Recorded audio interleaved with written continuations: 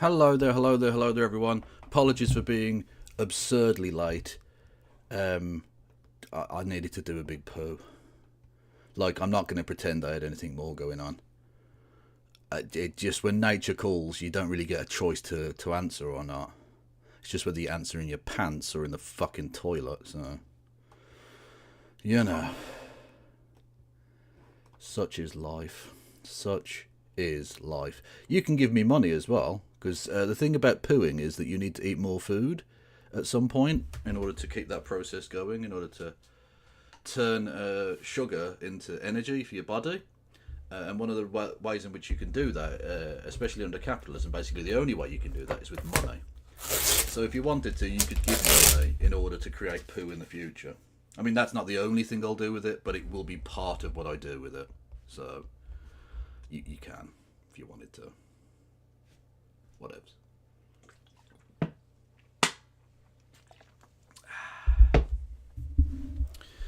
Hopefully everyone's eating their dinner. Hopefully everyone's chowing down whilst I'm talking about my bowel movements. Always good. Hello there, fancy pudding. Much love. You're new here. Don't pretend. I'm not going to pretend like that isn't something I always talk about anyway. If you can't handle me at my pooiest, you don't reserve me at my not pooiest. You want to watch that anime clip which I compared to the moles in the US? No, I don't, Phantom of Black. I don't want to watch the anime clip. Because anime is of the devil. I've said my piece. We're going to be on with No Justice in just a second. We'll be talking about, I imagine, a plethora of things. I think Gaza will probably arise at some point. But we will also be talking about the fact that the UK government seems intent on wanting to murder the citizens of this place. So, fun. Fun.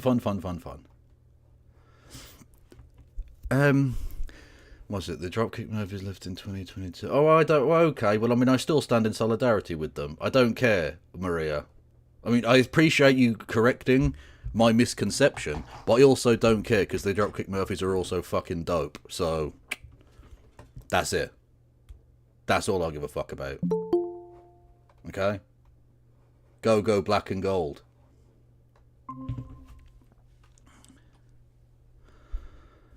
Hello there, Helena. How are you? Oh, it's been a time, hasn't it? It has been a time, yes. My faith in humanity is dead.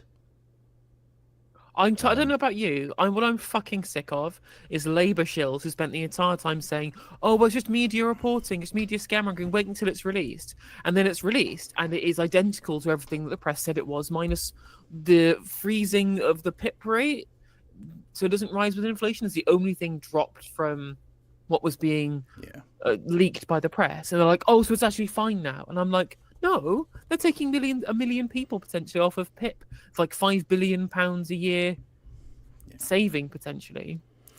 Yeah. It's nice, isn't it, the quiet? Have you noticed, right? Have you noticed, Kev?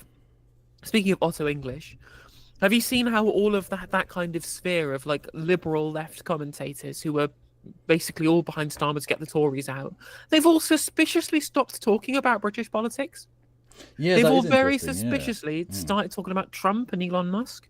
Because it's very easy to oppose that. Because they're very obviously evil. Yeah, you're black bagging people and shipping them off to actual gulags. I mean, it's funny how they I mentioned this on Twitter. It's funny how they said that Bernie Sanders was a communist for wanting universal healthcare, and now Trump is actually sending people to literal gulags. Like, no hyperbole. That's what they are. These are gulags. These are work camps for people who are political persecutions. And he's got his own little checker to go and take people there as well. Yeah, ice baby. Yep. Like I say, my faith in humanity is dead, but it has been assessed as capable for work, so it won't be getting PIP. People got mad at me for making a joke like that. I just checked my YouTube subscriptions feed, and there was just a Sky News story. Woman dies after getting hit by a van. And I was like, well, she's just been deemed as ineligible for PIP due to the new strict eligibility requirements. People are like, oh, somebody's died. You can't make a joke about that. And I'm just like, Yeah, what's okay. their family are watching my Twitter feed. Come on. I mean, firstly, yes, I can eat my dick, and secondly, the government are literally planning to murder potentially hundreds of thousands of their own citizens. If you're getting mad at me for doing a silly little yucky joke, maybe you need to look into the mirror and maybe smash your face into it if you come to the wrong conclusion. Just get like a sense of perspective. Like, come on. Yeah. Like on the day that they'd already been breaking the ceasefire, as someone pointed out. In the ceasefire in that place means that the Gazans have to cease and the Israelis continue to fire. They've been breaking the ceasefire for fucking ages anyway, although you wouldn't know that from the media, of course. But they've officially now broken it. And are slaughtering many hundreds of Palestinians, and the British government have announced that they're basically going to beat disabled people to death with a fucking hammer or something. I don't know. Just go full fucking. 170 children. 170 children are dead. Yeah. And did you see, right? And of all of the things, you know, is that David Lammy said, okay, Israel are breaking international law here by withholding food and aid, and he gets fucking cucked out by the government office, like the official government spokesperson said, no, we think that there may be the risk of a breach. I'm just like, fucking hell. Imagine being worse than David Lammy. Yeah, imagine that. I mean, we'll watch a little bit of the parliamentary thingamajig in a second. It's amazing that the Labour government, the supposedly Social Democratic Party, had now been outflanked to the left by the Democratic Unionist Party. Literally, the Save Ulster from Sodomy Party are now more progressive than the Labour Party. Have the TUV said anything about this either? I don't know, but I imagine it's something like, can we not kill disabled people unless they're Catholic? In which case, I think they are okay with that. Just as long as we check, if they've got rosary beads on, then they go in the fucking oven. I think is their actual policy. I was going to say, because the TUV opposed the winter fuel payment means test and wanted the 2-child benefit cap restored. So if they are also getting angry at the disability cuts, and are also speaking out against Israel, they would literally be the TUV, who have an official alliance with Reform UK, would be to the left of Labour on basically everything, which would be well, they basically hilarious. are. Like, in what way are the Reform Party significantly to the right of the current Labour Party? They oppose the VAT and the agricultural property relief changes and the private schools. That's it. Yeah, I guess that's about it, though. Really, yeah. That's basically it. In every single policy, Labour are just as right wing as every other party, except when it comes to these few taxation policies. There was the national insurance changes, the means test, the VAT on private schools, and the agricultural property relief reforms. Yeah. Apologies. Whilst we're here, you know, speaking of the agricultural property relief reforms, I am really sick of people referring to this as a family farm tax. It's not a family farm tax. They're not targeting family farms with anything. It's the Jeremy Clarkson tax. Exactly. That's what you need to call it. That's what you need to again. The Labour comms team are. I mean, I think they might actually just be dead. They probably, or maybe there are as many comms workers for the Labour Party as there are workers for GB Energy. I don't know, but either way, their ability to frame a narrative is non-existent. Literally, they spent the entire summer going, "No, it's okay to freeze Granny." Then they had a good week where he looked like a statesman because of the whole Ukraine thing. Because basically, compared to Donald Trump, a literal festering dog shit would look fucking statesman-like. But he did a reasonable job, got a little bit of a bump in the polls, and he went, "I'll tell you what we do now. Let's kill the disabled." I know, right? It's ridiculous. So just don't allow him to frame it as a family farms tax, because it isn't that. It's pricks who purposely bought land as a dodge on tax. It's the Jeremy Clarkson tax. The thing is, it's not even that, right? Because it's not a family farms tax, because the implication there is that it's a new tax targeting a specific group of people. Actually, whether you refer to it as a Clarkson or a farm tax, neither of these things are true, because the reality is it's just inheritance tax. Yeah. Because what it is, it's the removal of a loophole. It's the removal of agricultural property relief, and not even a removal of the entire relief, right? They are still paying less on inheritance tax that everybody else pays. They are still getting some agricultural property relief. It's just not being rolled into business property relief at the same time. And they have a threshold of £1 million per person to be able to claim some agricultural property relief. And after that threshold, they still pay 20% on inheritance tax, which everybody else would usually pay 40%. They're not being targeted. They are just not getting a tax break that literally nobody else got anymore. Very similarly to the private schools tax as well. It's not a special tax that's being applied to them. It's a tax that applies to everything else that they were getting relief from, even though they're the richest people in the country. Exactly. So the idea that somehow people are trying to claim that farmers are being targeted when they're not. What they are doing is being made equal to everybody else, except not, because they still pay half the rate of inheritance tax to everybody else. They're still getting an enormous amount of privilege for their gigantic fucking hordes of wealth that they have in terms of inheritance tax, and they're throwing a massive paddy over the fact that they're still privileged above the rest of the population. And that's the worst of it, I think, is that the opposite of being targeted, because they are actually causing public nuisance. They are actually stopping ambulances from getting to places in central London and getting away with it. Whereas if you just claim to support the vaguely just stop oil, you're probably going to end up in Guantanamo Bay being fucking waterboarded or something. Yeah, literally ending up in Nayib Bukele's gulags. Exactly, yeah. You're going to get fucking... You're going to go into a black site that's technically the land of Morocco, so they can torture you legally. You know, it's that. They're going to absolutely throw the book at you. So they're privileged in so many ways, and it's that old adage, isn't it, that to the dominant group, equality feels like oppression. And that's exactly when what it you're is. accustomed to privilege, exactly. They've had it was 1981, I think it was, that they introduced agricultural property relief as a thing, and all it did was spiral farmland value out of control because it could now be used as an inheritance tax dodge. Again, because everybody else would usually pay it, and farmers had this special privilege where they were exempt for no fucking reason. For literally no reason at all that they were exempt previously. Well, now, it's been made fair, and they've made fairer. It's been made fairer. It's not become fair because they still pay less than everybody else. Well, I don't personally mind not taxing actual farm, like mom and pop farms or whatever. If you're actually producing and you're not owned by an agribusiness and you're an actual farmer, I don't mind. That seems like a good use of our tax incentive powers as a polity. Whereas people like Jeremy Clarkson aren't even farming. It's not a farms tax because he doesn't farm. He doesn't own a farm. He owns land.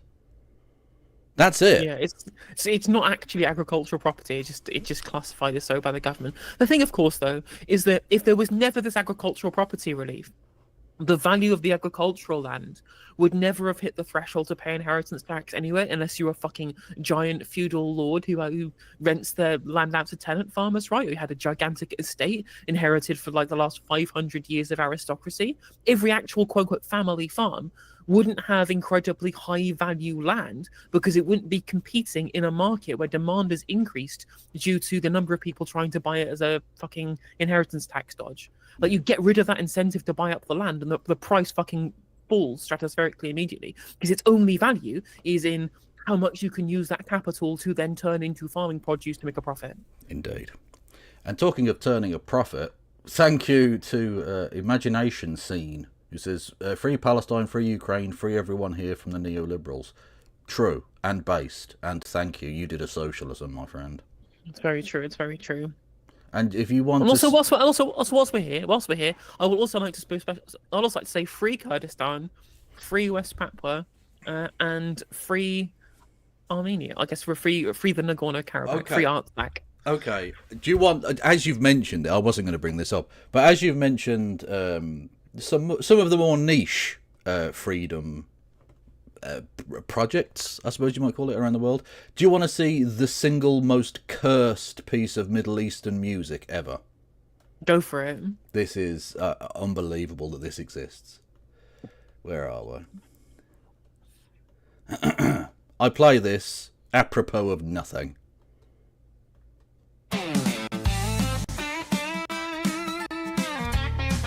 Is this not copyright? No. Through the hills of Kurdistan, we have walked with Jewish brothers, never bending hand in hand. Through the fire This is. I can't believe you've inflicted this upon me, Kevin. that scar the land. You're welcome. We have never bowed Great to tyrants, agree. still we rise, we make our stand. Oh dear. They have tried to burn our banners. They have tried to steal our name. I'd like to not But the stop listening to soul this, of Kevin. Baluchistan will never kneel to Is this shame. AI generated? I don't know, but it's amazing. Why does this And is exist? it supposed to be Balochistan? Yeah, it's Balochistan, Greater Kurdistan, Greater Israel. And I love, they've just erased Turkey, it's now just Greater Greece. Absolute banger. I think we'll leave it there. I think we'll leave that there. But yeah. Oh, God bless. Anyway, back to Gregistan. Gregsistan. Indeed. We are Grexico, if you will. Yes. I mean, we talked about it, I suppose, in passing there. So disability benefits are going to be cut even more horrifically than they already were, even though there's literally no mandate for this. It wasn't in the Labour Party's manifesto or anything. And they were announcing this in Parliament today, and it's... I mean, I'm going to try not to get as angry as I was when I first watched it, but yeah, I probably will, to be honest. Also, I just want to... This is self-indulgent, but the thing that this fucking chocolate teapot wanker that you see on the screen right now, not me, the other one, right, is just a historical inaccuracy, which annoyed me, on top of the fact that I knew I was about to hear something even worse. So I'm just going to correct that as we go. Continue proceedings, I'd like to pay tribute to John Parry Hemingway, the last surviving Battle of Britain pilot, who died yesterday at the age of 105. Mr. Hemingway... Literally true. He did, God bless him. So much for the tolerant left. Shooting down these innocent German flyers. Outrageous. Anyway, died at 105. We salute. We stand. Yeah. Hemingway was a teenager when he joined the RAF during the Second World War. At the age of 21, when he was a fighter pilot in the Battle of Britain. A 3-month air campaign in 1940 to protect the southern part of England and British shipping from large-scale assault by the Luftwaffe.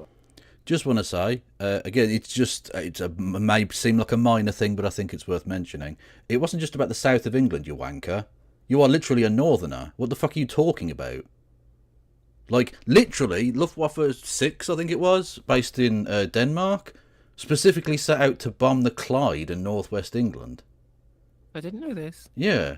What the fuck? Literally, pound for pound, in terms of the amount of damage done and the amount of people living there, the highest damage done wasn't Coventry, it wasn't London, it was Clyde Bank.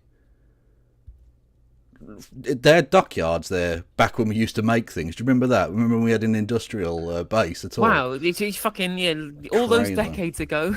Yeah, mad shit. Anyway, yeah, and they were bombed to fuck. Everywhere got bombed. It wasn't just the south of England. Fucking hell, man. You're from Greater Manchester. The fuck is wrong with you? Is Chorley technically Greater Manchester? He sounds like a mank.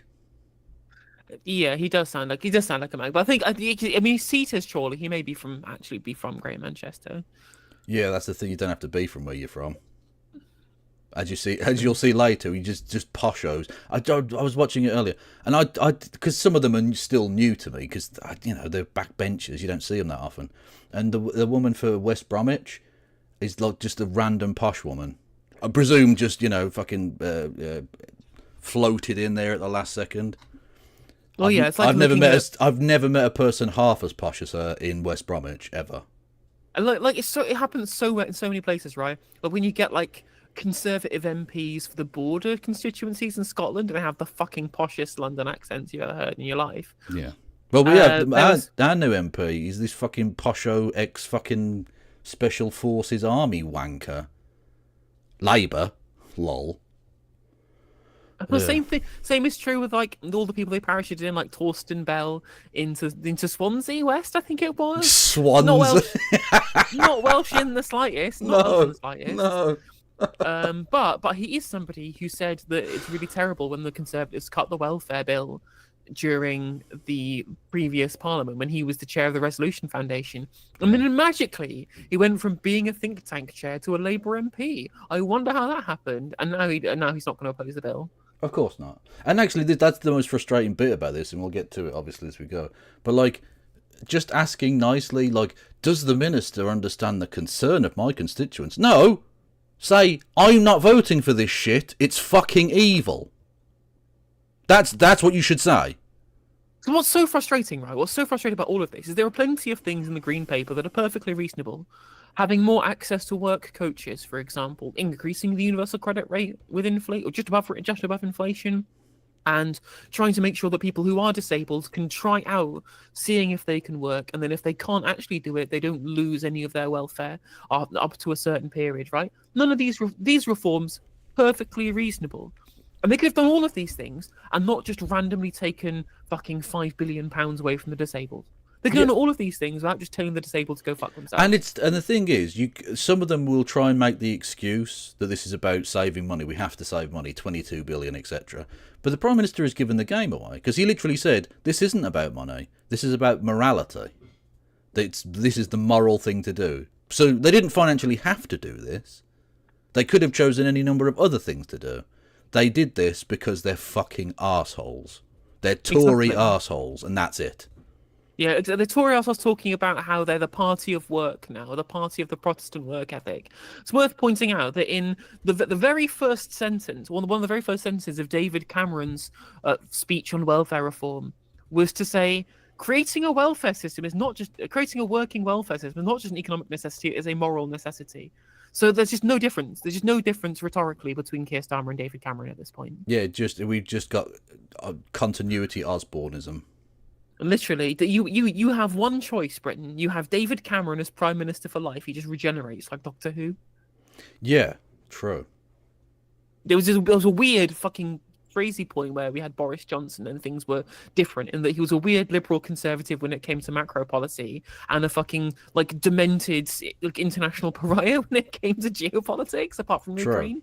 Very strange politician. And like Doctor Who, they occasionally do the woke thing and slip in a brown one or a woman. Literally, and then everyone realised that's when Doctor Who went shit, and then we had to go back to white dudes. Yeah. And it wasn't even their fault, really. See, the Conservative Party has been cancelled because of woke. Literally, they've gone woke. Well, did you see Nigel Farage has gone woke? He gave a speech where he was basically very, very soft. So the position that some people in reform may go too far on occasion, and there have been instances of racism. And so, literally, all the reform people have been doing edits of him with like as a Muslim. People are not well. To disprove the point, apparently. Absolute monk. I can be way more racist than you, Angloid. Exactly. Oh, anyway. Talk about There is racist. no I can be doubt. way more racist. True. The courage and overwhelming sense of duty by the RAF pilots like Mr. Hemingway helped end the Second World War and allowed us the freedoms we enjoy today. Order, order. We now must come to Exactly. the statement. It was our finest hour. So you know what we need to do? We need to bomb Berlin flat again. It's the only answer. True. State for works and pensions. Let's schedule. Mr. Speaker, this government is ambitious for our people and our country, and we believe that unleashing the talents of the British people is the key to our future success. But the social security system we inherited from the Conservatives is failing the very people it is supposed to help. Hang on a minute. Whoa. and Hang on a holding minute. When did Dennis Taylor become our DWP secretary? It is the glasses are a bit much. Contacts are available. You know? Just glasses that aren't just like dinner plates. Yeah. Also, he did that for a very specific reason. He wore those weird glasses because obviously he was quite short-sighted. So when you try and address the ball at the snooker table, your head is like the wrong way as such, and so you see at the top of normal glasses. So he had to wear big glasses so they actually still worked while he was trying to take a shot. Whereas she's just fucking mental. Our country back. The facts speak for themselves.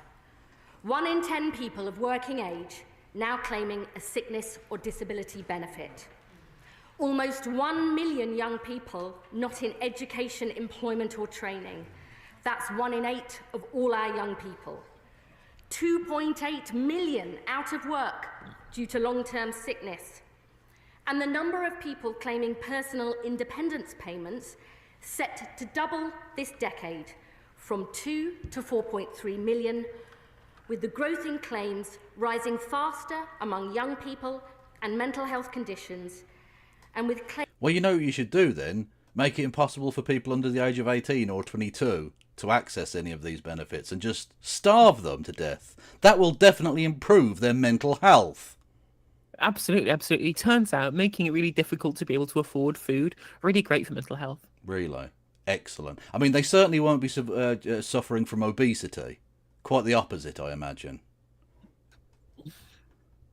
Claims up to 4 times higher in parts of the Midlands, Wales and the North, where economic demand is weakest. Places Whoa.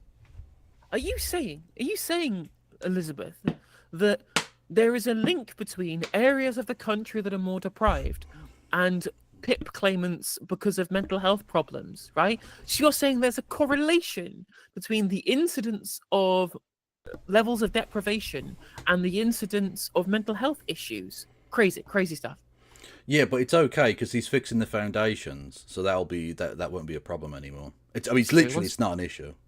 It's just not an issue. And that's it's crazy because they kept saying, oh, well, mental health, it's all overdiagnosed. And I had Gutta Hari on BBC Politics yesterday, just literally trying to claim that all of these things happening at the same time was proof that it was a social contagion or some shit. I'm like, no, that's proof that there's an underlying material condition that affects people cross demographic. What the fuck are you talking about? Yeah. In the 80s and 90s, written off for years by successive Tory governments and never given the chances they deserve. And I'm glad we took Tony Robinson's advice. We took Baldrick's advice and we voted for change. And now those people are being written off by a Labour government. So true. It's When they get written off, when it's done with the red rose there, it makes it all the different. Oh God, did you see fucking Polly Meltby in the fucking Guardian? Yeah, I did. Oh, if there has to be cuts, at least make them nice ones. Honestly, just fucking die already. Oh. You're old enough. Just fucking die. Like in Minecraft. Of in course. Minecraft, naturally, of natural causes in your sleep, obviously. Yeah. Yeah, it's just so frustrating. Again, 'cause it's even premised by the idea, well, if there has to be cuts, no, there doesn't have to be cuts ever. Yeah. Like, and the you people always make a difficult choice. You always make a different choice. Yeah, and but it's not even a zero-sum game. I've seen again some more fucking melters going, well, most of the benefits bill is down to pensions. Why not cut that? No, you don't have to do either of those things. You can afford to allow older people to live in decency and dignity in their old age, and you can afford to allow that for disabled people and people who are out of work. Yep, exactly. Maybe tax Jeff Bezos enough that he can't afford a boat for his boat. Exactly. I mean, it's like we already have a crappy state pension in this country. We have What's the worst of any of the OECD nations. Yeah. It's so tilting to me because the justification for having a crappy state pension is because loads of people have workplace pensions, which is true. So that means that the current generation of people who are retiring, who retired earlier than we will retire, are the ones who also have the defined benefit pensions that are much more lucrative than the defined contribution schemes that you and I are going to be getting, Kev. God bless you. You think we're going to be allowed to retire ever? I think that's true. But the thing is that that means that these people are getting double the pension, still being triple locked as well, you know. And yet they say, well, we have to scrap the triple lock to save the pension bill. And then I'm like, but we don't have the good workplace pensions to make up for it. Yeah. So our generation is going to get double fucked by a generation that got both a better state pension and also got a good workplace pension. So we'll get shitter ones of both. Yeah. Rather than, you know, means testing a pension so that the state pension, so that the ones who had excellent workplace pensions get less, and all of us of our generations who will all have shitty workplace pensions. We're not going to be allowed to retire. future. We're going to have to work until we die, literally, and they will literally stop paying us. Actually, that reminds me, the Titanic. You know, the White Star Line that ran the Titanic, they literally paid their employees up to the point where it sank. They didn't even pay them to the end of the hour. Incredible. You'd think you'd be getting double time in a sinking situation. But they literally just paid them to the hour and then paid, like, whatever it was to their family. Like, capitalism is just genuinely fucking demented and evil. This is what trade unions are for, so that when you're dead, your loved ones can get your wages for the rest of the trip because you had a collective bargaining agreement about what happens if you die mid-journey. Literally, yeah, literally. Like, why would you means test the state pension? Well, I'm not saying that we should, right? But this is an alternative proposal to getting rid of the triple lock for people in the future who will need a better state pension because our workplace pensions will be worse, right? Of course, you could just get a better state pension for everybody by taxing the rich, but the worst of all worlds is to get rid of the triple lock for the people who will have worse workplace pensions, which is us. Yeah. Because then we'll have worse workplace and worse state pension, and they'll get better for both, which will be double fucking us, because our taxes are the ones that pay for their current state pension that we would get less of if they got rid of the triple lock, in real terms. And the consequences of this failure are there for all to see. Millions of people who could work, trapped on benefits, denied the income, hope, dignity and self-respect that we know good work brings. And Okay, but why is it that you can only have dignity if you work? Why can't you allow people who can't work to also have dignity? Like, you're just, what's the word? Being a lying piece of shit by pretending you care about the dignity of the poor. You don't. Yeah. This is, oh, by the way, this isn't even a modern concept. The idea of people having like a pathway into dependency is like the exact reason that kept old age pensions and unemployment benefits from being a thing during the Victorian era. It's been around forever. The idea of the undeserving poor and stuff. It's ridiculous. The irony, of course, is that it used to be, even in those times, you know, literally he's been outflanked to the left by fucking Gladstone. Yeah, in those times, it was actually the undeserving poor were the ones who were fit for work and who were seeking work, you know, and the deserving poor were seen as the disabled. Like, even then, even in a time before the welfare state, communities would come together broadly to try and, you know, be able to look after those who were too ill or too disabled to work. And now we're in this fucking dystopian scenario where the real enemies are the fucking disabled. It's so grotesque. Yeah. taxpayers paying millions more on the costs of failure, with spending on working age sickness and disability benefits up 20 billion since the pandemic, set to rise. Really? It's gone up since we had that massive pandemic? Really? What a shock. What a shock. I'm really surprised that the massive thing that inflicted awful illness and killed loads of people has had a lasting impact on the health overall of the nation. Well, fuck me dead. It's a real turnout for the books. I suppose we just have to kill the disabled then. We've got no choice. Fucking hell. And it's literally tax rich bastards and corporations. For the love of fucking God. A further 18 billion by the end of this Parliament to 70 billion pounds a year. And it is not like this in most other comparable countries, where spending on these benefits since the pandemic is either stable or falling, whilst ours continues to inexorably rise. Did those other countries have a chancellor who went, you know what we should do? Encourage people into restaurants in enclosed spaces during, like, still the height of the pandemic. I know, right? And did any of these countries have like a chancellor and a health secretary who decided to just destroy their own healthcare capacity? Yeah. Whilst they knew that there would potentially be a pandemic around the corner as well, they were preparing for a different pandemic whilst also stripping away healthcare capacity. Yeah. And of course, doing all of that during the pandemic and being depicted as fucking Superman on the national broadcaster. I do love a free press. It's beautiful, isn't it? This is the legacy of 14 years of Tory failure. And today, Mr. Speaker, we say no more. Since we were elected, we have hit the ground running to get more people into good work through our plan for change. Well, their polling has certainly hit the ground. Yes, that is true. We're investing an extra £26 billion into the NHS to drive down waiting lists and get people back to health and back to work. We're improving the quality of work and making work pay with our landmark employment rights legislation and increases in the national living wage. We're creating more good jobs in every part of the country, in clean energy and through our modern industrial strategy. You're certainly not creating any jobs in GB Energy, are you? Fucking hell. And we are introducing the biggest reforms to employment support in a generation with our £240 million Get Britain Working plan. 200 again, I've said this before. In a nation like Britain, with the amount of people we have and what things cost now, if a government policy is in the millions of pounds, it won't achieve anything. If it's not even 1 billion, it's like giving everyone in the country a penny. Like, it's nothing. It's not going to achieve anything. 240 million quid. That's like that's probably what we spend on staples for the fucking bureaucracy.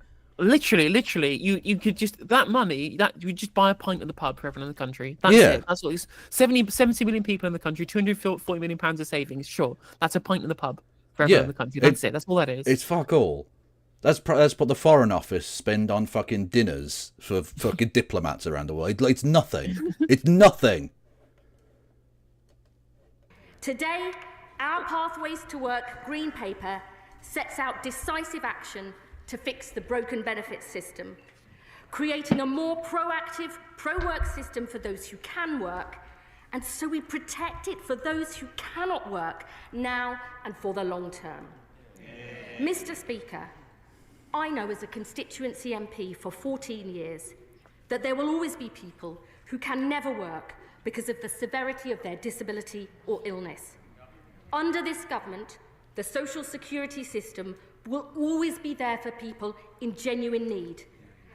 Well, except, of course, your 4-point plan thing, which is a bit technical but worth going through. Their plan now is that you won't be eligible for PIP unless you get to the 4 points on any of the criteria necessary, which means that you need not just not just observation, but you need active help in doing any of those things. So it's like going to the bathroom on your own, travelling more than 3 miles from your house or whatever, and there are these various things. So if you just need observation, if you just need to be observed doing these things to make sure you don't, fuck things up and injure yourself, that won't be enough now. And across all the different categories, you can be just at the point where you're just below needing explicit help on all of these things, right? You can have the highest possible level without that and still miss out on the entirety of PIP. Yeah, and that's in every. So you could be at that point in every single category to the point where you can't function, and that won't be enough.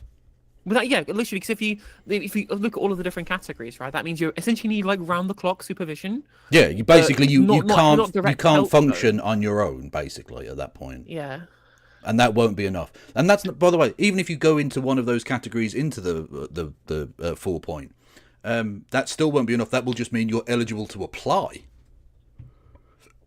I mean, honest to God, they might as well go around and start bludgeoning them to death. It might be the more humane approach to it.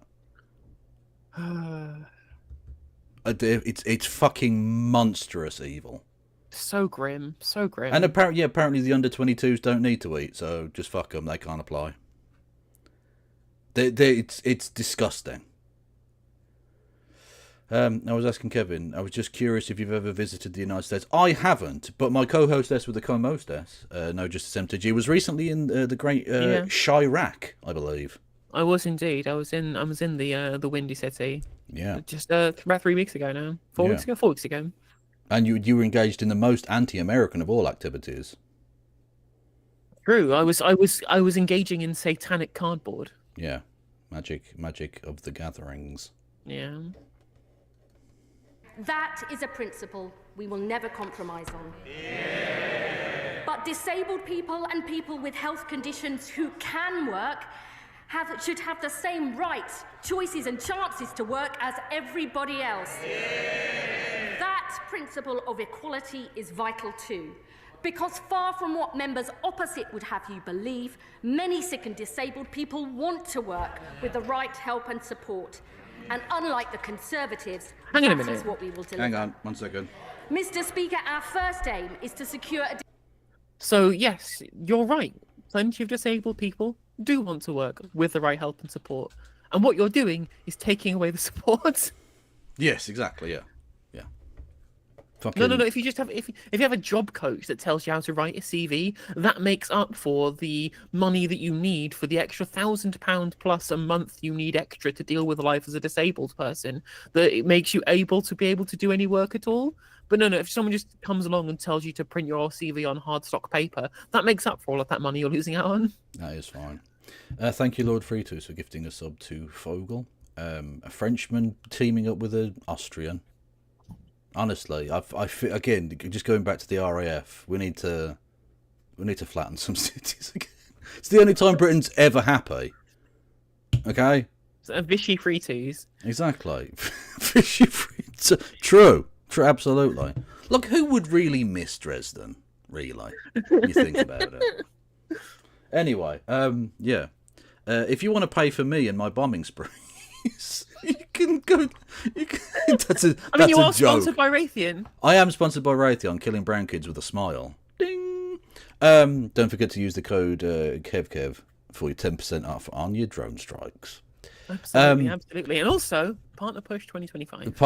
Why don't McDonald's want to advertise next to my videos? Really, it's a wonder. It's like, why don't they want to advertise on Twitter anymore? Why is it always just some weird racist now?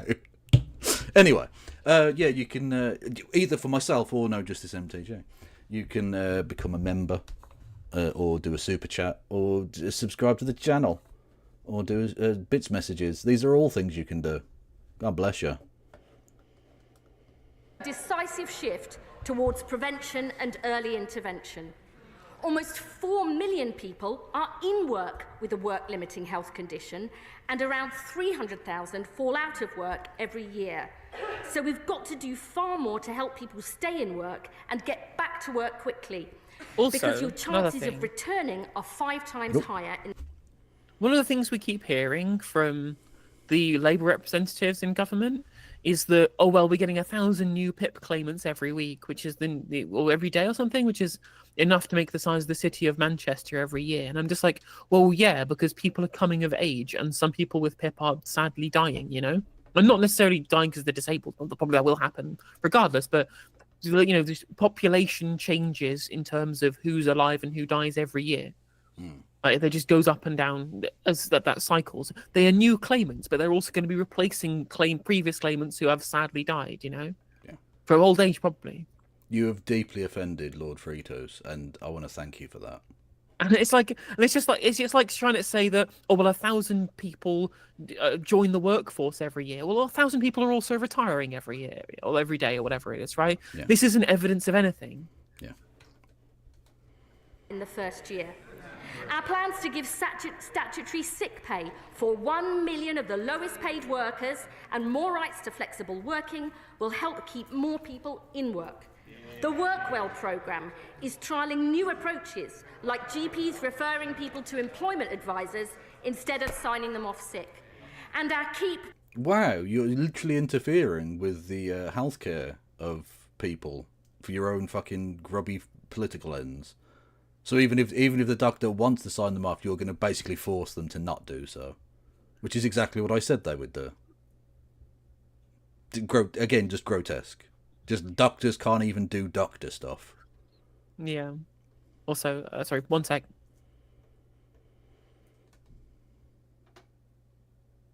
Thank you, Lord Fritus, for the 250 bits. So you wouldn't have heard that, Kev, but Lord Fritus says, I appreciate the banter, but damn girl, you went for the throat lady. I have to get me some of those Vichy mints to soothe my air pipe. Very well, thank you very much. Friend of the show, Lord Fritus, appreciate it for the bits.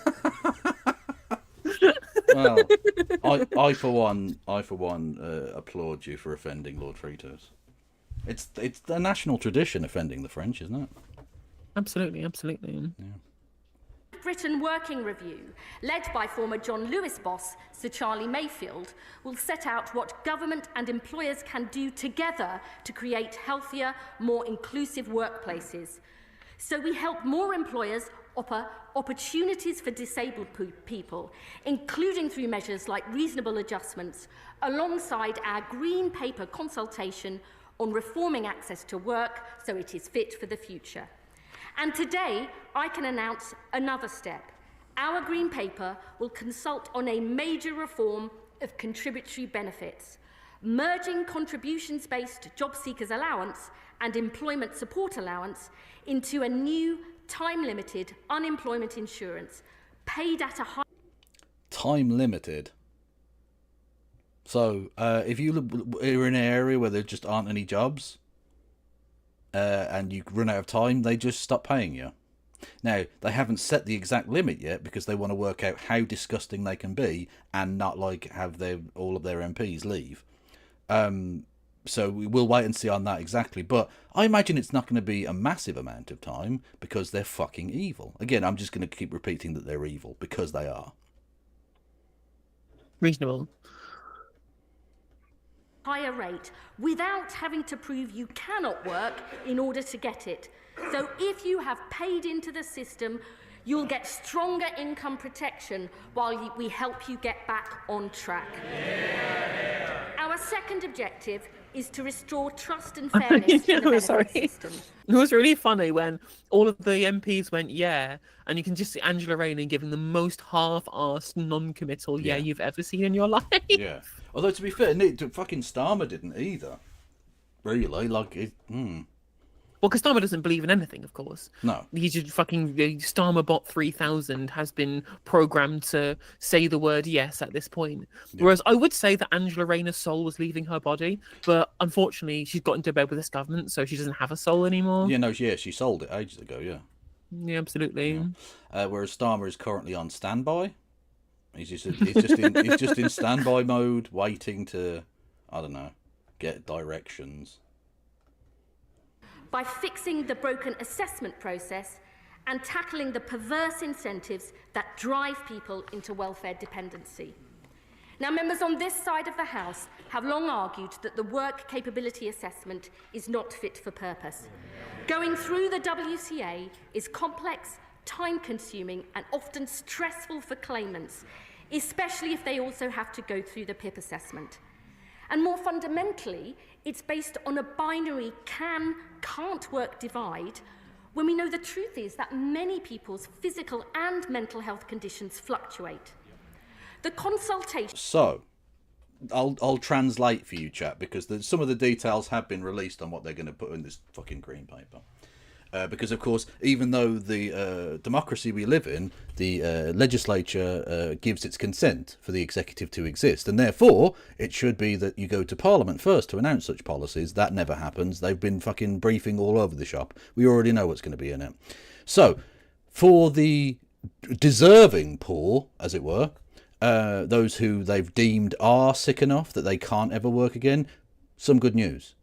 They're going to, once you've been assessed for that, and you've been assessed that your condition can't possibly improve, you won't ever be assessed again. Yeah. Good. Positive. Given what they think that qualifies as, I imagine that's going to be a tiny sliver of a fraction of the actual overall number of people who can never work again. Well, and that's the thing, for everybody else, said that they want to have people, Yeah, for everybody else, there is going to be an increase in the number of assessments, and they're going to stop doing it over the phone. You will have to go face to face, which for people with, mental health conditions is going to be a significant problem. Yes, exactly. Again, it can make it even harder for them to be able to work if their mental health problems are being exacerbated by continual state interference into their lives. Yeah. Yeah. Fucking evil. On the Conservatives' discredited WCA proposals was ruled unlawful by the courts. So today I can announce we will not go ahead with their proposals. Instead, we will scrap the WCA in 2028. In future, extra financial... Okay, minutes. 1 second. 16-bit Mango says, would it be possible to come on to talk about this as it's your job and you have some insight? As in, when you say it's your job, do you mean do you work in the welfare office or are you a civil servant or... Yeah, if you're a genuine expert, I'd love to hear what you have to say. I don't know how you feel about it, Kev. Yeah, no, absolutely. Some expertise is always welcome. Yeah, in terms of what Liz Truss, not Liz Truss, although it might as well be Liz Truss, who knows? In terms of what she was saying there, she said they're going to get rid of the WCA in 2028. Why not get rid of that now? Why wait until 2028 when you already know it's a failed system? Why not? Why? I can't, so much of the fucking they things that's going to change like a year before the election. Yeah. You know how their social care reforms were going to go through consultation until 1 year before the next election. So it's never going to fucking happen then, is it? Yeah, yeah. Did I read earlier that none of this is going to affect me up here? Ask Helena as well, please. I don't know the exact situation. I know that the Scottish government have some control over this. So however much, but I don't know. However much the overall governmental spend on welfare is reduced by the government in Westminster in terms of England, that percentage will be taken off the Barnett formula given to the SNP and Holyrood to spend on their own welfare system. They choose how that is administered, of course, and they can choose to make cuts elsewhere to be able to free up money to move around in their own budget. But the Barnett formula is such that they will lose money once the government in Westminster stops spending the equivalent amount on their own welfare system, you know? Yeah. So the SNP will be forced to reduce their own welfare expenditure or find cuts elsewhere because their taxation doesn't even necessarily go into their own pot either. You can have a progressive taxation system in Scotland and necessarily some of that will then go back to Westminster rather than going into the pot for the SNP to use. Yeah, basically you'll get slightly less of your own oil money back. 16-bit Mango is civil service working on work capability assessments. Right, okay. So I've just sent you the link to come and join and have a chat. So that's something I'm genuinely really interested in. The WCAs are something that I am not particularly well versed in as I've never had to take one. Yeah. Support for health conditions in universal credit will be available. That was crazy quick. Okay. Hello there, Phil. Hello. How are you? Pretty good. How are you? I'm very well, thank you. Thank you for joining us. Yeah, tell us what it is you do for a living, I suppose, first. In a nutshell, I work on the UC WCA assessments, mostly dealing with failed to attend and failed to attend questionnaires. But we're all going to be moving over to doing actual decisions as well for people's points and scores, basically. So, I suppose in more general sense, what do you make of what you've heard of these changes? I think, for me personally, it kind of doesn't make sense because the work capability, universal credit and PIP, they serve like two purposes that are different. So, with the work capability assessment, for example, you could have a period of time where we would pay you additional money because, let's say, like you had a car accident, right? But that might not necessarily be something that signs you off for life as like a severe disability. But it suits a purpose for a short period of time where you would get support. So it does have a function outside of PIP. So to combine the two seems a bit weird. I think I remember like the Conservatives about 2 years ago talking about wanting to get rid of the work capability assessment for like efficiency reasons, which is kind of fair enough in terms of wanting to sort of take out a lot of the double fisting of stuff, right? But it is kind of weird because it suits a purpose regardless of PIP. There's a lot of people who go through the work capability assessment who never apply for PIP because they know they wouldn't get PIP. However, they're still eligible to go through the work capability assessment because it's a separate thing and it has a different purpose. You can get the high rate of universal credit, right? Or you get the yeah, and either way you get the work allowance, which is a disregarded earnings. So the idea of having like a period of time where you can try out work and go back again kind of doesn't really make sense because you can kind of do that anyway. Like the higher rate is like nearly £700, so that is easily most part-time jobs. You could easily do that and continue it or don't continue it. It's kind of up to you. Just to break in for a second. Hello there, Lesbian Hot Sauce. Thank you for raiding in. Everyone go and follow Lesbian Hot Sauce. We're currently talking with Phil, who is a new friend of the show, who works for the DWP in some capacity, and is currently talking us through the ways in which the government are planning to fuck the disabled. Anyway, to continue, Phil, as you were. So I think the one thing she said, which is kind of true, which is the WCA process is very long and quite time consuming. And doing that alongside PIP can be obviously very stressful for people. I think there's also like a degree of some personal accountability with that as well. Like some people don't engage properly with the process, so that delays things quite a lot. But at the same time, it is generally just a long process. But it's kind of faster now that you have phone appointments, but I know they want to change that.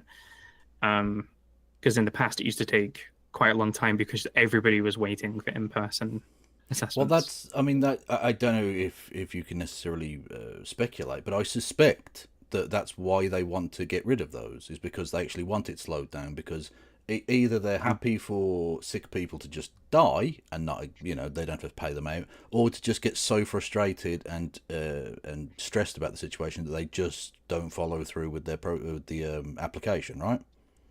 Potentially, yeah. I mean, eventually, considering we're going to be doing things through PIP, you do have a risk of bottlenecking stuff.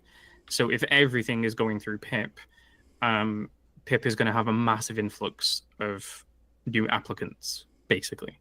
So they might want to frustrate the process to make it less encouraging, but not sure. Yeah. Yes. Helena, did you have anything to add? I mean, so in terms of like, so do you think these reforms overall? I mean, again, the broadest criticism that we have over the actual broad scale of the reforms is just the fact that loads of people are going to be taken out of eligibility for PIP, right? Which is going to affect loads of different people and plenty of people with loads of actual problems in terms of disability, because I think it's pretty arbitrary where they've drawn the line or where they're going to be cutting these things. But in terms of, obviously, you just deal with work capability, right? Yeah. I mean, one of my friends works on PIP as a DM, so I have a bit of insight with that as well. Okay, that's fair enough. So I mean, I guess you're pretty close to the kind of people who are deciding on these things. I guess what's your genuine feel of the mood music of the justifications for a lot of these things? I think it's very, very split.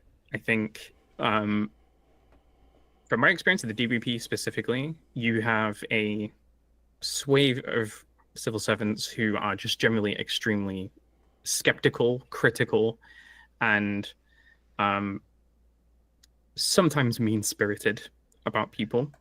But I think that's because they see the worst of worst situations. So there's a lot of claimants that people never actually see. People who are working, people going out, people doing whatever.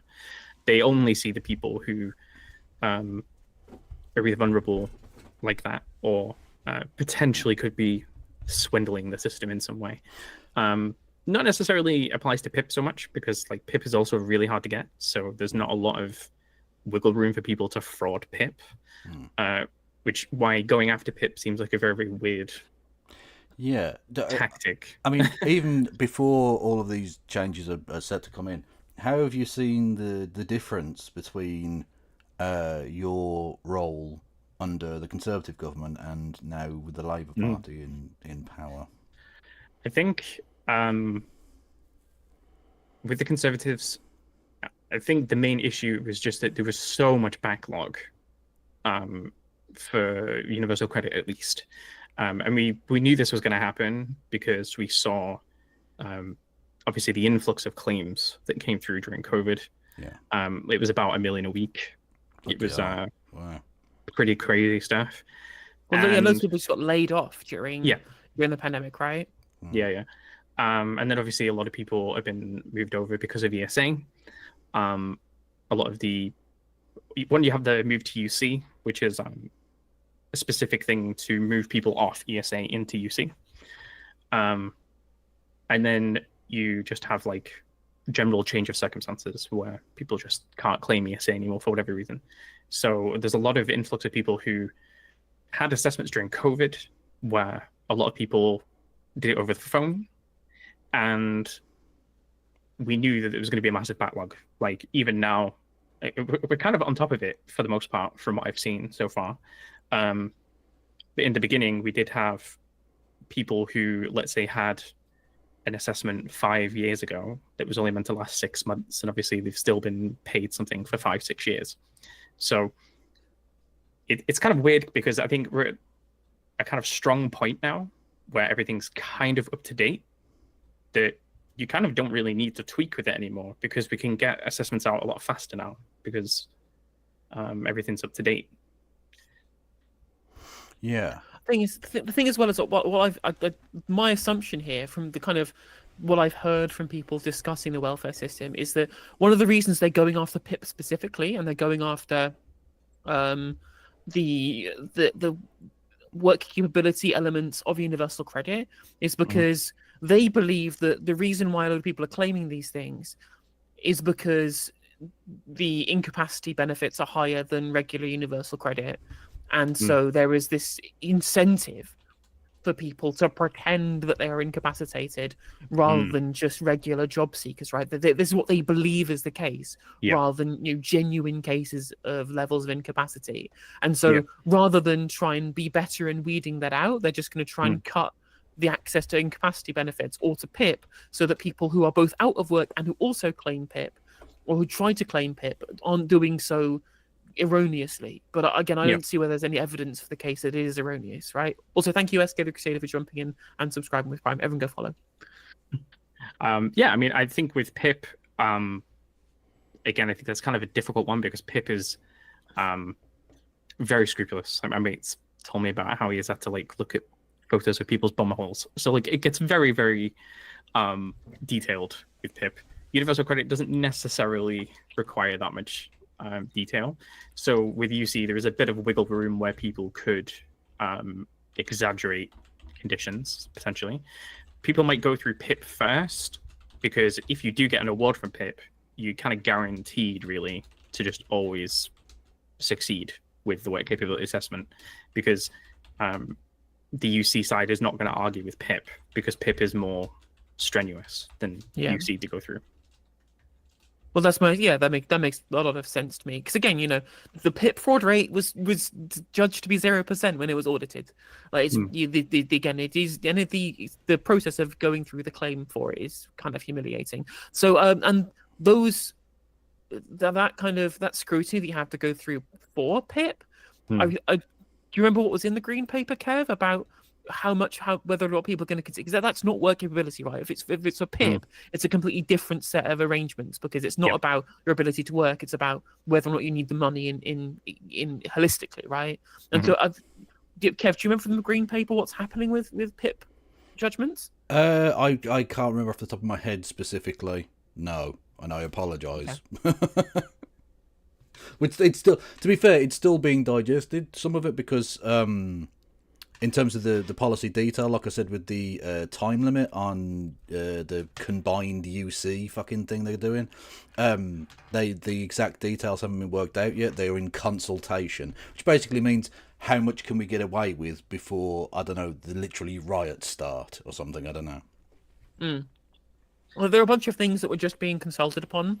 They were being reported as things that they were planning to definitely do, which I think is a little bit disingenuous from some reporting. But the fact that they're even considering things like pushing PIP claims to be so you have to be 22 years old and things like that, and removing some access to things like health-related UC claims, I think it was, for people like under the age of 22. Yeah, which are pretty gross. It's so surprising to me that young people have such a lack of faith in the political process. When literally they'll just say, if you're 21 years old, fuck you, shit out of luck, you starve to death. Fuck you. That's right, sorry. So for universal credit, the health top-up will be denied to under 22s. So that there's not a direct path from education to benefits. I think that's in the consultation. What is definitely happening, though, is that health top-up will be cut for new claimants from £97 to £50 per week. It's almost halved. Yeah. There's an interesting thing about that, because in a way, if you're like a student, you wouldn't be able to claim universal credit generally. But if you are disabled and basically you had a successful WCA, you could claim universal credit and have that support and that top up. So I think it's kind of interesting to create this black hole between essentially two sets of age brackets where you no longer have access to that. Before was looking at getting a bunch of the assessments and then palming them off to like fucking Capita or some shit.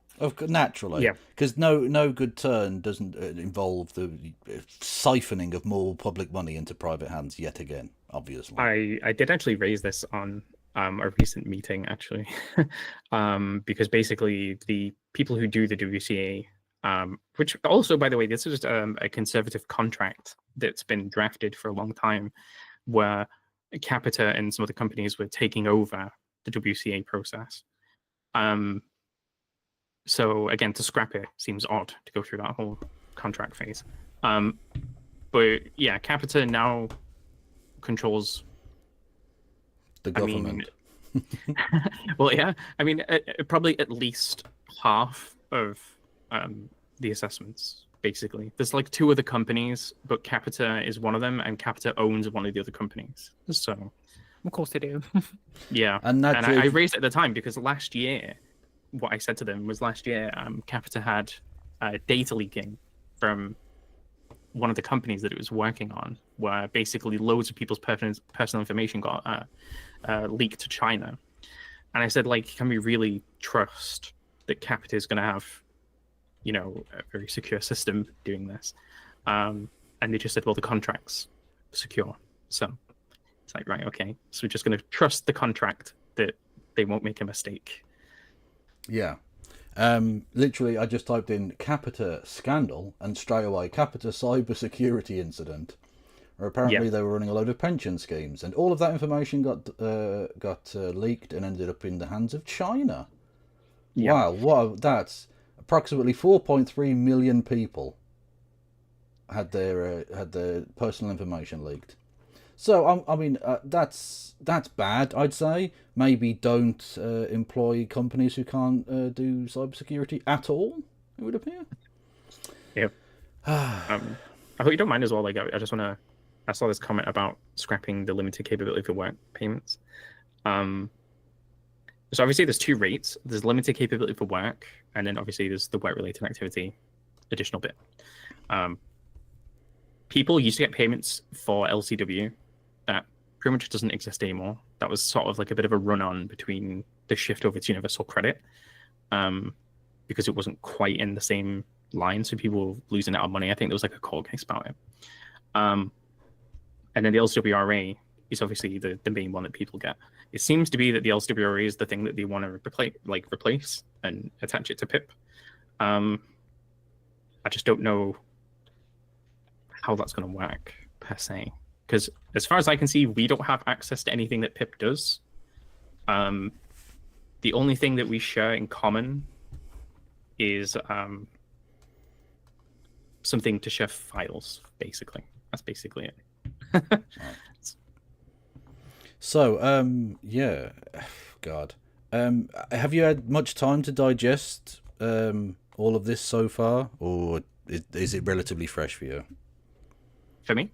Yeah, like have you looked at the details of these plans at all today? Because obviously you've probably been busy today. Unlike Helena and I, you've got a life and you go outside and stuff. Have you had an opportunity to look at this plan at all? I was following the updates while I was working, funny enough. Yeah. And yeah, I think I was generally pretty furious. My friend who works on PIP as a decision maker was basically shocked. I mean, he said like this is going to fundamentally change how the benefit works. He basically said, not just like, because I think he said the sort of media beforehand was talking about like, oh, this is just going to be about mental health. But actually, it's not just mental health. This is like, muscular problems. This is skeletal problems. This is arthritis. Yeah. This is varying other medical conditions like schizophrenia, psychosis, cancers. Jeez. All of these things will no longer be applicable to PIP. They won't be a reason that you get an award. In the past, it would have been because there could have been some combination factors of different categories, which could have got you a PIP award. But now, because it's 4 in one category, you're talking like the most severe type of like disabilities. So yeah, even the Tories at their most craven didn't go this far. Well, yeah. I mean, when you think about like anything mental health wise, it's no longer just anxiety and depression, all that kind of stuff. You're going to be talking like you'd have to be illiterate, pretty much, like really severely incapable of reading, writing, understanding speech. But didn't you hear the trained medical professional Wesley Streeting tell us that they were being over prescribed? Yeah, exactly. I think it's again, loads of people with neurodivergence are going to be losing out now because a bunch of them will reach 3 on a bunch of these things. Also, want to point out for non-binary, just wanted to reconfirm exactly what's going on when it comes to limited capability for work-related activity. Top up that you get with universal credit, it's only being cut for new claimants. So the reduction from £97 to £50 per week by 26-27, that's only for new claimants. If you're currently in recipient or limited capacity for work-related activity, that will stay at the current level, but that's frozen. So that won't increase with inflation over the rest of the remainder of the Parliament. So you're not going to lose that one you currently get, but it will be worth less over time. Yeah. I am kind of curious about what they're going to do with the reassessments with this, because it's kind of the area that they've not really been very clear on. Because obviously we're actively doing reassessments right now, and eventually, if they want to end it in 2028, there has to be a cutoff point. So, because assessments can take a long time. They can, sometimes take up to 6 months, maybe sometimes longer, depending on like how complex it is. So, if you want to have a system stop dead at some point, you need a very long period of time where things can phase out, and I don't know what that means in terms of the work capability assessment, because we've only just got back on track. So it's like it's very odd. It's like a total spanner in the works. It does. I mean, call me a conspiracy theorist, but it does have something of the feel of the way in which the Tories fucked up the immigration backlog situation in order to cause a situation which would allow them to do the things they wanted to do. So they fucked the system up so badly that they can then take more extreme measures, if that makes sense. But I might be, it might just be incompetence. Don't ascribe to malice that can be ascribed to incompetence, and it could be that. I'm assuming so. King of Silver River asking when the new claimants from when. I'm assuming from when the bill passes.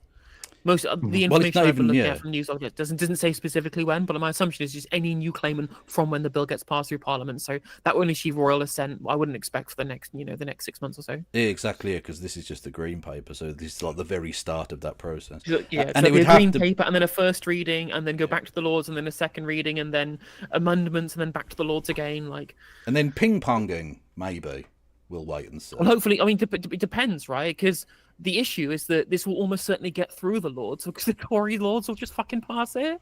Well, I mean, as we will see from later on, the Tories don't think this is going fine with this. Basically, they're basically saying Helen Whately was like, "This isn't punitive enough." Yeah, you're basically stealing our policies. And that's the thing as well is that remember during the Blair administration, everyone kept saying, "Oh well, Corbyn voted against the Labour whip the 400 times or whatever," and like apart from 30 of those times, so in more than 90% of cases, it's because the Tories were also voting with Labour because they just agreed on fucking everything, and everything went through the Lords because the Tory and Labour Lords just kept agreeing on Blair's policies during that period. Yeah.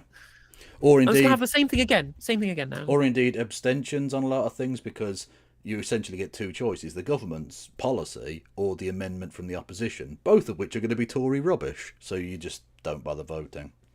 And there'll be like some like Lib Dem or Green amendments that's going to get like fucking 80 votes or something. Yeah, exactly. Yeah. It'll be interesting to see how Reform UK vote. Because I reckon a lot of their supporters will want to see the disabled protected and will just have not remembered that Nigel Farage is a massive Thatcherite who hates the fucking welfare state and loves Liz Truss. Yeah. Again, they've got their coalition. I don't think is long for this world in many ways. It's a real again ragtag kind of motley crew of different people just broadly getting angry with the government and then finding any outlet to express that frustration rather than people who are diehard supporters of Reform UK's economic perspectives. Very much so. Also, I need the loo 1 second, so I'm going to leave you and. Well, I was just going to say goodbye, or allow Phil to leave if he wants to. I'm not going to kick you out or anything, but I don't mind. It depends if you've exhausted the topic or if you want to. Well, I mean, we're just going to carry on. Enough time once this. once I'm back from the loo, at least. Okay, yeah, sure thing. Yeah. Well, we're going to continue to watch this, which you're more than welcome. Yeah, to absolutely. Stick around and watch if you wanted to. Also, it'd be interesting to get you on at some point in the. I suppose after this passes and comes into force, to see the difference of the way in which, like I say, because I think that the difference between the way in which the Tories were doing their horrible slashing and burning approach might not be too vastly dissimilar to the way in which the Labour Party are now going to approach this. Yeah, I had a conversation with my friend before about this, and I said, like, sort of when Liz first came in, she had like a massive meeting with everybody of the teams, and she sort of said, like, I have no idea what's going on. You guys are the experts. You do this on a daily basis. Like, that's a bit worrying. She was the shadow. Like, she should have known what was going on, really. Well, she kind of just sort of opened the floor, really. She sort of said, like, you let me know, like, what things need to be fixed and what things need to be ironed out that aren't working. And there may be some people who have these cynical opinions. I don't know how much that might have influenced this. I don't know if it's something that she was just always going to do. It's really hard to say. She's undoubtedly an ideologue who would have wanted to do this, but it's the fact that there's been a kind of a hardening of the Starmer Politburo line on so many things. Now they want to cut the bureaucratic state, having set up 1 million quangos, for instance. They're essentially just going, well, we don't need to bother with the death of the Tory party. We'll just become the Tory party. I mean, it could be a tactic to stay around for a long time. Well, I mean, yes and no. It's not. I mean, if you look at the polling, it doesn't seem to be working for them very well. Yeah, I think, especially because they haven't quite realised that their victory was an anti-Tory victory. It wasn't a pro-Labour victory. And, they should be using this time to give people some hope and optimism. I kind of said to my friends, I said, like, unless they do something that gives real tangible money in people's pockets over these 5 years, they won't get elected again. And so far, all they've done is took the money off people. So yeah, literally. I mean, this week their big policy announcements are: we're going to sack half of NHS England and force the incredibly deprived disabled people of the country into absolute poverty. Absolutely. I mean, is that change? Did the Labour voters vote for this? I don't think so. They did send out a very interesting email, which I think the media picked it up, so I think it's kind of okay to talk about. Right. They do want to go for like a top-down overhaul of civil servants, which is very, very interesting. There is definitely some people who fall into the category of senior civil servants. So these are people who are probably on like 100K a year minimum. Yeah. who probably do spend all day talking in meetings, just not really doing anything.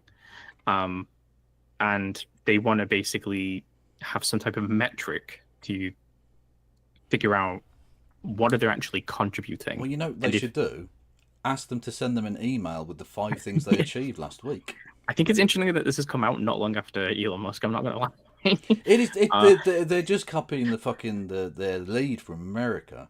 Like, literally, Trump going on about, oh, we're only loaning Ukraine money. We want the money back. And all of a sudden, Keir Starmer's gone from, we're going to give them all of the money ever, to now like, oh, we're going to set up loans for Ukraine. Yeah, literally. It's kind of odd as well, because they basically said that they want to encourage people to leave. Well, they certainly don't want to be scrutinized on what they do. Yeah. Well, when you say leave, I thought you meant leave the country. I was like, yeah, they're definitely making it a very inhospitable place. Mm-hmm. I don't know why you'd want to leave Albania, frankly, to come to Britain at the minute. Just wanted to interject a little bit here. So I'm back now. With regards to they want to become the Tories and they think that's good for them electorally, and you're saying that's not actually helping them, which is basically true. And if they think that the thing that is holding them back, or that's the big people they're competing votes with is reform, which is true if you look at Labour heartlands in the West Midlands and in the North East specifically, where Reform UK are making big gains, they could, it'd be super easy for them to just pork barrel a load of votes from those areas. Just go, we are spending X billion pounds on this big new factory, this big new investment into this thing that creates jobs to revitalise the community in Middlesbrough, in Redcar, or like in or in Wolverhampton, like Stoke-on-Trent, right? They could easily just do that immediately overnight and just hoover up a bunch of votes from these people who are all going to reform. But that wouldn't be that.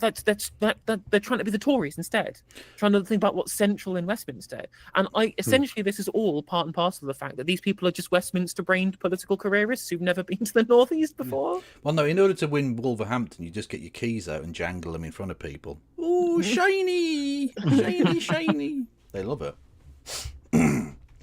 Anyway, my local snark apart. Hello, Markin. Thank you for first-time chatterino. Much love. So, like the Democrats in the US, there is they are similar in some respects, yeah. Except, of course, Joe Biden's presidency was actually to the left, bizarrely, of the modern Labour Party, which makes me want to Roblox. Yeah, and that's the thing as well, is that we're talking about this idea of them cutting a bunch of civil servants.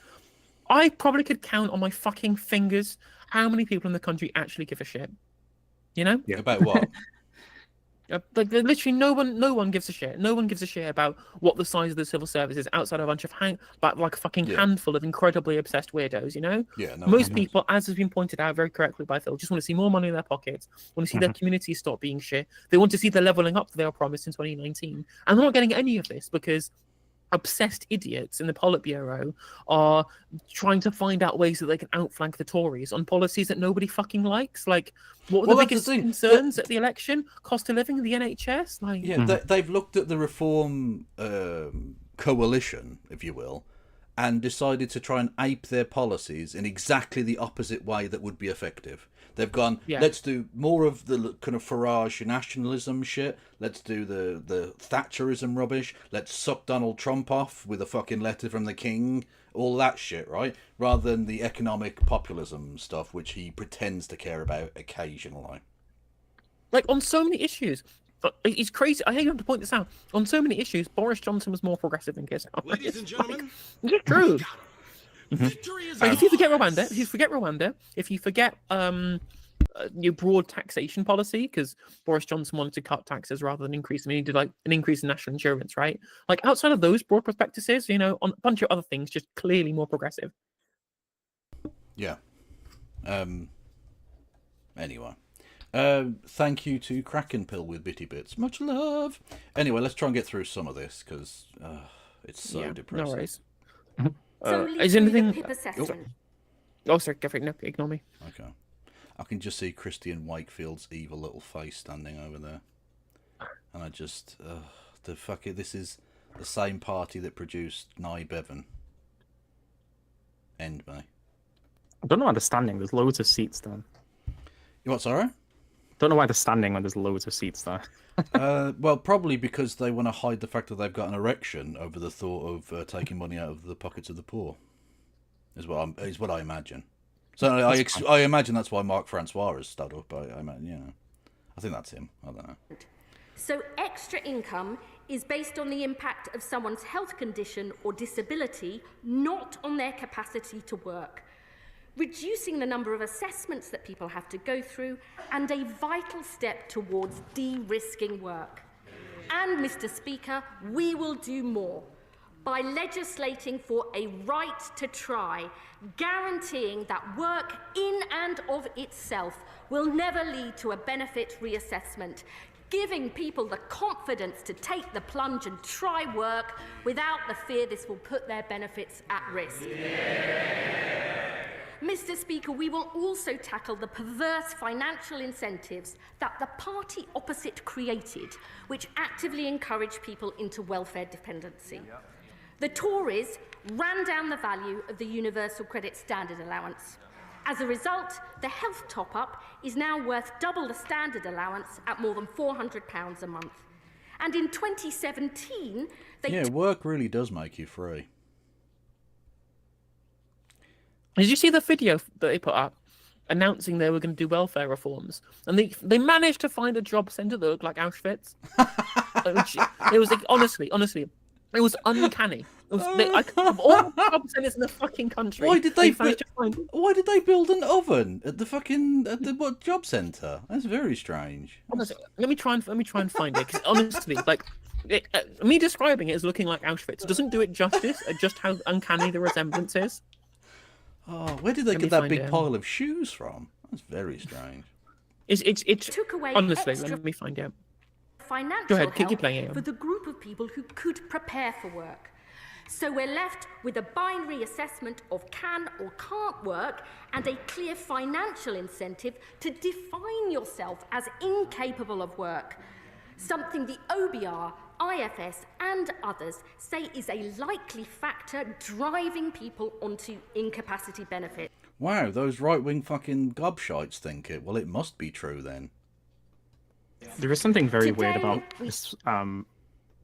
this argument, because the reason why universal credit was established was basically because you had a lot of separate benefits that didn't communicate with each other. So basically, they took a pretty cool idea, like a universal basic income, and just made it worse. And with that, you then had benefits which were now starting to talk to each other, which kind of made things good. And the approach, therefore, for the WCA was that they don't look at what you can't do, they look at what you can do, which is why obviously you can say, well, they've got no legs, but they can sit behind a till, for example. But she's basically arguing that this new proposal is exactly that. They're just focusing on people who can do something and therefore want to work. And it's like, well, they can already do that now, because that was the purpose behind UC and the work capability assessment of UC, to give people the opportunity to go to work even if they have a health condition. Because working doesn't stop you from having a WCA, as long as you're not earning over part-time average. And if you get an outcome and then go into work, you don't lose that award, because you get the work allowance. That's your incentive. So you get a disregard on your earnings. That's your incentive to go into work whilst having that award. So it kind of doesn't make sense, because she's arguing for the thing that already exists, just in a different way. Well, it's okay, though, because how we're going to get young people into work is by having them go and get their legs blown off for Israel. Yay! Absolutely, you can get employed in the IDF. And then when you come back with no legs, you won't get PIP, because fuck the disabled. Jesus Christ! It turns out being a paraplegic only gets you to a 3 on the different yeah, exactly. scales Yeah, no, absolutely. Yeah, PIP. yeah. What's that? You've got stumps. You can walk on stumps. Fuck off. Get out of my office. Sorry, I think that's your script, isn't it? That's what you have to say, Phil. Pretty much. At least that's what the medical professionals, quote unquote. They can't. The medical professionals can't sign people off now. They have to send them to a jobs coach. Brilliant. Well, yeah. Fucking Love excellent. Really, I mean, why not just sink the country beneath the waves at this point? It's done. It's over. It's cooked. The shitty waves. Yeah, exactly. Yeah. Oh, Kev, I've just messaged you the job centre I was talking about before. Oh god. Like, you prepare yourself. You're not gonna you're not Fuck prepared. up! No way! No way! Not a chance. You fuck. How have the? What the fuck place is this? That's meant. I thought you were joking. I thought, like, this isn't going to look that much like Auschwitz, and yet it literally. It's right there, lads. It's right there. They've literally found the Arbit Job Centre Plus. Fucking hell. The welfare system we inherited Look is at broken. this. It's failing the people who depend. Oh, it doesn't look Oh that my much bad God. inside, but that's. I told you you weren't prepared for how much it looks like Auschwitz. That really is mental. That is mental. Okay, because like the only job centre I've ever been to was just like a regular ass fucking office building. Where the fuck is this place? I don't even know what the fuck town is this. Who built this and thought that looks good? It kind of looks a bit like Willy Wonka's factory as well. Like, Well, either way, it's using slave labour. So, you know. True. People forget that. They think he's an inspirational character, but he was using Oompa Loompa slave labour. And I will not have his name spoken positively of. Problem head on. We will legislate to rebalance the payments in universal credit from April next year, holding the value of the health top-up fixed in cash terms for existing claimants and reducing it for new claimants, with an additional premium for people with severe lifelong conditions that mean that they will never work, to give them the financial security they deserve. Except if they're under the age of 22, in which case they're fucked. So if they survive to the age of 22, you might then help them. Brilliant. Yes. Pretty much. And alongside this, Mr. Speaker, we will bring in a permanent, above-inflation rise to the standard allowance in universal credit for the first time ever. A £775 annual increase in cash terms by 2029-30, and a decisive step to tackle the perverse incentives in the system. We will also fix the failing system of reassessments.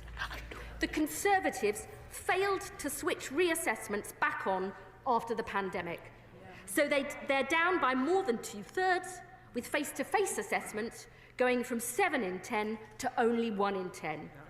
We will turn these reassessments back on at scale and shift the focus back to doing more face-to-face. And we will ensure they... Brilliant! So people with severe social anxiety are absolutely fucked. Yeah. Brilliant! I think I have seen. I think like 90% of the assessments these days are done by phone. I think to some degree, doing more face-to-face appointments could be slightly better. Only when you look at the data of like people being misdiagnosed or underdiagnosed when they talk to GPs over the phone. And you have to remember as well, when it comes to assessments, people don't always give the full extent of the conditions. And this is why a lot of people don't get the award that they're meant to get, right? Because maybe you ring them on a good day, or maybe, they're shy, or they don't want to feel like they're asking for stuff. So in-person stuff is potentially good if they can facilitate it. But the last time we did mass amounts of like in-person assessments, we had much less people on UC. So I don't know if Capita and the likes are going to be able to scale that up. That's the thing, right? It's that giving people access to more face-to-face meetings is a good thing. It's a good thing to be able to give more access, right? The issue, of course, is this expectation that that's going to be the way that you do it, rather than giving you the option of doing what's best for you, right? Yeah, it's about compulsion with the threat of absolute poverty hanging over you. They've got the sword of Damocles there, and it's not they're giving you the option to maybe do this thing or to no, it's you either do this or you're going to starve to death. It's just like with the work from home stuff. Rather than talking about giving workers the choice about whether they do it from home or do it from the office or whatever it is, it's well, we've decided you must come back to the office because we have decided it's best for you. And I'm like, well, how do you fucking know how best I work, right? Yeah. That's, genuinely harrowing story, as friends Rust. It doesn't surprise me though. Like the way in which, what was the company? Atos, wasn't it, before a long time back? Yeah, the Atos miracles. Yeah, unbelievable. The number of people who were dead and received capability assessments saying they were fine to work. Brilliant. Genius. Liverpool Echo story, wasn't it? It went viral. Yeah, absolutely. That also happened with Capita. This was like before I worked here, but I read upon that as well, where they were taking so long to organize assessments that people were dying on the waiting list, and that basically they had to then use civil servants to help them get back up to speed, which is just insane. But yeah. Thank you to Phil Decker with Bitty Bits. Much love to ya. Are recorded as standard to give confidence to claimants and taxpayers that they're being done properly.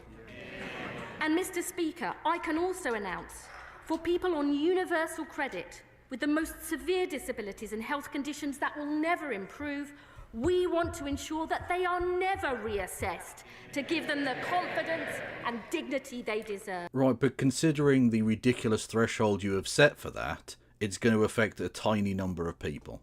Because some other people who are obviously not going to be able to work, whose conditions are going to be degenerative and therefore getting worse rather than better, are still going to have to be reassessed because you're a fucking monster.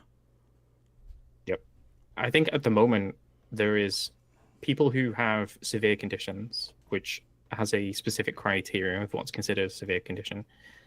They're not being reassessed at the moment at all, but that's potentially just because of a capacity thing. There is like so many stuff to go through. So in a way, like it kind of already exists. It's kind of about just like telling people, yeah, we're doing this, which we're already doing. Amazing. And we will fundamentally overhaul the DWP's safeguarding approach to make sure all our processes and training are of the highest quality, so we protect and support the most vulnerable people.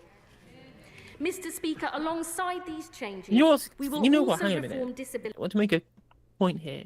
So much of this speech has been, look at the things we're doing to help people, that we're just going to kind of smuggle in these 5 billion of cuts specifically targeting the sick and disabled. That essentially all of the Labour shills they're just like people in like customers or who are speaking with customer services. They only hear what they want to hear. Yeah. That they're just going like, look at all of these things they're doing. I'm like, no one is disagreeing. They're helping people into work with work coaches if they want them is good. No one is disagreeing that getting rid of the lifetime full of reassessments for the genuinely sick and disabled is a good thing. No one's arguing these things. We're just the main thrust of this is that all of this is a pantomime to justify 5 billion of cuts because they want to save money to pump that into defence spending. Yeah, literally they're metaphorically, although given that fucking Auschwitz fucking job centre we just saw, maybe literally feeding the bodies of the disabled into an oven to create the energy for money for the army. They're literally just, let's kill the poor and therefore money spending can go up on army. We need bombs and guns and things to protect the no good country that we have now. Yeah, brilliant. Thanks, Keir. Thanks, Tony Robinson. I'm so glad you all voted for change. Benefits. So they focus support on those in greatest need and to ensure the social security system lasts for the long term into the future. Social and demographic change means more people are now living with a disability. But the increase in disability benefits is double the rate of increasing prevalence of working age disability in the country, with claims amongst young people up 150%, for mental health conditions up 190%. I honestly think that coming up with a plan this monumental, I genuinely think the entire Labour front bench should get PIP for psychopathy. Hang on a minute. She said, well, instances of disability are increasing at a smaller rate than those claiming disability, and then said that claims for disability were going up 150% and mental health claims were going up 190%. So which is it? Whichever one will make you vote for this bill. Believe whichever claim you like. Who cares? It's all lies anyway. I just want to say, hello, Ange. You feel good about yourself? You feel good selling your soul, Ange? Because, like, Keir doesn't care. Keir's just an empty... Look at him. It's like trying to explain policy to a guinea pig. He doesn't know what the fuck's going on. Whereas Ange is dead inside. Yeah. Ange is dead inside. And you know what? I hope it hurts. I hope it hurts. Mm-hmm. You deserve to be in pain. Emotional pain. I'm not suggesting anything terrible about the Deputy Prime Minister at all. Claims for learning difficulties up over 400%, according to the IFS. Every day, there are more than 1,000 new PIP awards. That's the equivalent of adding a population the size of Leicester every single year. See what I mean? Mr. Speaker. Just totally fucking hack statistics. Yeah. It's also, like, not a lot of people, really. I think it's interesting as well, because I don't know how much context she's had for these numbers, but how much of this is down to us identifying things better? How much of that is down to her actually improving waiting lists, apparently, so people are actually getting the assessments and getting the, like, diagnosis that they need to, go through this stuff? It kind of seems odd to just talk about the numbers, but not have the context. Also, if they add Leicester every week, does that mean they'll also vote out Jonathan Ashworth every week? Because I'm here for that. If that's the way it would go, I'll take a shot at Adam instead. That is not sustainable long term. Just want to point out for the people who... They had Jonathan Ashworth discussing this on Jeremy Vine yesterday. Of course they did. And there was just a fucking mind-bending irony of Jonathan Ashworth lecturing anybody else about worklessness. Yeah, exactly. Yeah, true. A guy who got fired by the country in one of the safest seats in the country by some fucking optometrist, right? You know what? I love Shock Adam. I think he's a really nice guy, but he's hardly a political heavyweight. No, he's not. And he runs the second best optometrist on that particular road anyway, so shut the fuck up. Who depend on this support. But the Tories have no proper plan to deal with this, just yet more ill-thought-through consultations. So today I can announce... Hang on, whoa, time out.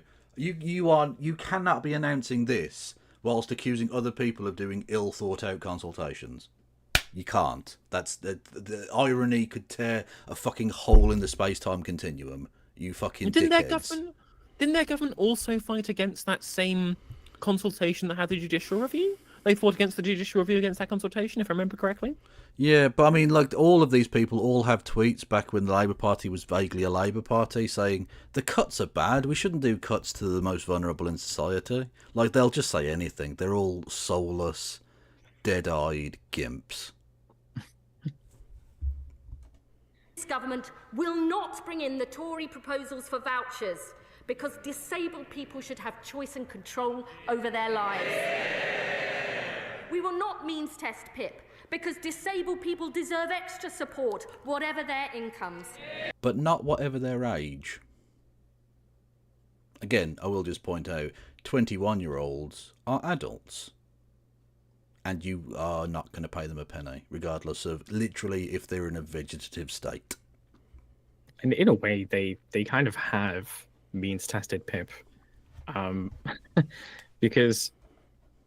basically, I mean, PIP had a generally wide net, right? It factored in a lot of things and how that could combine together to create a difficult life for somebody.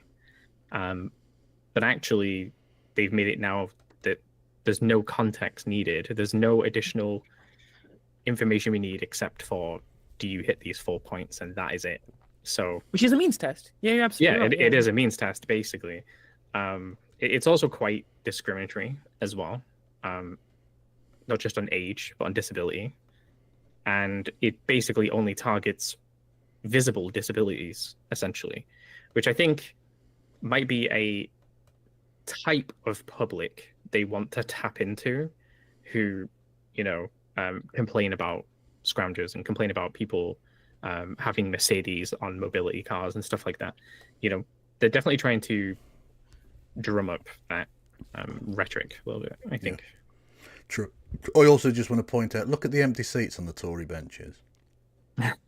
Well, they fucking evil bastards. They literally don't need to turn up. The government's doing their job for them. Yeah. Like, I mean, I've revelled in the death of the Conservative Party, but they haven't died. They've just rebranded it, you fool. No, it's a roving. And Mr. Speaker, I can confirm we will not freeze PIP either. Yeah, try and talk over me, Lynn. I'll just talk over you. I'm not voting Labour, I'm not voting Labour, I'm not voting Labour. Instead, our reforms will focus support on those with the greatest needs. We will legislate for a change in PIP so people will need to score a minimum of 4 points in at least one activity to qualify for the daily living element of PIP from November 2026. This will not affect the mobility component of PIP and only relates to the daily living element. And alongside this, we will launch a review of the PIP assessment, led by my right honourable friend, the Minister for Social Security and Disability, in close consultation with disabled people, the organisations that represent them, and other experts. So we make sure PIP and the assessment process is fit for purpose now and into the future. And Mr. Speaker, this is a significant reform package that is expected to save over £5 billion in 2029-30. And the OBR... Wow, that's what, about 20 months of the money we're going to give to Ukraine? So, cool. I think it's really interesting how she's framed it, because basically by saying, oh, it's not going to affect the mobility aspect, which is true, but really the daily component is your barrier to entry. That's like the minimum that people are trying to get into.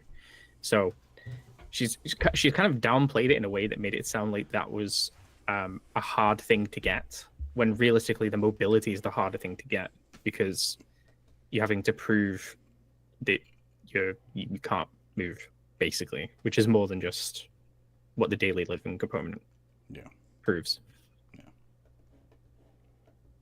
Set out their final assessment of the costings next week. Our third and final objective is to deliver personalised support to sick and disabled people who can work to get the jobs they need and deserve.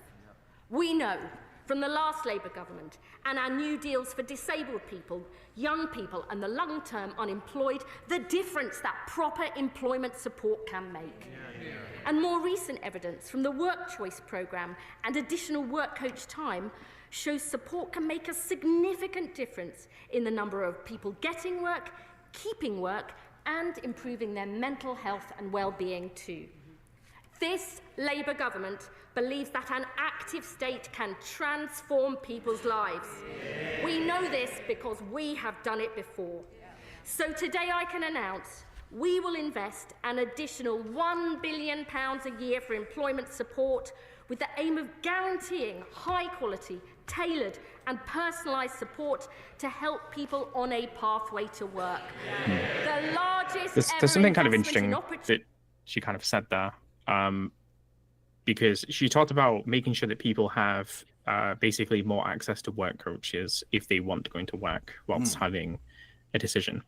So at the moment, on universal credit, if you have limited capability for work, which is the element that doesn't come with the additional award, and it basically can be summed up as like, We'll help with the CV, maybe we'll throw like a random job application your way, see if you're interested, but there's no pressure, right? That's kind of like LCW in a nutshell. Right. So they get work coach time. People who get LCWRA don't have a work coach at all, because they just don't need to associate with them, basically. So if you get rid of LCW and basically only have LCWRA and change the name of it or whatever, you're then assigning work coaches to people with LCWRA, which is odd because a lot of them will probably not want to go to work. So I think just the scale of the workload for work coaches with that would be massive because, currently they're not on the caseload because they don't need to associate with them. And again, like, what are they going to do for somebody who's already incredibly limited in terms of what work they can do? Right? What's a work coach can, again, just telling people to print their CV on hard stock paper and deliver it by hand. It's hardly going to be the holistic help that these people need to potentially do what little jobs are available for them, Well, this is you've always got to try and cut through the bullshit with these people. When they go on about highly tailored and specific and personal, and they use all of these fucking buzzwords, and it's to make it sound nicer and softer so that dickhead sheep MPs will vote for it. But that on the ground, that's not going to happen. And we know that's not going to happen because, again, £1 billion goes nowhere. £1 billion scratches the surface at best. Personalised. Fuck off. I think as well with Go on, the sorry. thing is with like the situation with the work coaches is that they are currently already massively overstretched. Yeah. They have to fit in 10-minute appointments back to back for an entire day. Personalised. Enough time to fart, scratch your nuts, and have a cup of tea, and that's it. Yeah. And then off you go. Brilliant. Literally, already they barely have enough time anyway to speak to people, and that's not including adding people with essentially the equivalent of LCWRA onto the workload. You couldn't do that with like a massive upscaling of job centers. Like job centers would have to turn from like your little corner building into like massive multi-story hubs. Like it would just be insane if you wanted to get tailored stuff like that. Yeah. In order to do the actual nice bits of this plan, they'd have to invest so much more into it that it would far surpass the $5 billion that they're looking to save. Absolutely. It's the same with it's the same with the fucking the winter fuel allowance payments. In order to actually make sure that everyone was getting the winter fuel, the pensioners' tax credit properly, it would have cost more than just giving everyone in the first place. Because there's not like the amount of quote unquote fraud or whatever in the system is so fucking low because it's so difficult to get it in the first place legitimately. Yeah, I mean for PIP definitely for universal credit, it did go up a lot during COVID, but they actually implemented a lot of measures that we were desperately asking for, and now committing fraud on UC is substantially harder. Yeah. I think the peak was like 9.5 billion. I think they said was like one of the years during COVID for fraud amounts. Jesus Christ, the tax evasion is in the hundreds of billions. Yeah. But I think what they're trying to tap into, and I don't know if this is like a very civil service mindset really, but like there's definitely a group of people who feel that injustice, right? They feel like, why am I working and these people are just sort of flying through with a living without consequence? And, kind of like I said right at the beginning, it is so few and far between people that it's not even worth thinking about. Yeah. But some people get really obsessed with it and they look for it everywhere. It's a benefit street syndrome, isn't it? It is, absolutely. There's a spitefulness at the core of Little England that Crab I just bucket mentality. Fucking hate with a passion. They would literally rather vote to put themselves into debtor's prison as long as one fucking single mother didn't get an extra penny. Pretty much. Opportunities to work for sick and disabled people. And alongside this, for those on the UC Health top-up, we will bring in an expectation to engage and a new support conversation to talk about people's goals and aspirations, combined with an offer of personalised health, skills and employment support. And because being out of work or training when you're young is so damaging for your future prospects, we will go further. In addition to funding our youth guarantee through the £240 million Get Britain working plan, we will consult on 240 million. Or as it's known to the British budget, the fucking loose change on the back of the sofa. Yeah. She also said another thing that's kind of interesting there, because she said that they would basically have mandatory time for people on this element, which is kind of interesting because on LWRA, there is no requirement whatsoever to look for work. It's completely optional. And if you do, you have the work allowance. That's your incentive if you want to do it. So to mandate time, essentially this will be with work coaches, I would imagine, to look over goals and prospects and what you want to do in the future. It's going to be really, really difficult because like they're trying to do that now with people who are just unemployed and they're struggling. Yeah. And now you're going to take people that really unnecessarily have to then do the same thing. Honestly, they're not going to be happy until you literally have people in hospital beds being wheeled through fucking job centres. Yeah. They looked at I, Daniel Blake, and went, we can be way worse than that. We can drive him to suicide. Let's go. Delaying access to the health top-up in universal credit until someone is aged 22, with the savings reinvested into work. Yeah, but what about the people who are not 22? Like, you just breeze past that like you haven't just said even the worst, most disabled people in the country, unless they're 22 or over, they're also fucked. Mm-hmm. I think it's a test, but I think it's a very cynical test. I think they probably want to see if a PIP claim can persist over like a period of time. Yeah. Like, is that person going to try and reapply when they turn 22 or whatever? Or is it going to be the case that it's gotten better? But again, that's what the WC process does now. That's why we review people in general, because there's always the ability that someone gets better. So we're always going to reassess something to make sure that, you know, we're not effectively overpaying people. But it's just not going to be the same anymore. It's going to be really, really weird. Yeah. When I was looking at the Green Paper, it seemed the justification for this for young people is saying, well, their assumption is that there are a bunch of young people going straight from secondary school into some level of welfare, you know? And so education to welfare is the thing that's happening. So, you know, you should be getting into educational training at this point rather than going straight onto welfare. But, you know, especially if you're somebody who's claiming, you know, limited capability for work-related activity, then, yeah, that's the whole point. That's the reason why you're doing this, is because you can't go straight into the workforce.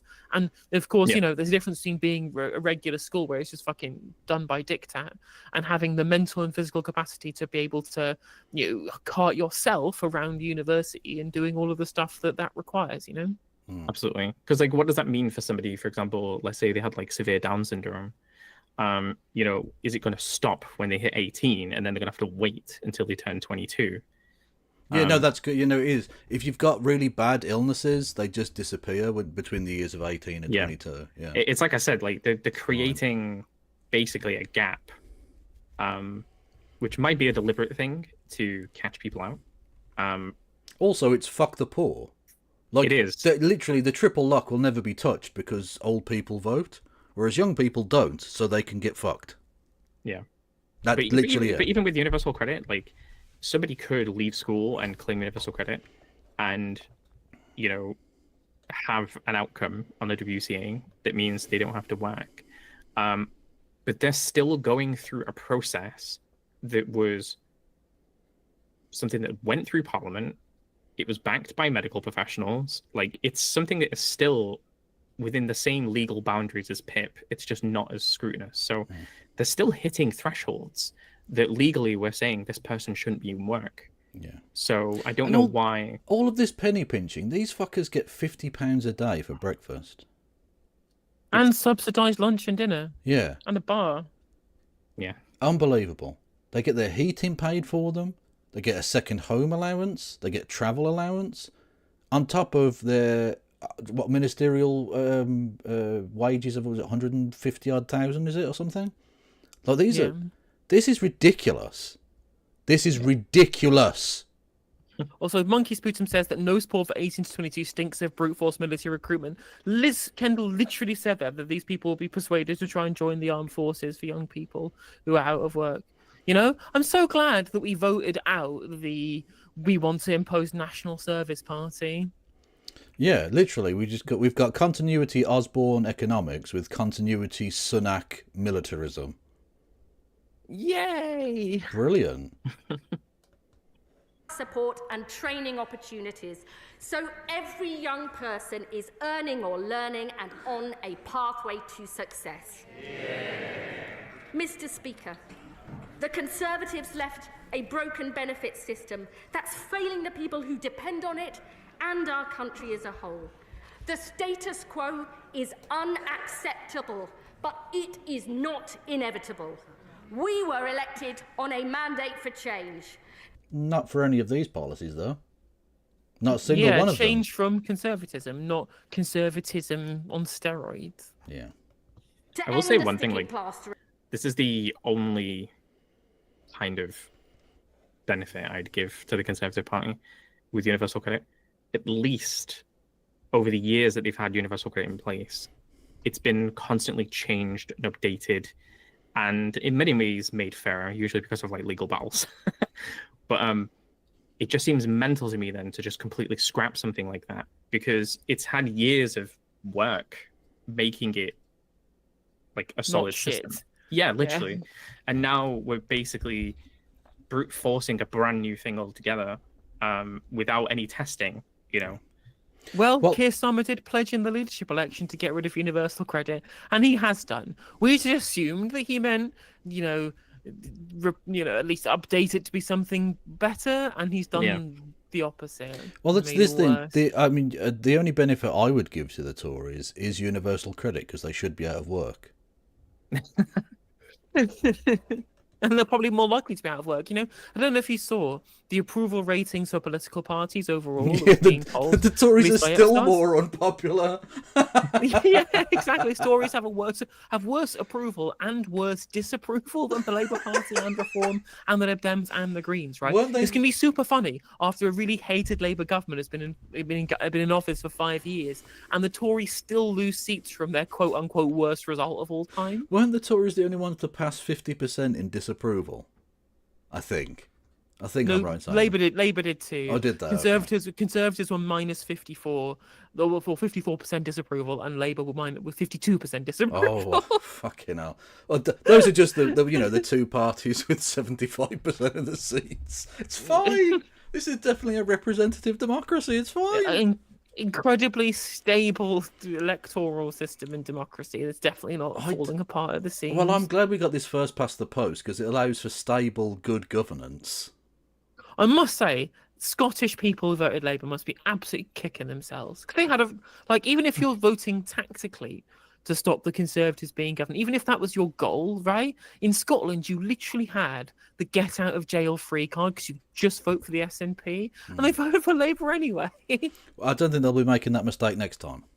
Well, the polls show that is definitely not the case, because Labour. You think it's bad? Labour are polling 25% nationally. They're polling in the teens in Scotland. Yeah, they're set to be reduced to, I think I saw 2 seats. Yep. 2. And probably in 3rd place in Holyrood as well. Ooh, ouchie poos. Approach and tackle the root causes of problems in this country that have been ignored for too long.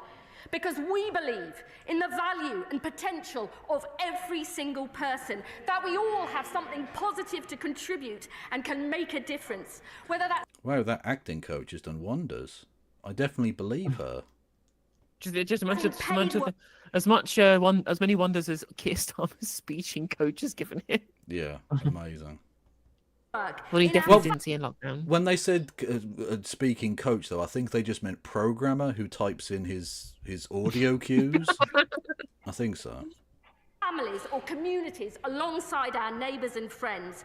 We will unleash this potential in every corner of the land because we are as ambitious for the British people as they are for themselves. Today we take decisive action, and I commend this statement to the House. She's a fucking loony. Shadow Secretary of State Helen Whately. Speaking of, Thank you, Mr. Speaker. I don't know why it And was I so thank aggressive. The right honourable lady. you what, Sarah? I don't know why it was so aggressive. I think that's a It was very very. weird choice. Yeah. Because it's kind of like, I think it's kind of a bit of cloak and dagger, really, because they're directing the anger at the Conservatives, but actually they're just angry at disabled people. Yeah. Also, what the fuck is going on with... Is that... what his tie is mental. I can't even work out what the fuck has happened there. He's not done a knot, or he's just sort of twisted it round or something? He's gone for the Yeah. anaconda approach to tie. It might have been like a noose, like trying to get to the end of that speech. Yeah, no, he's just come from a fucking asphyxie wank session, and he's not had a chance to change. What's the name of the asphyxie wank MP? Oh fuck. Oh god, I can't remember. Oh, Stephen Miller There was did that another as well. one. Did you see the Tory from? Oh, for God, I can't even remember. The councillor or something who was found dead, handcuffed to a chair in some sort of weird sex incident this week. Yeah. Standard fare for the Tories, isn't it? Yeah, I'll try. Crazy. I'll look for that. It's a good one. For advance sight of her statement. She and I agree on one thing. The welfare bill is too high. Left unchecked, it will rise to 100 billion by the end of the decade. Spending more on sickness benefits than we do on defence is not the sign of a strong country. And this isn't just a question of money. Oh God. Literally, I fucking hate that phrase. Fuck off. Oh, it's not a strong country if we spend money helping the sick rather than inflating the share price of weapons manufacturers. Get to fuck. Right. I've literally. Oh my God, the timing of this couldn't be better. Hello, the Serfs TV. Welcome in, everybody. We're looking at British politics, but specifically, and this was planned. I was looking for this before you all came in. But Victory is ours. this is the story that is going to introduce you to my channel, which is Conservative councillor from Wolverhampton died with a plastic bag on his head for sexual pleasure in a crack den. Brit time, let's go. Leslie Winwood, a respected local MP and former mayor, was found dead at a property in Wolverhampton.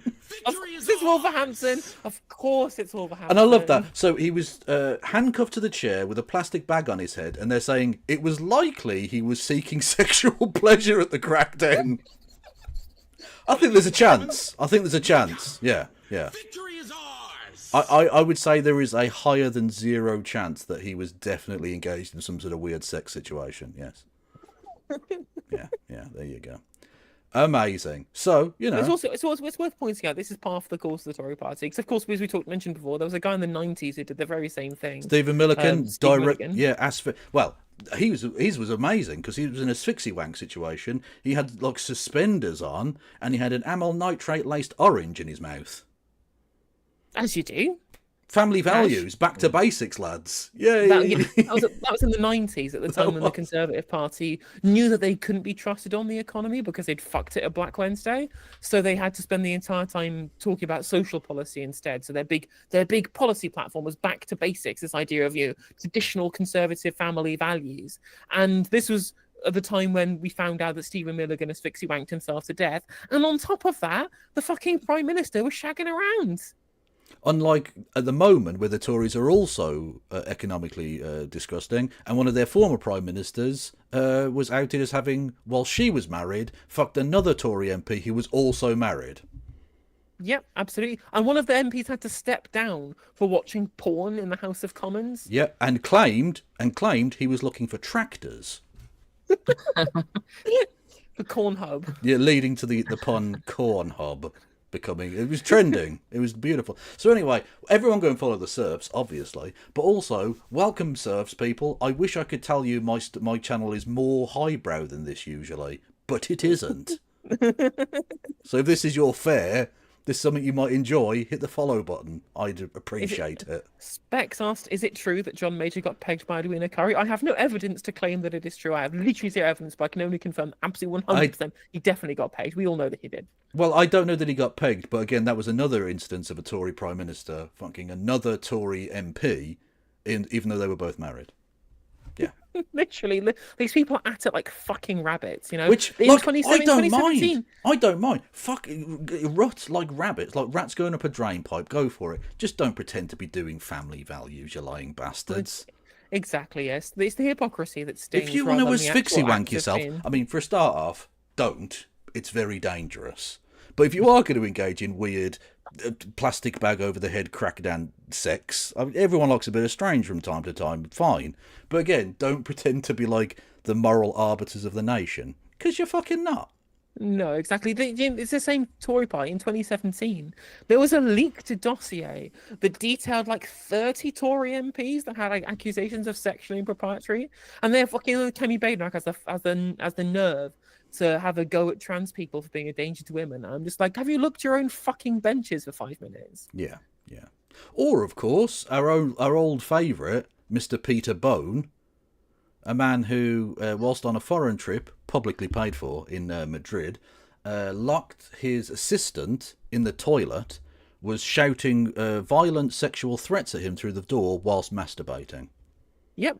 Also, there was Imran Ahmed Khan, who went to prison for child sex crimes, if I remember correctly. Is that right? I believe so. And thankfully, on that one occasion, he did go to jail. So many of these Tories don't. Old fucking Hans, was it fucking Pincher by name, Pincher by nature, didn't go to jail. Well, yeah, now Boris Johnson literally had to resign as Prime Minister over a scandal where he fucking promoted this guy called Chris Pincher twice, knowing full well this guy was essentially completely infamous within the Commons for being touchy-feely with people, and his name was fucking Chris Pincher, of all things. Literally true. Amazing shit. Well, yeah. So like, yeah. for any of the Americans watching, you just had to put up with Donald Trump, rapist, hosting Conor McGregor, a rapist, to celebrate St. Patrick's Day. So, you know. And Donald Trump, friend of Jeffrey Epstein, the human trafficker. Yes, I'm just going to confirm it was, he went to prison for assaulting a 15-year-old boy, Imran Ahmed Khan. Funny enough, this Imran Ahmed Khan, it's only 18 months. Fucking hell, that's crazy. But he is also the brother of Kareem Ahmed Khan, the chief prosecutor of the International Criminal Court. Naturally. Wheels spin wheels. Naturally. God almighty, it's a small world, isn't it? It just shows you that what the UK is like, in that our class kind of system is so inbred, and we're such a kind of still quite powerful international country, despite our country being shit. But just it's all people related and fucking each other. That's the whole of our upper echelons of society. They're all fucking related. They're all inbred. They're all part of the same class of people. It doesn't matter what gender, race, or social or gender that you are. Yeah. All that matters is that you're part of the upper echelons of our class system. You've gone to the private schools and the Oxbridges and the King's Colleges. Yeah. Thank you all of the new people who joined on the back of that story. I appreciate that. I'm also side-eyeing you like fuck. Don't get me wrong, but I do appreciate it nonetheless. And thank you, Lace Argar, for resubscribing. If someone else does bits or subs or whatever now, we'd be on a hype train, and that would make me want to asphyxie wank. But I won't, because, terms of service. And that is the only reason that I won't. So, anyway, also go and follow No Justice MTG, my co-hostess with the co-mostess. And we've also got Phil. Are you a person that can be contacted or not? No. Fine. Don't go and follow them then. They don't. To pre-see what's going on here for the serfs who've just joined Kev's stream, we are currently. We're not actually talking about asphyxie wank politicians. What we're actually discussing is the new set of welfare reforms the current government pushing through that are taking money away from the disabled specifically, right? They're trying to get $5 billion of cuts in the disability budget or in the welfare budget to try and increase defence spending because the fiscal rules mean they can't deficit spend. Yeah. Lace, and they're first... So go on. Sorry. No, go on. And their first port of call is to try and take money out of welfare rather than taxing the rich. Yeah. So what we are currently covering, the 5 billion of cuts, literally every single cut in the welfare budget is specifically targeted at disabled people and nobody else. Yeah. Lace, I won't read your message because you claim to be Hugo Chavez, and I know that's not true. And I will not have lies repeated. Thank you, Phil Decker, with Bitty Bits. Thank you to Igloo for Gigantifying an emote. Thank you, Lord Fritus, for gifting us up to Phil Decker. If we get to the next level of the hype train, I will finger the corpse of Stephen Milligan. Okay? And that's fine to do because he was a hypocrite who voted for Section 28, even though he was very, very, very gay. And asphyxie-wanked to death. So, as you do. We have 3 million working-age people not working due to ill health, not filling the roles businesses need, not contributing to our economy, not fulfilling their own potential. Now, the best way to get the welfare bill down is to get people off benefits and into work. That is what we did year after year after taking office in 2010. Despite So literally, you're just saying you're following our policy prescriptions, which is true, but like that's a bad thing, actually. And also, it's also just kind of wrong. They didn't get people off of welfare. The welfare number of people on welfare just continued to fucking increase, didn't it? Yeah.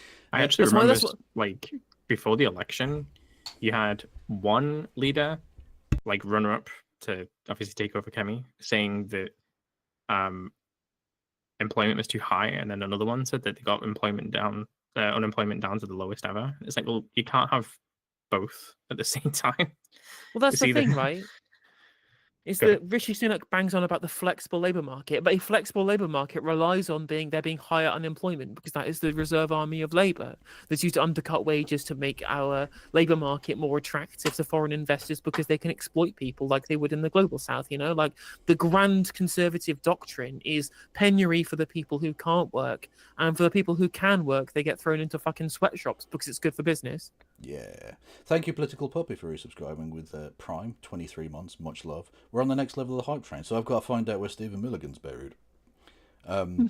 Which, you know, I presume will be easier to get into than the Kremlin, which I've had to break into several times to go about my fingering practices. This is a really serious topic, fucking hell. Jesus. Despite the once-in-a-century pandemic, there were 4 million more people in employment when we left office than the mess we inherited from Labour. Before the pandemic, Yeah, because the economic population is activity- 4 million bigger. Yeah. There's 4 million people because there's 4 million more people in the country. They do this all the fucking time when they talk about things in nominal terms rather than in percentage terms. And 1 million of those you fucking let in because you bollocksed up the immigration system, you dickheads. Anyway. I mean, I'm fine with them having more I don't migrants, mind. you know? No, I've got. Yeah, I'm not suggesting that. I'm just saying, like, from their perspective, they let 1 million in a fucking year. Well, yeah, exactly. Yeah, Mental. like both of us, absolutely fine with more migration. We recognise the benefits, you know. But the Conservative Party stood on a manifesto 4 times in a fucking row. Yeah. 4 times in a row they stood on manifestos promising to reduce migration, and literally every single time they did not do that. It's only increased. Yeah. Thank you, Igloo BC, for gifting us sub. Much love to you.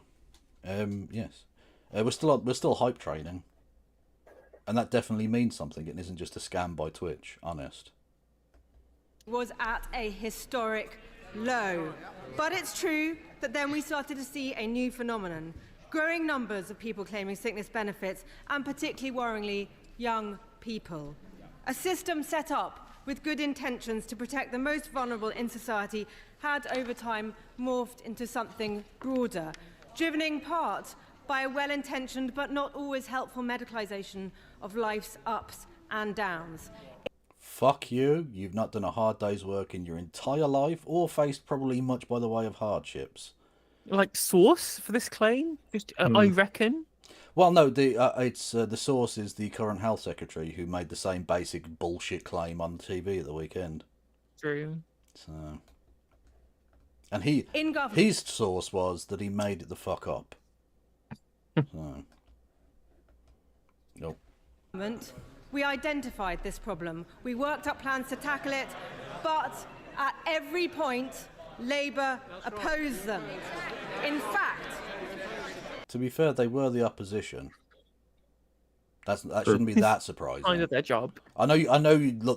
You're allowed one opinion in Westminster, but occasionally it doesn't always work that way. Sort of. Michael says he always gets Helen Whately confused with Laura Trott. I mean, it's not a difficult mistake to make because they're both like soporific dullards who haven't got a clue how to look good in interviews, who don't know anything about their actual brief, who have essentially lucked their way into politics through being birthed in the right uterus. They won the uterus lottery, and that's why they are now getting paid 90k a year by the state. Posho twats. Yeah. Thank you, Stella Wingman, with bitty bits. Much love. the Chancellor said that not one single penny could be saved from benefits. So when they came into office, not only did they cancel or delay pretty much everything we handed over, they had no plans of their own. They walked into the department with empty notebooks. Also, just want to back up my claims about these people being birthed into immense lands of privilege. She went to 2 different private schools, Waldingham School in Norfolk, followed by the Westminster School in London, and then, of course, studied PPE at Oxford. Nice. And I believe Laura Trott, I think she might have gone to state school, but she did go to Oxford. I think that's true. Oxford School. She went to a state school in Surrey, and then studied history and economics at Oxford. So they're both Oxford alumni. Yeah. Thank you, everyone, for the hype train. Much love. Vogel says, can you call me someone a melt again? Please, Kay, thanks. No. You have to pay me, and then I'll call someone a melt. Yeah. All they've done in opposition is oppose, instead of the hard work of coming... All they did in opposition was literally the definition of the word opposition. You were a fucking genius. Well, what they're obliged to do by the rules of the Parliament. They didn't just agree with us. Fucking hell. up with their own answers. That's why the country has had to wait another 8 months for this announcement. And in that time, taxpayers have shelled out $7 billion in extra sickness benefits. Nearly 500,000 people have been signed off sick. Wow, how many Michelle Moans is that? Not many. There's a really important perspective in what she just said, which is every person that has been signed off and has received a payment has been found eligible in legislation that they created. Right, okay. Brilliant. Right-wingers do this all the time when they get mad about their own legislation, you know? Like all the right-wingers, and especially the Tories, getting mad about people getting locked up for, you know, inciting terror attacks during the riots last year. Because that's what they were. They were terror attacks, you know? When you try and kill people for political reasons, that's terrorism, you know? And they got put in prison for, you know, social media posts endorsing terrorism and encouraging terrorism and directing people to do terrorism. Like, literally, one of the reasons was somebody said to go burn the hotel down, that then people tried to attempt to burn down with all the refugees all of the fucking hotel staff inside, right? And they got mad saying, "Oh, Keir Starmer hates free speech," when he had nothing to do with this. It was the judiciary and the criminal justice system that was the one responsible for putting them in prison upon laws that were passed by a conservative government. But that was only laws. Those laws were only supposed to be for the Muslimics. It's true, isn't it? Oh, anyway. It's like with the fucking Trump and this thing about, Canada and Mexico are taking the piss out of us. You signed the deal, you prick. It's literally your fucking... You said NAFTA wasn't good enough, so you signed the deal. So if they're fucking you over using your deal, that's your fucking fault. Exactly.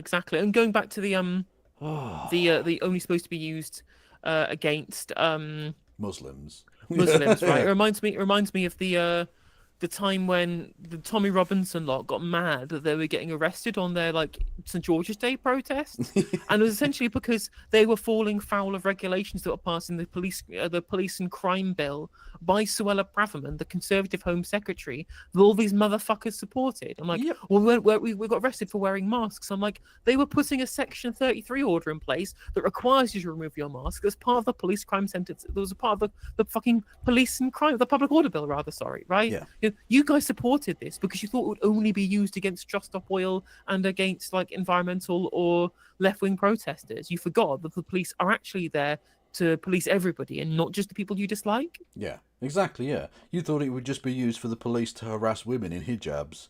Whereas actually, it's you wearing a fucking balaclava trying to kill someone because they're brown. Crazy. And also, not just to fuck over these people, but also to fuck them, you know? They also went this.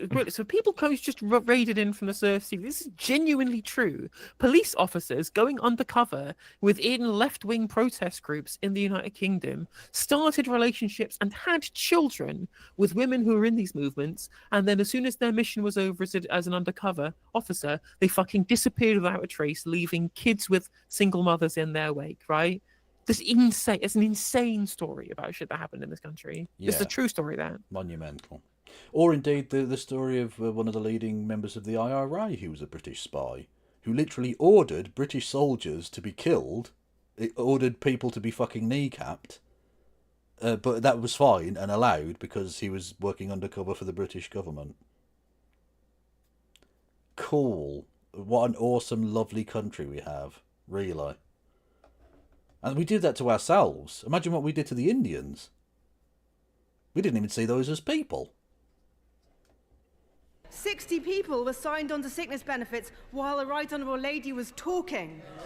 Nonetheless, isn't that why they're reforming looking forward to hear. What's sorry? Like, she says, well, 60 people were signed on while she was talking, and I'm just like, well, yeah, because that was the system that you gave them. That's what they inherited from you. Yeah. They're trying to pass legislation to change things. They also think it's bad. You can't impugn them for things happening under a system that up until very recently you fuckers were in charge of. Like, I don't care. I think it's fine that people get signed on to sickness benefits because if they're sick, they deserve them. But you don't think that. You think that the government isn't hard enough, and they're the ones passing the legislation that you had 14 fucking years to pass, in your own words. Yeah. Plus, they created the Welfare Reform Act, didn't they? Which introduced universal credit and got rid of DLA to create PIP. So both of these systems they created. Yeah. So there's a link there in chat. Someone's found there to the uncovering policing inquiry about the undercover fucking evil shit going down. If you want a more in-depth read about that. Hearing what she would announce today, and which of the many things briefed out to the media her spinning policy wheel would eventually land on. Governing is hard. We know that. Don't set the people up with lines like that. Government's hard. Yeah, obviously, you fucked it up. Like... Yeah. I mean, they found governance so hard that they essentially subcontracted all of that out to Quangos, just like the Labour Party did before last week when they changed tack on that one, and to management consultants from, you know, KPMG and McKinsey, whatever. Well, McKinsey, I think it's the one, isn't it? And I'm just like, obviously the Labour Party are also doing that too. They literally said during the election campaign they wanted to half, or was it like reduce the number of consultants roles by 75%, and then immediately got to government and had a £100 million deal for KPMG to train the civil service. I was just like, brilliant. Thanks, guys. Brilliant. In the last few weeks, they have made it look really hard, but nothing compared. Oh God, the delivery of that! Like, is this the best we have? How shrunken and fucked is our political system? These are the elite. These have been filtered through the system, and this is the best we have. Is these? I mean, just feckless idiots. No, negative Riz. I don't even know where the fuck they manage this. Dickheads who can't do their fucking tie up properly. Just the biggest malters you've ever met in your life. How would that? It ties backwards as well. It ties back. I've just seen that the back of the. That's what I mean. Yeah. Yeah, I'm a fucking idiot. The thing is, it reminds me of one of the incredibly old episodes of What I Lied to You. I think this is from like the 2000s or the 2010s. Oh, nice. Okay. I think it's from the first series, and it's this incredibly long. So David Mitchell Angus rant. Dayton hosted. Yes, it was Angus Dayton hosting it. Yeah, and there's this very long David Mitchell rant when he was much larger than he is right now, and he's ranting about the fact that there was no opposition to Blair starting illegal wars because under Michael Howard there was a genuine Hang on, I'll find the clip because it's a fucking. Oh yeah, it's an absolutely belter. banging clip. It's a banging clip. Isn't it? It's well worth it. Oh fuck! So what was it? What was the actor's name? It's Mike Reed. Mike Reed. There we go. Mike Reed rap rant. It's a fucking beauty. Hopefully, it won't get copyright cucked on the YouTubes. Well, let's hope not. Although I got copyright cooked from watching the fucking Sam Cedar Jubilee thing, which literally every channel in the world did and didn't get copyright fucked. Honestly, YouTube just hates me. Often does a musical turn at the Tory party conference, and last year it was a 10-minute political rap. You notice how the whole mood has dropped since we saw a clip of Margaret Thatcher? Nobody wants to live anymore. Just skip forward to the bit we start ranting, yeah, just so we don't have to hope just in case we get copyright cucked. Yeah, hang on. So true. There we go. So it's been revealed. Mike. Yeah. So go back to the reveal. Oh, Yeah. Okay. We think it's a lie. You're saying it's a lie? Okay. Let's find out if you're right, Lee. It actually is true.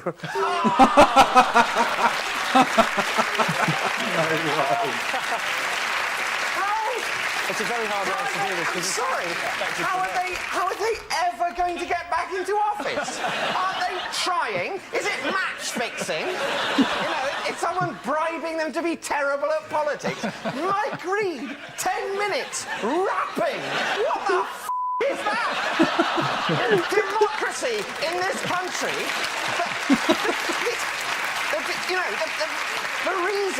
The reason Tony Blair can start wars for without asking people is because there's no opposition. It's their fault. It's Mike Reed's fault. The deaths of our servicemen are in his conscience. Sorry, David. I've made a mistake. It's false. Sorry. No, it was true. Oh dear. Yeah. Imagine. I want to see the footage of Mike Reed rapping. Oh, me too. Me That'd be amazing. Fucking incredible shit.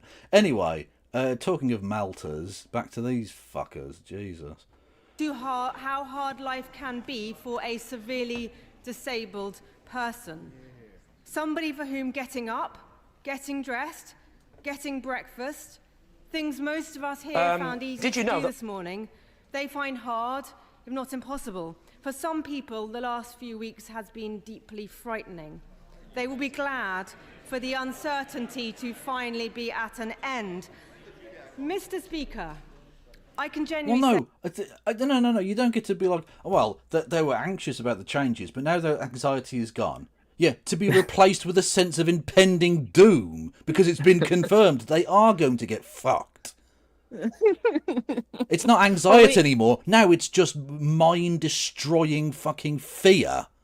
Yeah, absolutely. They were previously anxious about what the reforms would be, and now they're just like, oh well, shit. I guess I'm moving country. Yeah, exactly. Fucking hell.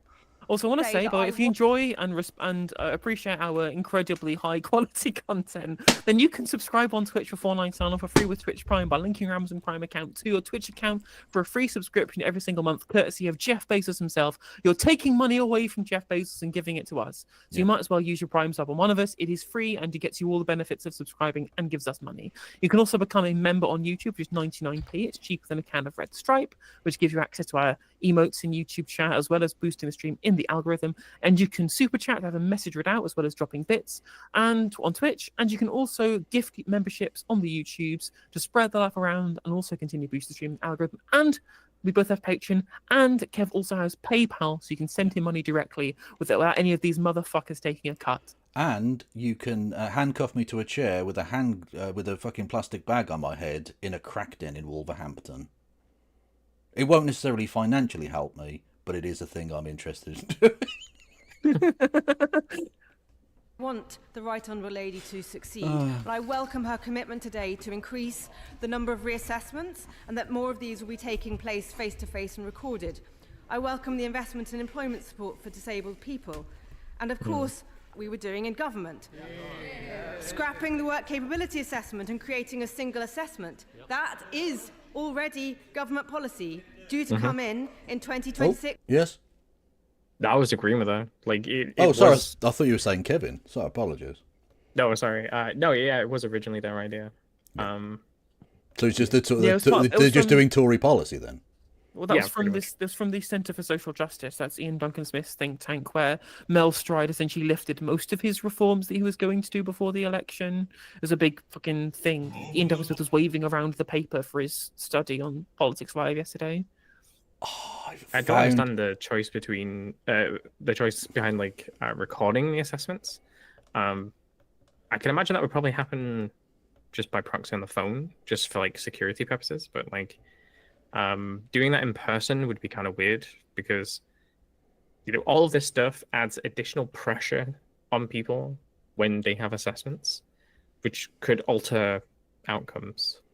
I haven't found the rap, but I found him doing a calypso song at the UKIP conference. Wow. Which this could be Oh very my bad. god! Also, I want to point out for people who've just tuned in, the third voice you can hear is one of my chatters who is a civil servant who works in the Department for Work and Pensions. So they have unique insight into the ins and outs of policy, more so than myself and Kevin. Yes, indeed. Open the borders, let them all come in. Illegal immigrants in every town. Stand up and be counted, Blair and Brown. It is quite hard to hear, but on the version of the song now available to purchase, you get clearer sound, and you hear Mr. Reader's put on something of a Jamaican accent. Oh, yes. What? When we take charge and the new Prime Minister is Farage. Oh no! World again, when Nigel is at number 10. Oh! Have been let down. Oh my god, this is what? Oh, this is just insufferable. Why is our politics like this?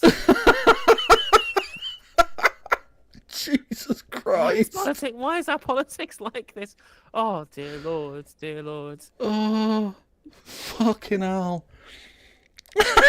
Sorry, I didn't know he was going to do an accent. Oh dear. I should have known he was a UKIP conference. Of course he was. Yeah.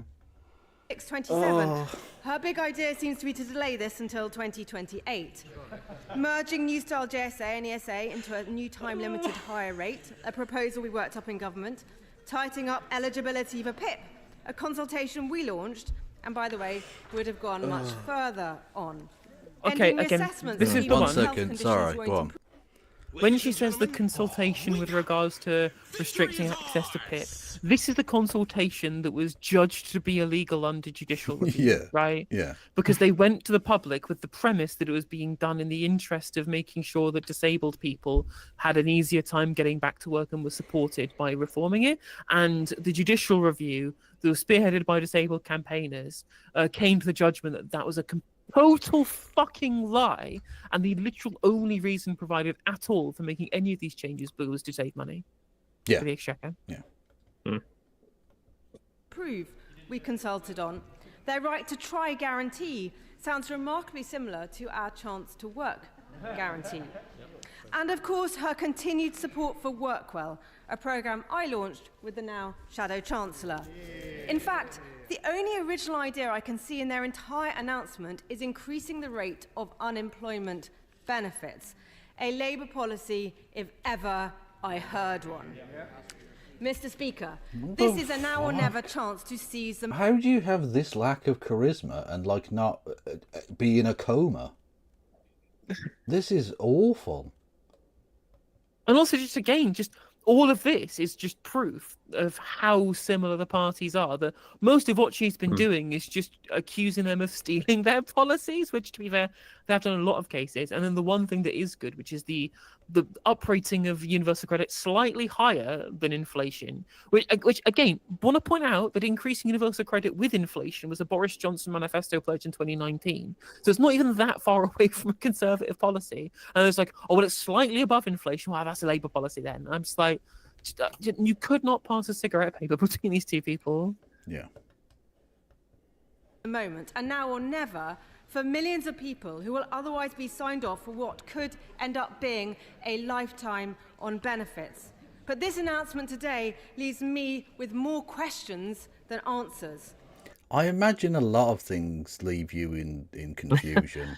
Like, I imagine it's probably a quicker if we go through the things you do understand. I imagine. I mean, there's definitely one big question, which is why? What is a disabled? Yeah, I think is a question she might ask. I think it's kind of crazy, just like how undertonely like sinister that was. Well, all of it is they're both of these fucking arseholes are dead-eyed mutants. Yeah. Who are just desperate to fuck over the poorest. And again, it's not for money's sake. The Prime Minister has already come out and confirmed this. It's about morality. So we don't even have to financially do this. It's just the morality of fucking over the poorest. Well, the irony, of course, is that this is a total fucking lie. Like, we all know that it's being done because they want to push up defence spending to 2.5% of GDP, right? Well, do that and not tax rich people. Which again is another lever they could pull, but they're not going to. It also kind of sounds like she was implying that the Tory version of this policy would have zero situation where someone could avoid being reassessed. So like, it doesn't matter how severe the condition is, it would be reassessed. Exactly. So there would literally be someone in like a fucking coma. And they'd send someone like you along to have to interview them or whatever, yeah. Yeah, I mean, it feels way more ideologically motivated because, like, of course it is. That's just like a waste of resources. Yeah. And two, if someone's never going to get better, then, that's not going to change. But it seems to be that they're just completely against people having any time where they don't have the DWP breathing down the neck. Well, exactly. Let's call it what it is. It's Malthusian madness. It's literally these are useless eaters. We shouldn't be funding their lifestyle choice of being disabled. Yeah, it's fucking evil. It's ironically, given the Auschwitz style job centre we saw earlier, literally it's life unworthy of life rhetoric. How many people will this help back into work? By when? Surely we haven't been waiting They don't know, because as will be revealed if we get along to it at some point, which we probably won't because it'll take 10 fucking hours at this rate, but they haven't even done a risk assessment on this yet. Oh, apparently they have. Apparently they have done an impact assessment, but they're not going to tell us until the spending review. Yeah. Oh, sorry. Oh, okay, yeah. They haven't revealed what their thing is, yeah. So they've exactly, announced a policy for which we don't know the effects, but they do, and presumably know it's really bad. So they're waiting for the fiscal statement in order to bury it in the bad news, because it won't be the headline; it'll be something else. Exactly. All have been forgotten by the time the spending review rolls around, and everyone else will be talking about the changes to some other part of government spending. Yeah, exactly. Yeah. 8 months just for another green paper. Where is the footnote reform crucial to stem the flow of people onto benefits? Where is the action on people being signed off sick for the everyday ups and downs? Point about again, the footnote thing was what I was talking about before, where they were trying to change the way in which you qualified for this stuff away from medical professionals and towards some fucking people working in a call centre for cancer. Literally, it was the Rishi Sunak thing about the sick note culture needs to end. That thing. Yeah. Exactly. Which is kind of at the moment evil. with universal credit, kind of a weird thing with footnotes, because it's the only COVID policy that stayed,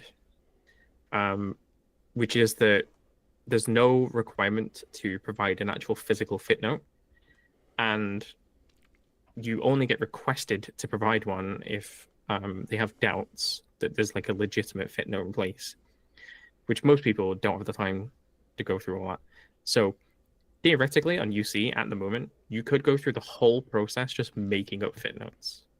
So we definitely need to address footnotes, but I don't think the way they want to is the way to go. I think we should just look at footnotes physically like we used to. People could upload stuff. They don't even have to go into the job center. Like, just take a picture of it, whatever. When I last had a footnote, it was sent to me digitally, stuff like that. But it does need to be sorted out. I don't know how that works with PIP though, because they don't really deal with footnotes, but they might deal with like hospital documents and if people stay in hospital and stuff. Yeah. Downs of life. Why is she only planning to save $5 billion when the bill is forecast to rise to over $100 billion? And do the savings she's announcing today include the 5 billion savings we'd already agreed with the OBR for reforming the work capability assessment? Because if so, she has made virtually no savings of her own. What is the saving net of the additional expenditure plan? The Tories have literally learned nothing. And they're not going to change at all. It's still going to be, no, we're not immiserating them quickly enough. You aren't planning to kill as many as we were, you cucks. And they're going to go to the country with that, and they're going to lose more seats. Yep, exactly. They'll still be just as hated because, again, I mean, it's true. Wes Streeting was basically right, and the Labour Party have basically subsumed the role of the Conservative Party in British politics. Yep. It's why Reform is seen as the alternative and not the Conservative Party. Genuinely, the Tory Party could end up with the 4th most seats behind Labour, Lib Dems, and Reform at the next election.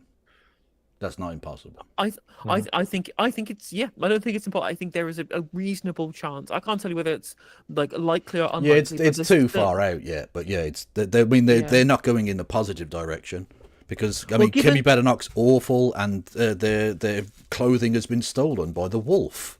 Exactly, and that's the thing is that a lot of the votes that they're fighting for are Reform votes, which isn't actually a lot of their electoral base and the kind of seats that they would lose to the Lib Dems that they lost the last time round. I don't think those seats are going to get lost by the Lib Dems, Yeah. Especially at a time when all the parties are hated. The Lib Dems have the bonus of having not been in government for the last decade.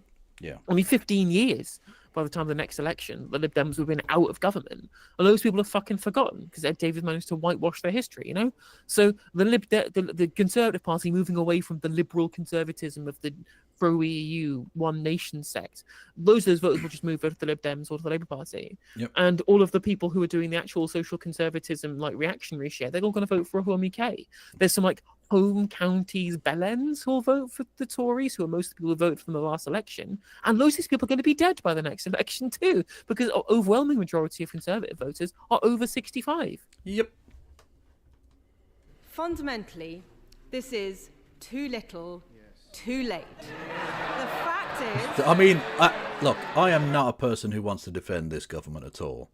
Too late. They've not been in for 1 year. Mm-hmm. Too late. What? Yeah, what does that mean? They've been trailing this stuff for 6 months now. We've constantly heard about this. But what it does show is that they didn't have any plan on what they were going to do in government about this. Well, they've that made is up on the true. fly since they've gone to office. Otherwise, they've done it on day one. Yeah. But the idea that they've not been working on this is nonsense. Yeah, I mean, I hate to give them any credit whatsoever, but you can't ignore the temporal aspect of this. They haven't been around that fucking long. You had 14 years, you fucking knobs. The fact is, 5 billion... Look at those... Look at the fucking 5 empty billion seats. just doesn't... Look at it. Not even half the Tory MPs bothered. And there's not many of them to turn up either. It's not exactly difficult to get the other half round because there's only fucking 12 of them. Yeah, exactly, yeah. You could have come in a taxi, lads. Jesus. Not literally come in a taxi, because again, there's the Tory thing. Yeah, different. With a bill so big going up so fast, she needed to be tougher. She should be saying, no more hard-working taxpayers funding the family next door not to work. No more free top-of-the-range cars for people who don't need them. Which isn't happening. Yeah, I'm gonna fucking go on for a rant here because I'm so angry. I'm so angry at the demonization of motability recipients that's been happening all over the fucking social media. Yeah. And it is the Tufton slugs. It's people like Tom Harwood, Max Tempers, whatever the fuck his name is. They've all been going on and trying to claim people who just have ADHD are just getting free beamers. And this is fundamentally untrue for loads of different reasons. First of all, even if you are somebody who qualifies for motability and you're getting a BMW, you're paying probably close to a 5-figure down payment on being able to have access to one of these cars, which again, motability have access to because they're top of the range, because they have this partnership with BMW, okay? Second of all, they don't get the car for free. They get the running cost for free, and it's a lease for 3 years. And then it gets changed after then, Third of all, people keep going on about how, well, motability is like 20% of new car sales in this country, right? Up from 10% 5 years ago. And this percentage increase is very interesting to use this as a metric. And it's only gone up, really. It's gone up slightly in nominal terms. But the only reason why it's a bigger percentage is because new car sales have massively fallen off a cliff because of a cost of living crisis. We can't afford to buy new cars, you know? The only reason we have second-hand cars available for purchase is because they're ex-motability cars that have gone into general sale as second-hand, which wouldn't have gone into the system because no one would have been able to buy them as new in the fucking first place. And on top of that, they say it's free. It's not free. You have to pay for your mobility allowance out of your PIP to be able to spend that on the motability monthly payments anyway. So you're reducing your other outgoings elsewhere to have this as your mobility aid out of your current payments in terms of welfare. And then on top of that, the idea that ADHD sufferers are the ones who are just getting it qualify for ADHD, you actually have to qualify for the mobility portion of your PIP to be able to even claim mobility in the first place. So you at least have to have more than just ADHD to be in this position in the first place. And on top of that, the number of people who have ADHD as one of their conditions, among others, which are the ones probably the ones qualifying them for the mobility payment, the ones of those, they keep saying, oh, it's increased 1,400% or whatever since 2016. I'm just like, it's still less than 5% of the overall people claiming for fucking motability. So they're just throwing out scare numbers and scare quotes and things to trigger people, essentially to demonize people who have a lack of mobility being helped by a fucking charity that has, through the goodness out of their hearts, try to make sure that people who have mobility issues can be able to get around by having adaptations on vehicles and putting through all the work to get that done. And all they've just done is they've just done this politics of envy shit where they go, oh, well, I don't get access to this vehicle. Oh, I can't believe there's brand new Beamers for people. And it is the worst kind of demonization and vilification, entirely done through misinformation by disingenuous hack fucks who only want to do it to generate outrage and clicks to try and, again, piggyback their own virality by picking on people who are worse off than them, just because they're getting something to help them at least get some level of parity with the rest of the country in terms of helping them out with the problems they have that everybody else doesn't. These people sicken me. They absolutely sicken me. Like, especially people like Tom Harwood, you know, like talking about all of these people, they look out of work or like, I'm working really hard, paying taxes. Motherfucker, you don't work hard. You do a piece to camera for 3 hours a week, talking into a microphone, sitting on your fucking ass, and the rest of your day tweeting. And you know what? People say, oh, this is an honest day's work that he's doing. And I'm like, I can fucking tell him this. I can fucking impugn him for not having a real job, for sitting on his ass, speaking into a microphone for 3 hours a day. Because I have a job where I sit on my ass speaking into a microphone for 3 hours a day and the rest of the day tweeting. Yeah, also, you can't argue that he does an honest day's work when he's literally going on about Beamers for autists. He's a liar. Literally. He's literally a propagandist. Exactly. He's a liar. Literally a propagandist. And they're just tweeting out just like random TikToks of someone joking about getting a free car on Motability, acting as if it is somehow either A, true, or B, representative of the actual function of the Motability scheme. So, well, this TikTok I've seen, this is all the evidence I need to know that there's a Motability mafia. That's what they're calling them, by the way. They're calling them the Motability mafia. Unbelievable. This is the British version of the Obama phone, if you remember that from back in the day. It's the same basic fucking principle. It's appealing to that, like you say, crabs in the bucket, pathetic attitude, really, really small-minded attitude of, I don't want anyone to get anything good at all. It's not, why can't I afford to get a BMW? I work really hard. Why the fuck can't I do that? It's, I can't have it, so you can't fucking have it. I don't care about any other fucking policy beside that.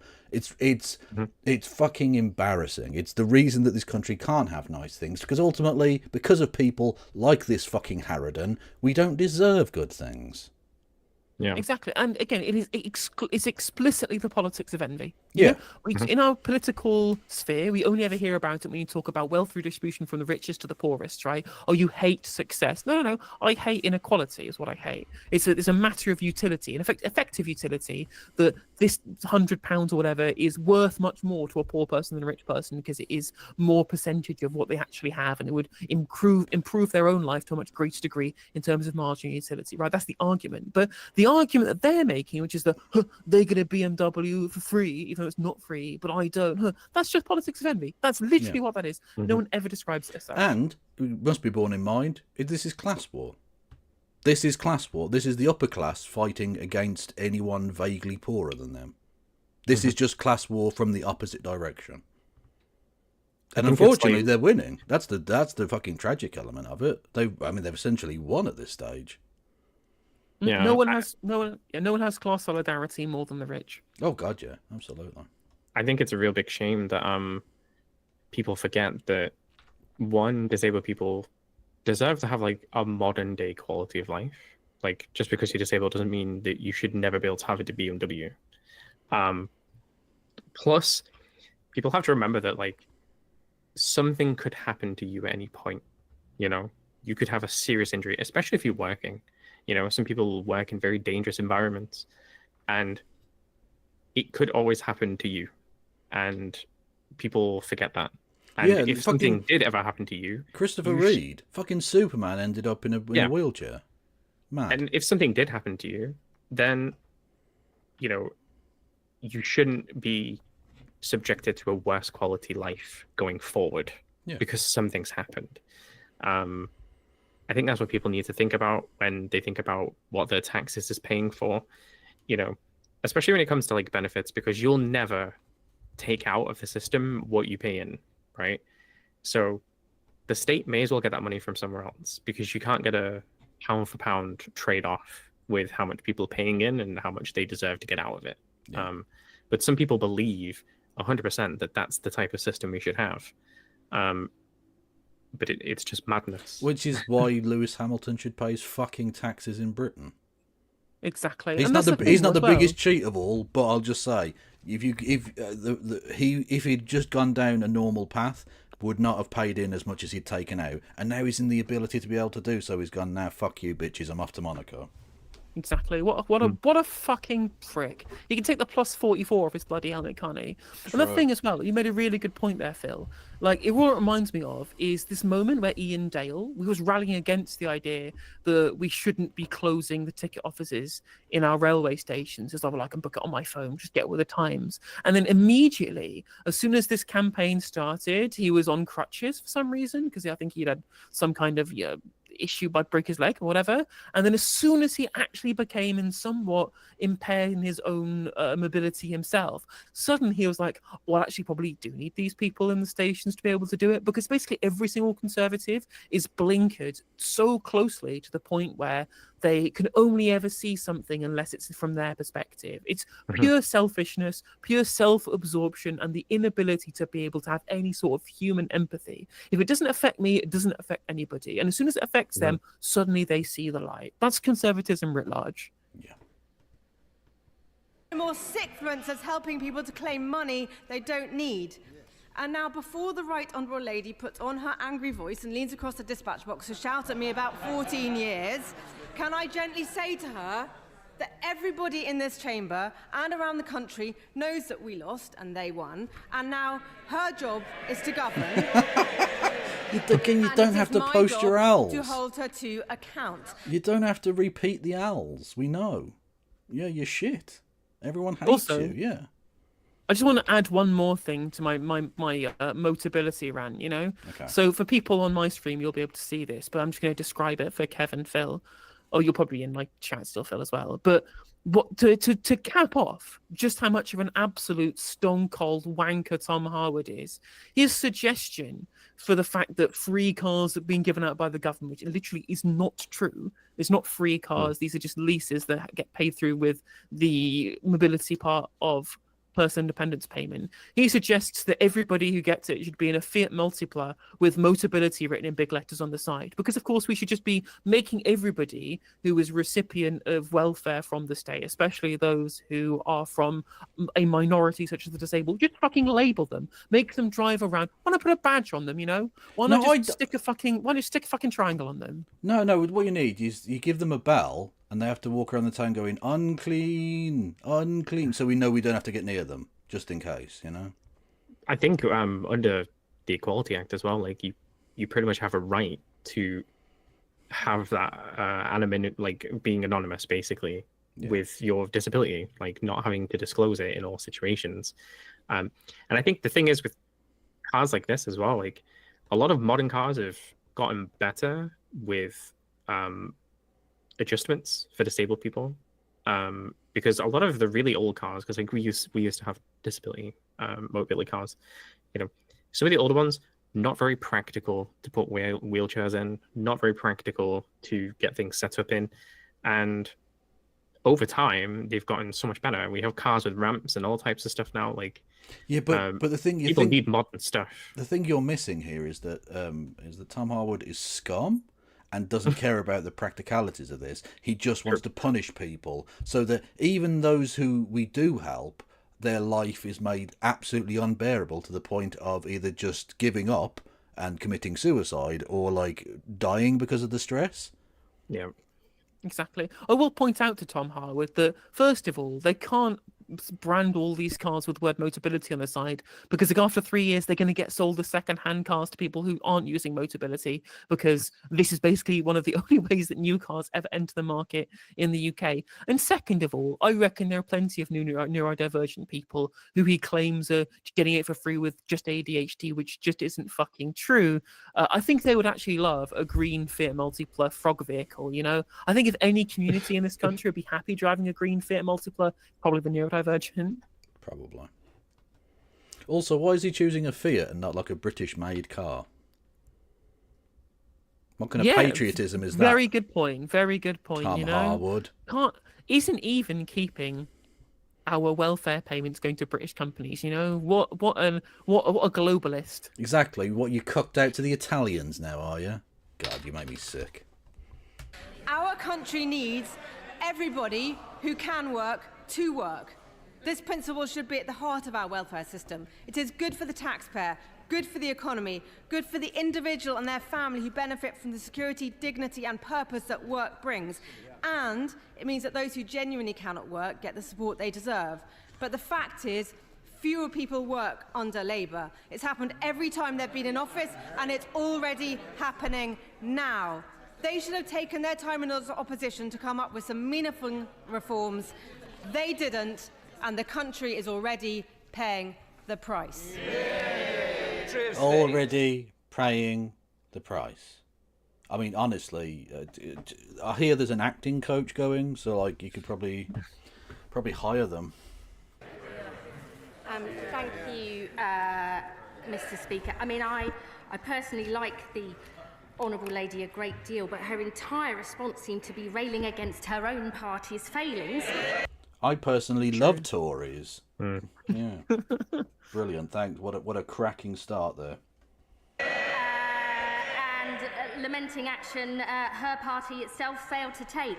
Too little, too late. It indeed will be the epitaph of the Conservative Party. One thing I do agree with is that this is a now or never moment, and I'm proud that this government is taking it, taking decisive action, ducking the challenges that have been ignored for too long.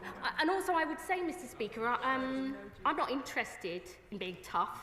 This is about real people with real lives, and we have... You sociopathic lying bastard. That's all I have to say. We have to be careful how we talk about this. I'm interested in taking the right steps to actually change the system, to transform people's lives, and crucially, to ensure that we have a social security system that lasts in future. 1 in 3 of us will have a health condition in our lifetimes. 1 in 4 of us is disabled. And unfortunately, your health condition hasn't arrived soon enough for me. Really, I think it's kind of weird that, again, I think it's odd going for PIP, because universal credit has kind of been designed to be very malleable. If you wanted to make significant changes, it makes sense to just change UC. And to be fair, you could make UC tighter and put more money into it. So like people who do get it maybe get like a bigger financial reward. But this approach going for PIP is just really odd, because I don't think it's remotely odd. It's because what you're doing is looking at it from like a human's point of view. That's not how they're looking at it. They're looking at it from like a soulless ghoul point of view, which is they want to associate themselves for the benefit of the Murdoch press and people like that with being tough on the poors, the poverty freaks, the poverty mafia, if you will. And And so they just want to be cruel for the sake of being cruel, to signal to Rupert Murdoch and his mates that that they're not actually socialists in any way whatsoever. And that's it. That's literally why they're doing this. Yep, 100%. As a country in the welfare state, the world of work, and all of our public service wake up to that fact, that welfare state that the Labour Party created will not be there for future generations. That is what we are determined to secure. This is a substantial package of measures that will save around £5 billion by 29-30. We will have to wait till the OBR comes up with its final costings on all of this at the spring statement. But I would just leave honourable members with this. The former Chancellor George Osborne said a decade ago, governments let unemployed people get parked on disability benefits and told they would never work again. Why? Because people on disability benefits don't get counted in unemployment figures that could embarrass politicians. I mean, that is one The thing Labour that's Party important is to an recognise. That it's right that you brought up here is that the reason why Boris Johnson et al., basically all of the Conservative prime ministers from 2016 until now, they kept banging on about the low unemployment. And there was record low unemployment. And that was because there was a lot of moves from unemployment benefit to disability benefit, you know, and to incapacity. If not being a job seeker meant that you weren't unemployed, you weren't in the unemployment figures because you weren't looking for work. So labour force participation didn't really change, which is the actual metric you want to look at, right? If your focus is economic growth and productive capacity, which is the thing that drives economic growth, it's not how free a business is, it's how much is your economy producing, you know, because there'll be consumption and production, and it's the increase in both the supply and demand curves that shows you how your economy is growing overall. And you need people to produce to do that. And so if more of your people are engaging in economic activity by being participants in the labour force, that's where that comes from. But if you just move around the people who aren't in participation in the labour force, that changes fuck all, of course. And that's not to say that everyone should be forced into the labour force. Some people can't work, some people have other things, some people are educating themselves so that they can, in future, be an even bigger participant in the labour force, right? These things will move around, and I'm not saying that it's necessarily worse that our labour force participation rate is 10 points lower than Denmark's is. But at the very least, it is the source of the wealth generation that is there to be able to justify the existence of the welfare state that the public realm can afford because of the economic capacity that the state helps generate through the spending that it creates. About this situation, we're ashamed of the state the Tories left the country in. We will face up to our responsibilities. It's time honourable members opposite did the same. Chair of the Select Committee, Debbie Abrahams.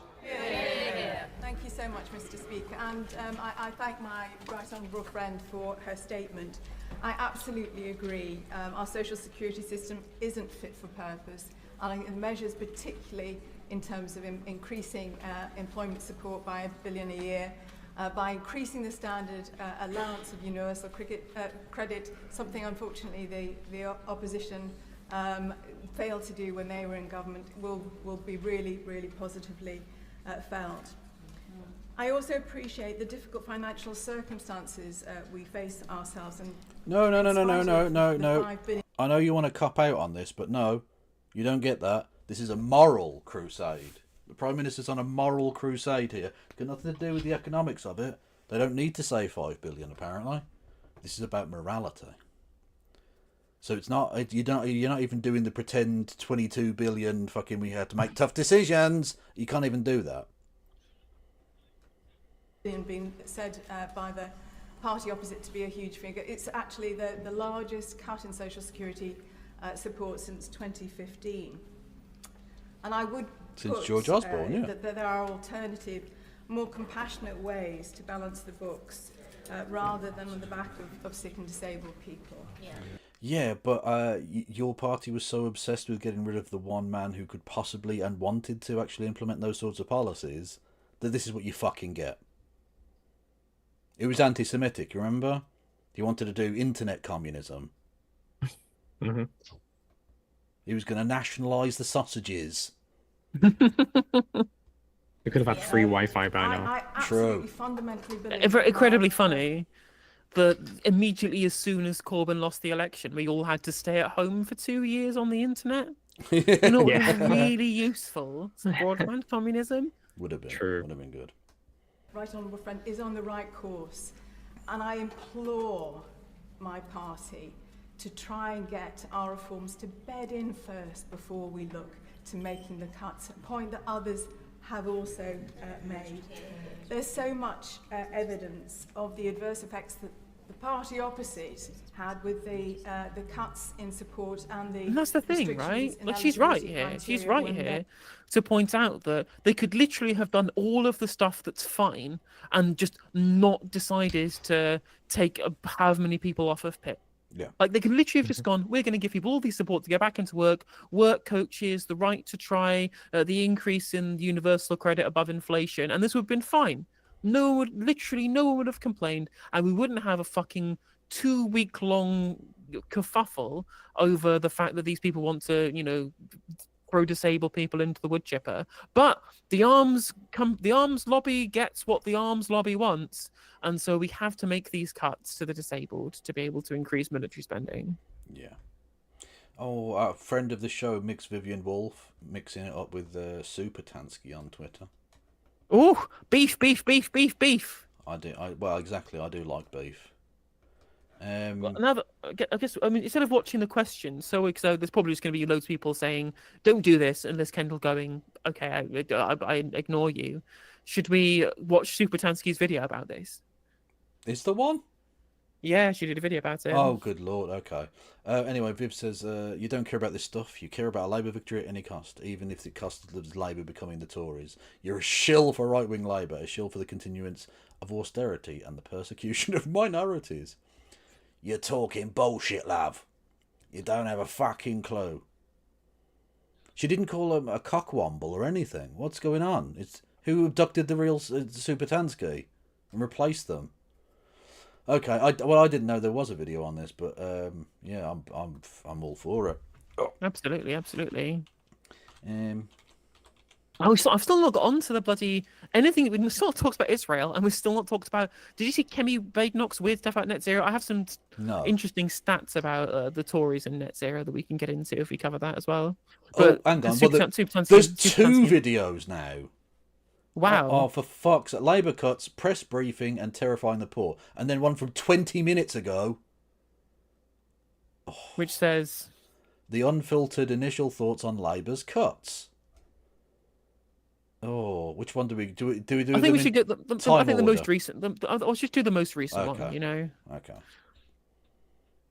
Because this is actually be a discussion of the policy, right? Because I think it's less important to me what her opinions are of how they act in government, more so what they do in government, right? Yeah. Insofar as we can have disagreements with strategy and communications, right? And that's broadly, as well as I think my opinions on those are very good because I'm correct about everything and I'm the oracle. True. That is far less important than the material reality of what happens when they are in government and what policies they pass. Literally true. Also, yeah, everyone go and follow Mix Vivian Wolf, who's fucking awesome. Do it. And literally is one of the most rowdy bitches I've ever known. She will Absolutely. fight everyone and anyone. Fucking. Love it. Yeah, she's one of the few people who swears more than me, which I didn't think was possible, but it's beautiful to say. Oh. We stand. We do. I was going to say this isn't dystopia warning, but today has proven that there's very much still a need for dystopia warnings, hasn't it? You've not shared it, by the way. Is it not? Oh shit! Oh, I thought I'd just changed the. Oh shit! Because I went onto the other fucking page, so I thought yeah, it doesn't matter. Anyway, right. So, yeah. I wonder if wow, it's actually a normal volume. She's worked out how to increase the mastering volume of the video. True, but she still hasn't realised to film it the other way. So I'm assuming she's filmed it. I'm assuming she's filmed this on the TikTok app. So it's going to be in vertical and there'll be the whole video for people to watch on her TikTok feed that she's then just downloaded and uploaded to YouTube, which is fair enough. Yeah, exactly. She's in the pocket of China and the TikToks. The bite dance shill. Yeah. I was going to say this isn't dystopia warning, but today has proven that there's very much still a need for dystopia warnings, hasn't it? Yes, it really has. The dystopia warning that you had to do when the Tories were in power is still necessary because the Tories are still in power. Why do you still support them? I mean, right, okay. I want to precede us watching this by at least saying, there is it's one thing to have ignored criticism of Labour in the run-up to the election, supported them, voted for them, and then when they get into government, get angry with the bad things that they do and talk about how angry you are, right? That's one thing, and we can say that we told these people so, and we can say you should have listened to us, and all of those things will be true. But at least they have the integrity to call shit. They have the integrity to look at a spade and call it a spade, right? Okay. Whereas... all right, but the problem with that is she's admitting, oh, this is shit, I'm calling shit, but I'm still going to swim in the shit. She's still a member of the party. She's still supporting them. I mean, I'm sorry that you have to take this on then. This is your fucking policy too. I mean, that is also true. But regardless of whether or not that they stay in the party whilst being at least critical of the things that are bad, at the very least, this is much better.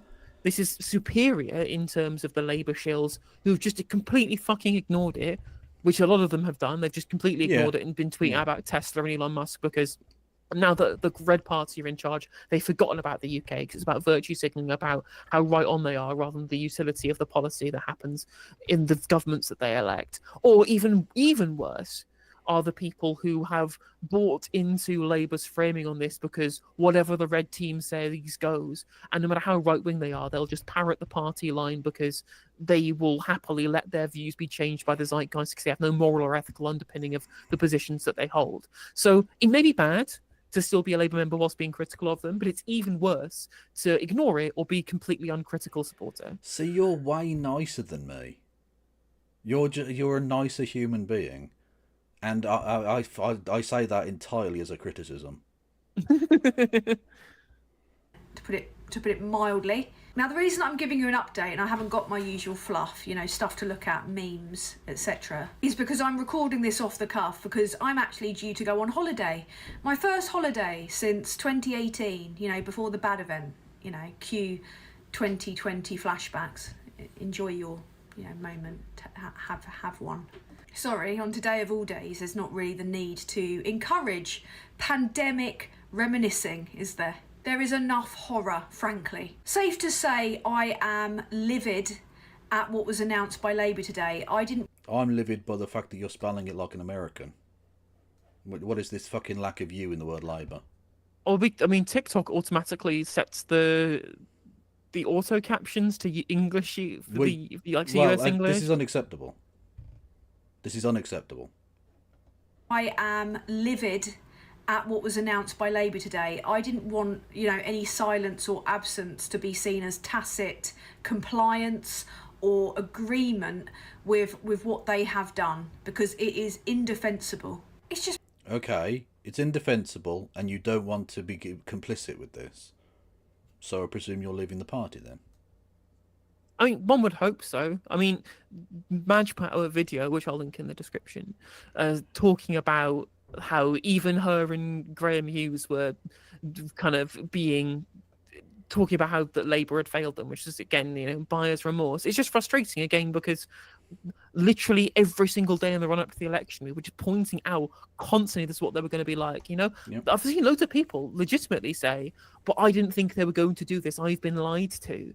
And I was just like, well, you may have not have seen, but they did say, Liz Kendall did talk about no one getting a free pass and everyone who can work will work, and we will take measures to do that, and there was going to be a tough look at the welfare system. They did say they were going to be like this. The current Chancellor of the Exchequer said they want to be tougher on benefits than the Tories in 2014, tougher than George Osborne, right? It's not like there wasn't the signs that were there, you just ignored them. Yeah. It's pretty poor timing that they chose to start shooting the poor.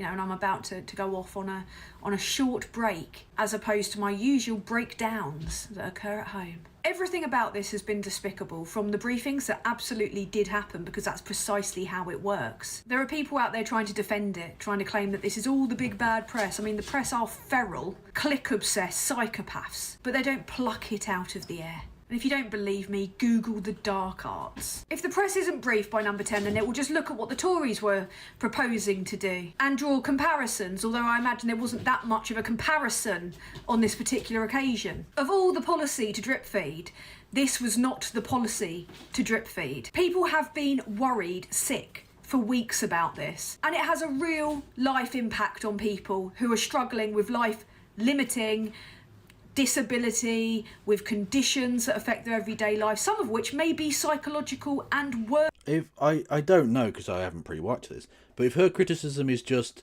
they shouldn't have got people worried and not this policy is abhorrent, then she hasn't changed in the slightest. Reasonable. I'm just going to put that out there now. I will wait and see what the end goal or the summation of this is.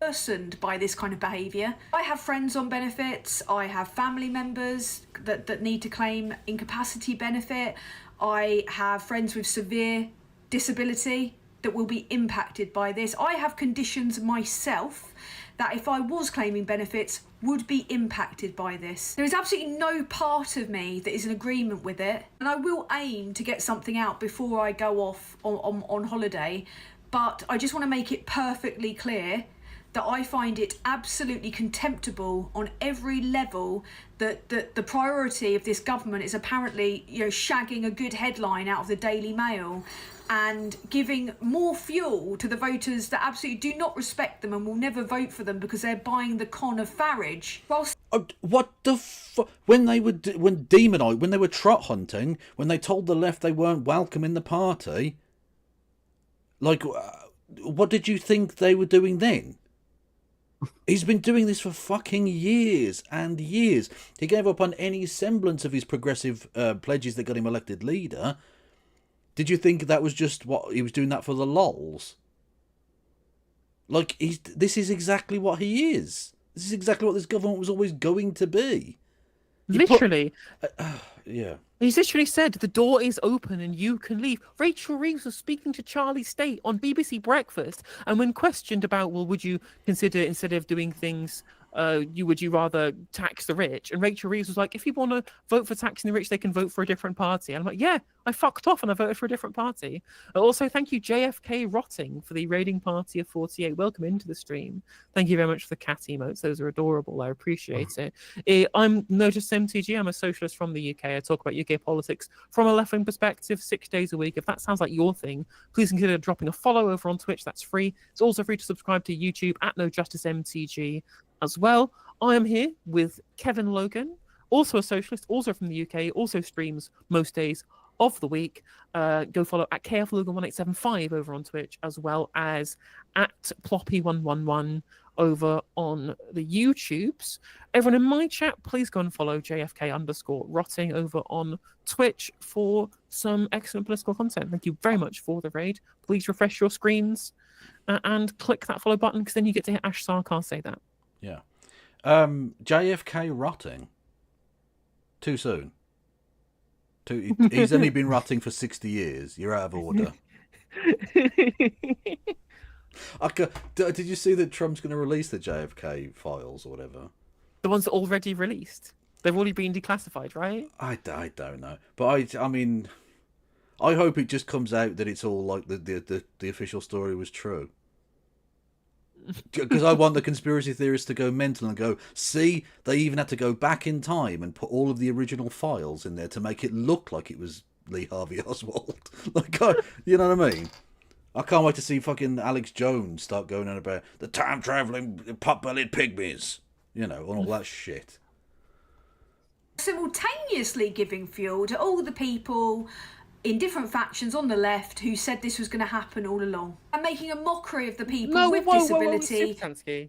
Like, it's not adding fuel to these people who said this was what was going to happen. We've just been proven correct. Like, you're acting as though this was like the strategic blunder that's allowed us to claim victory, rather than just the fact that we were fucking right. Like, Yeah, just- maybe this isn't all fucking a game of 5D chess. Maybe we had a correct assessment of the kind of politics represented by Starmer and the Politburo and Morgan McSweeney, and you just didn't pay attention, and you're a rube who got conned, and it's fine.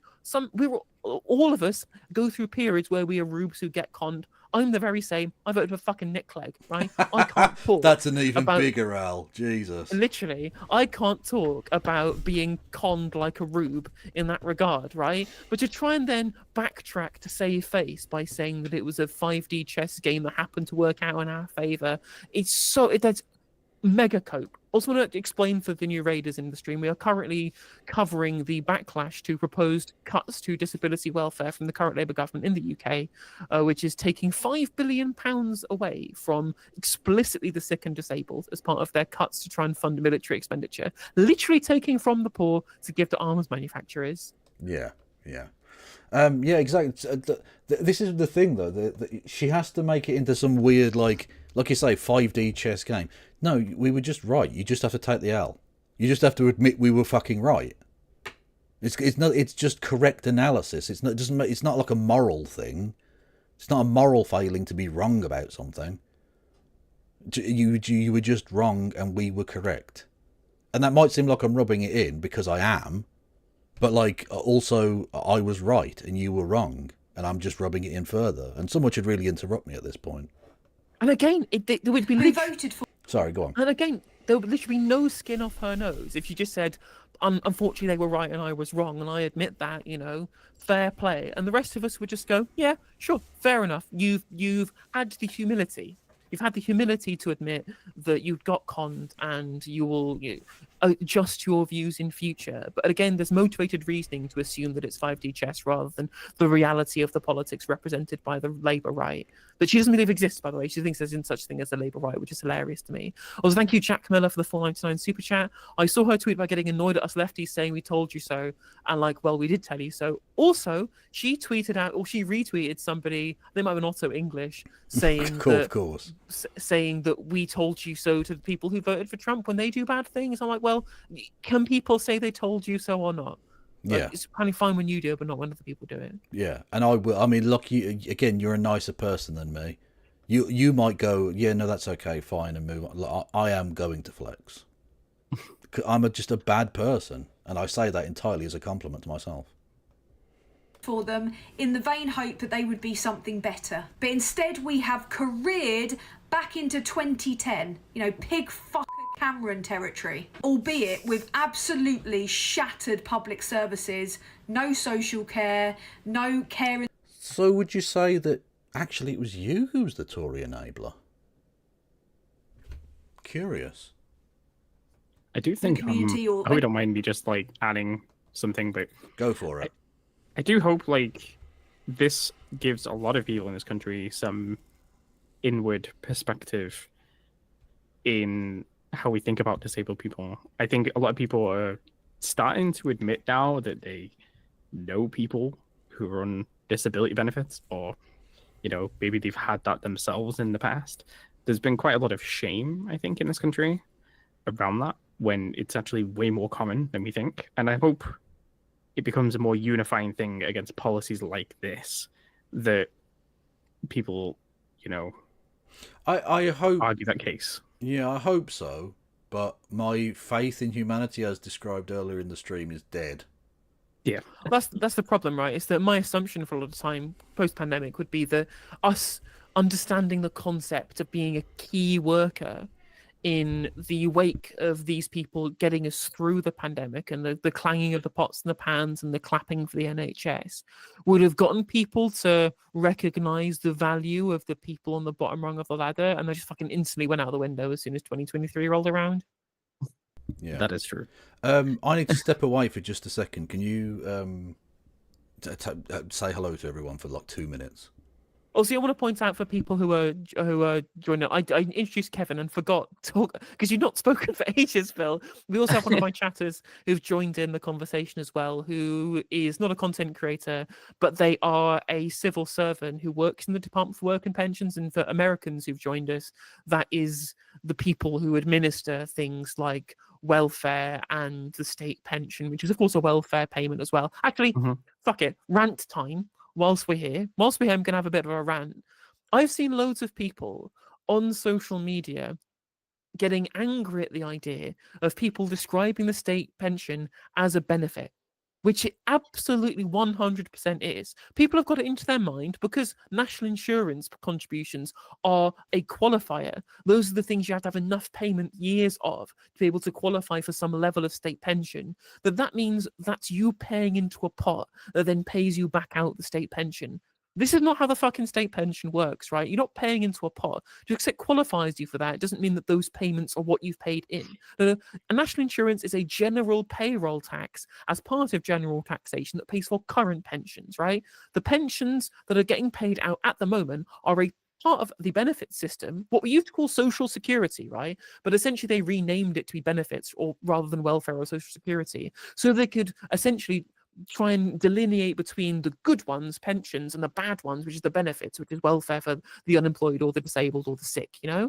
But just because you've changed the name and because you've tried to obfuscate the reality, it doesn't change the fact that all the state pension is incapacity benefit for people who are too old that they can't work, right? Your disability that you're essentially getting paid a pension for is that you're too old. That is your work incapability, is that we have judged you to be too old to have to work.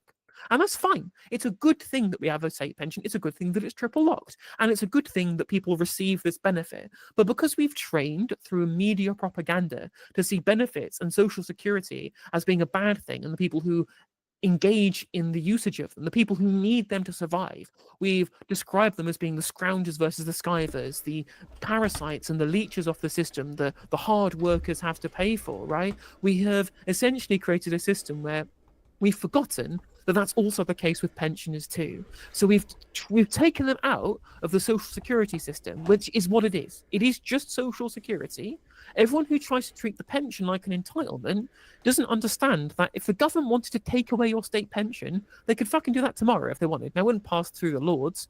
They would need a manifesto commitment to do that. But any government could do that. And every single penny you've paid in national insurance, there's not a pot that you can claim out of later because it's currently being paid by current taxpayers. And they want you to forget this. Yeah. There is a political incentive for the people who currently receive pensions to make everybody else forget that it's paid for by current taxation, so that they can imply that they don't actually have to care about the material interests of the people who are increasingly seeing higher taxes. And we've got the highest level of overall taxation as a percentage of GDP since the Second World War in this country, and a large proportion of that is the aging population with a high pension bill. But because people who are pensioners feel entitled rather than privileged to have access to a state pension as part of the social security system, they think that any amount of reduction in there, whether it be winter fuel payment or removal of the triple lock, as being something that's taken away that they are entitled to, rather than something that we, as taxpayers, as working people, as people who are the ones who fund the remainder of the system, broadly, of course, government spending is paid for from the government through money creation. It's not actually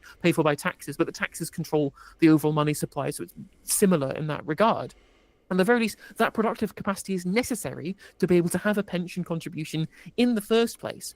But unless you admit that it's a benefit paid for by current taxpayers, you can completely ignore our concerns. Because again, I think it's good. I want to pay taxes. I want to have a welfare system and a social security system that protects the people in our old age. But the more that those pension claimants refuse to engage in our concerns and the things that are necessary for us to be able to survive, whether it's welfare or good jobs or work-life balance or being able to work from home, all of these things that working people who are the contributors to productive capacity that makes us afford the state pension in the first place, right? Unless you take that into account, you're going to get to the point where there will be a revolt from taxpayers against pensioners to take away your treats that you've got as a result of the social security system that I support, okay? Yep. So if you're a pensioner who's watching this, if you're somebody who does qualify for the state pension, give us some fucking slack.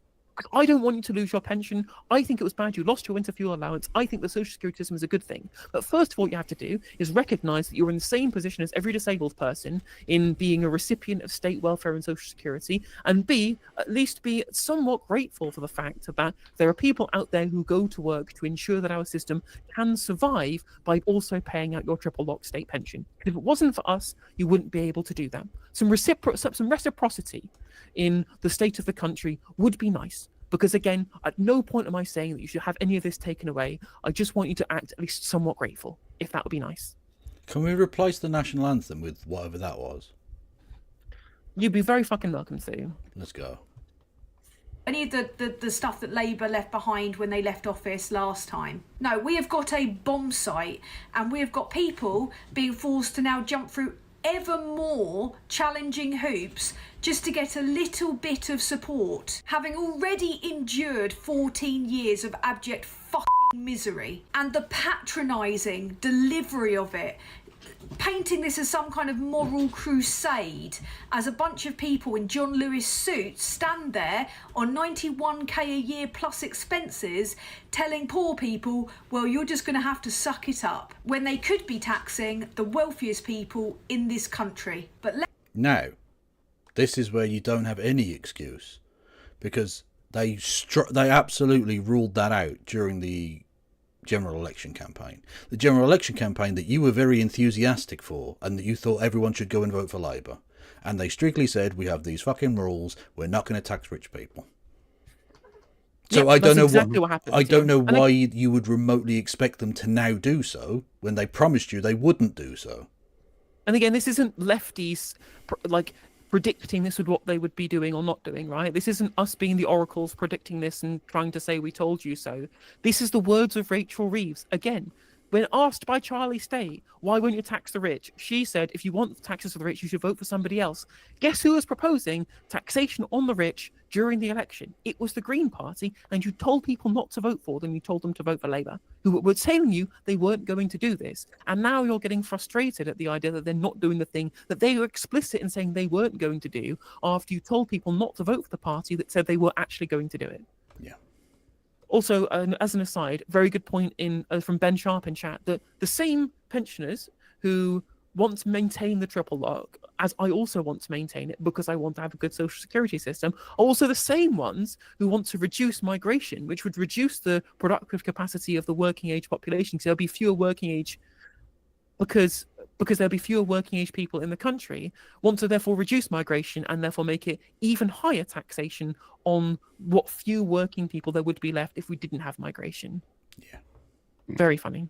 It feels like Let's face it it. feels like the plates that they're trying to spin right now, which is obviously the pension budget is pretty big, and they're thinking, right, well, let's just basically pull more labor force from people who are sick and disabled, because they don't want to address the fact that we need immigration.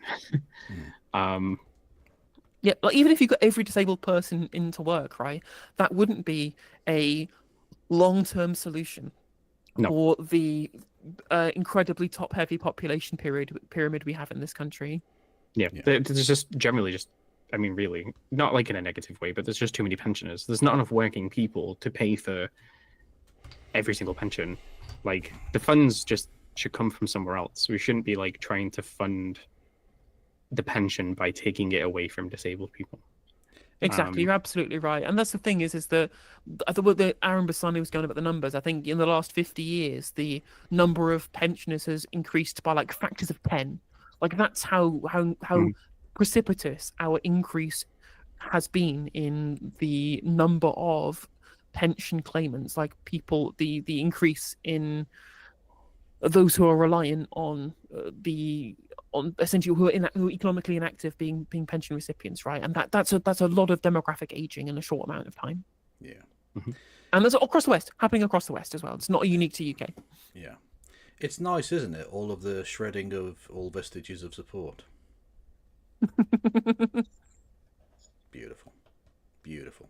By the way, just so people who are unaware of in chat, that is a reference to the fact that as soon as the election was over, Otto English, the person who tweeted that out about shredding Labour Party's base of support, tweeted out the phrase, "It's nice, isn't it, the quiet," to describe the fact that the Labour Party were in government, there was no more Tories, because that is his entire conception of politics is red team good, blue team bad.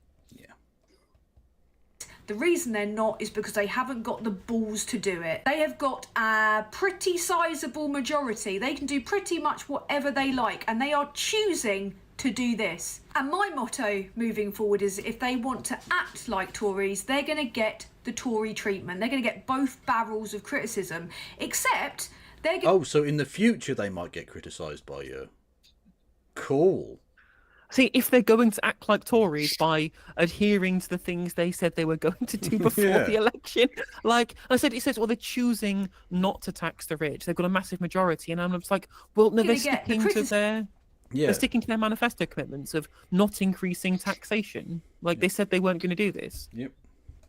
criticism from the people that tried to help them attain power in the first place, in the hope that they would be something different. And after what we all endured for 14 years, I don't think there's anything.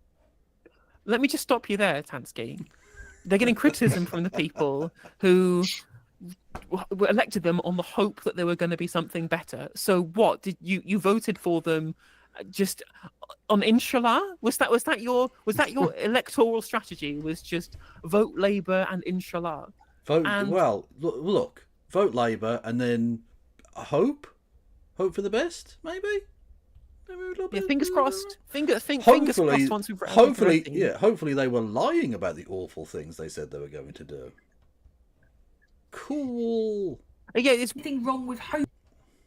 It's one thing to elect people who have policies that you like in their manifesto, and another thing to go, well, I know they don't have anything, but maybe this one time they might just do the things I want them to do in Magical Christmas Land. Woo! Thing as well is that, oh, for fuck's sake, go on. Thing is, even if they'd lost votes, if they'd lost votes to people who actually want to see progressive policy, who support the kind of things that were part of the Corbyn Manifesto or what the Greens ran on in 2024, they probably would have still won the election. Maybe not with a giant majority or a massive majority, as James O. Sensible would have called it. They would have still won the election and been in government to be able to enact policy. Yeah. But the threat electorally of losing seats to progressive voters, rather than all the progressive voters essentially giving them their votes completely unconditionally, would have meant they would have had to offer something. Yeah. They would have been forced to offer something so they wouldn't lose future votes if they failed on the promise of progressivism. But now they've realised that people will just vote for them regardless of how right-wing they are, because people have accepted that they have nowhere else to go, even though there is plenty of places for them to go. So they have no reason to court your vote anymore. They're losing votes to reform now. And so, well, yeah, of course they're going to try and out-reform reform. That's where they think their electoral cohort is going to be in future, because their existing cohort is full of people who will literally vote for them regardless of how many conservative policies they do and or promise to do. Yeah. Whereas if there was, instead of 40 seats with the Greens in second, there were 100 seats with the Greens in second, or 50 with Greens, 20 with Workers' Party, some with the Lib Dems, then they would have loads of threats to their majority coming from the left and the right. And currently, it's all coming from the right. So they have no reason to court your vote, Subitansky. And this was exactly what I said before the election, and I've been proven right. That maybe they could retrain the rubber sniffing dogs once they've stopped the votes to sniff out fraud from disabled people. Have they considered that? Because those jobs, you wouldn't want to sack those dogs. They're specially trained. That this lot were going to be different. That hope was pretty much all we were clinging on to after years of corruption, misery, and punishing attitudes towards the poorest people in society. Okay, Subitansky. Did you consider, why did you not buy him a ticket to the Arsenal? Because honestly, if you'd have bought him a special corporate box at the Arsenal, you might have gotten a policy or two. But you didn't. And that's your problem. That's your fault. You knew what to do. You knew he was corrupt as fuck. Yeah. Well, the thing is, they didn't know. They refused to listen to criticism from our side about the internal machinations of the Labour Party, because they refused to believe that the people who they thought were the good guys would be like that. So they blinkered out all criticism of the Politburo and what was happening behind the scenes with McSweeney and shit, because they were too focused on Tories bad. They couldn't accept that there was anything wrong with the Labour because they were the opposition that they needed. And it's sad, because if they'd have paid attention, they would have known. What this reminds me of, actually... Sorry. Well, I was just going to say, some of them did notice, though, and rather than taking that on board and heeding that warning, they went, oh, you're just obsessed with Corbyn. Jam man bad. It's true that they'd say that. You know what this reminds me of? This reminds me of that lady who went viral on Question Time in 2016, who voted for the Conservatives in the 2015 election and started crying in the audience. Legitimately, she was very upset because the welfare bill from 2016 that Labour should have voted against and didn't took away her child tax credit, and she relied on that to pay for her kids' food. And she was told by the Conservatives they wouldn't cut it, and then they cut it. And she was like, I trusted you and you lied to me, and now I won't be able to deal with my kids. And this is obviously heart-wrenching. And this led to a very viral moment, which has spawned a litany of memes, which was that somebody tweeted out the phrase, the very now infinitely famous phrase, I didn't think the leopards would eat my face, said the woman who voted for the leopards eating people's faces party. This is exactly the same thing, but from the other side. So I didn't think the disability cutting party would cut disability benefits. Yeah. To the point where now there's literally a thing I watch regularly with Christy, which is, it's from America, but it's called like Dark Brandon or some dumb shit. Anyway, and they have a bit on there called the leopards eating faces party, and it's literally an animated leopard responding to stuff. And it's the joke is basically based off that meme, right? That it's the leopard that's going to eat your face. But it was the anti-Semites, like you and I, that warned them, so they couldn't listen to us because Jam Man bad. If you remember, we literally Hitler. We're obsessed with literally Hitler. That is a joke.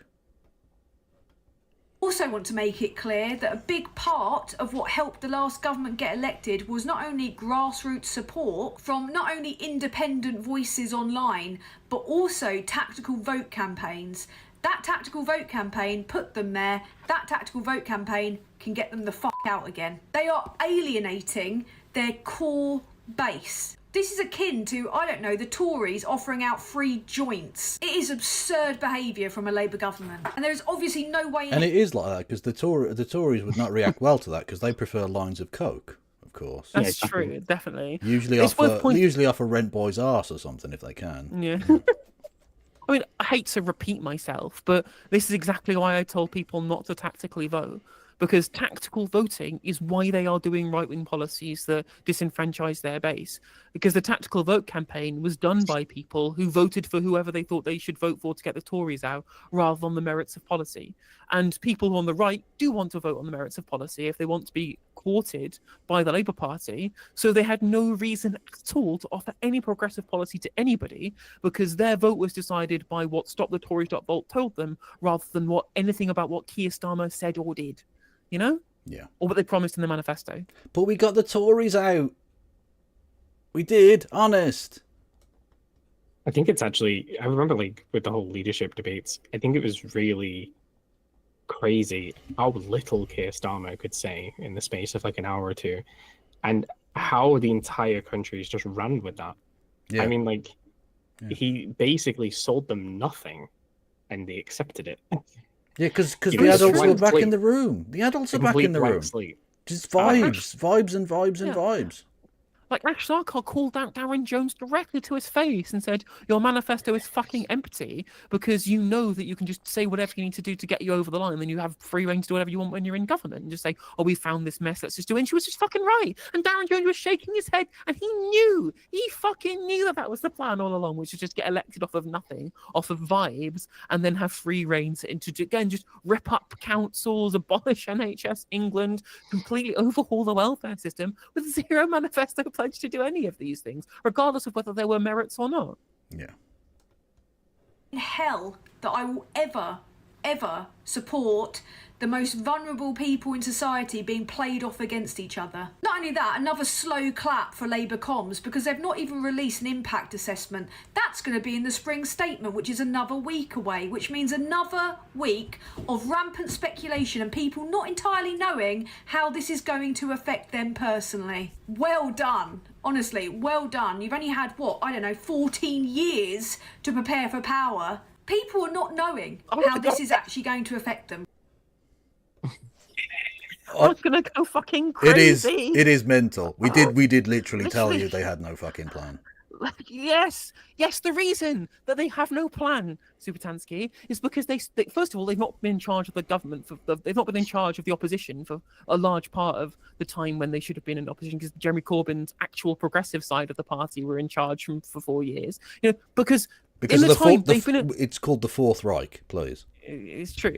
But in the time when they were in opposition, from 2019 until 2024, they spent their entire time trying to purge the left, inventing random things to do trot hunting by telling people that they should leave the party in a whole bloody televised press conference filmed by Sky and BBC and ITV and what have you, by expelling people from the party who'd been MPs since the 70s, by getting people removed from the positions to stand as MPs off of nebulous grounds like liking Nicola Sturgeon's tweets. Their obsession was with purging the left from not just the party, but from politics altogether. And you're here going, oh, they've got 14 years to do something. We should have fucking paid attention when the entire time in the opposition, they didn't fucking say anything about what they were going to do bloody in power.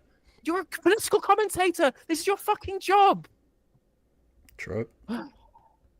Right, they're sitting there online going, what does this mean? What does this mean?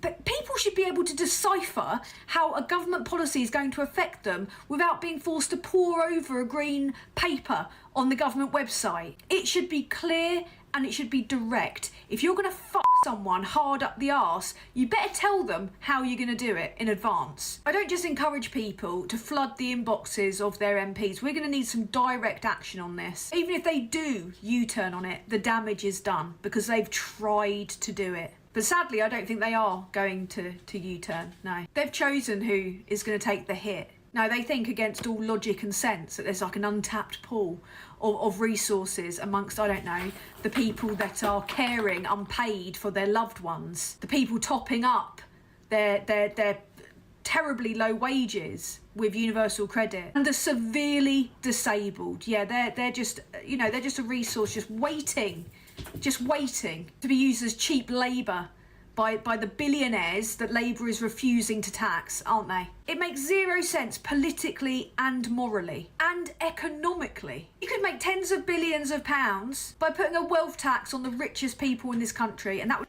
I actually think I'm going to have a heart attack. I genuinely, this is too much.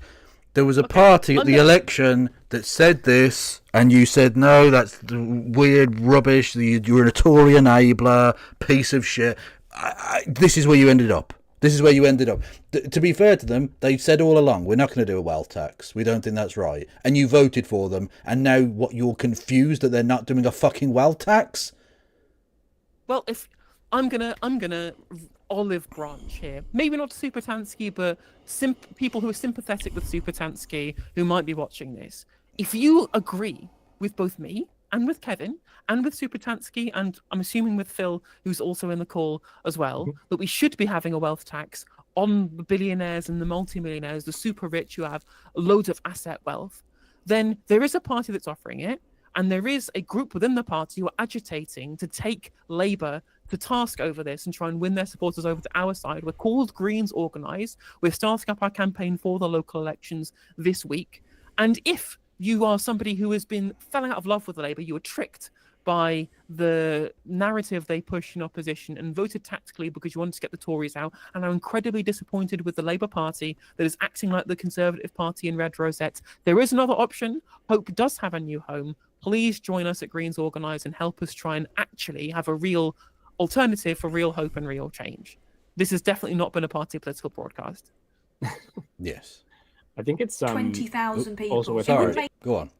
Sorry, I was gonna say, like, I think it's also worth pointing out that she does make one interesting point about like the damage already being done, because I think this is potentially going to be like a ripple effect for Labour if they did U-turn on this, because even with the Conservatives, there was a very common consensus amongst, you know, claimants of universal credit that there was some sort of fixture within the system that like people were specifically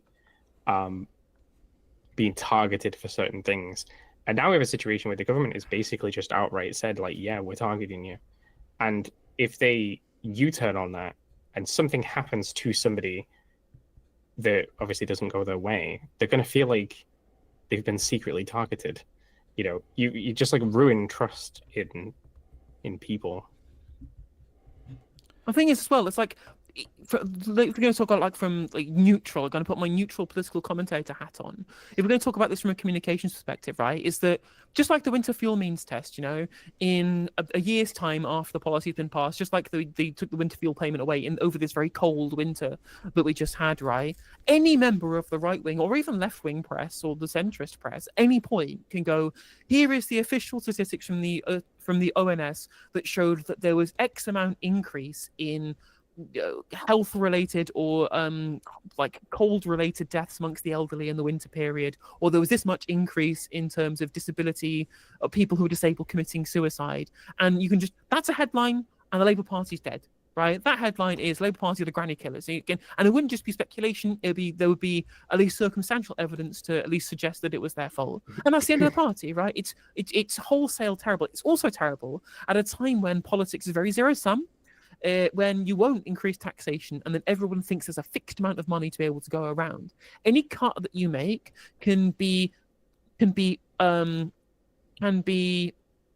juxtaposed with any other spending you're doing, right? So we talk about Ukraine, which we both support the funding for, but it's unjustifiable when you're taking money away from the disabled. Loads of people go, you're taking money away from the disabled or the elderly or from the kids or from the military, and you're giving it to the migrants, right? You're spending on hotels. This zero-sum thinking is a consequence of only having a certain amount of money in the treasury and then cuts and increases going up and down in increasing amounts because of fiscal rules. It is a catastrophic failure in political communications that is fostering incredibly toxic dialogue as well. It's not just bad for Labour, it's bad for political discourse up and down the country.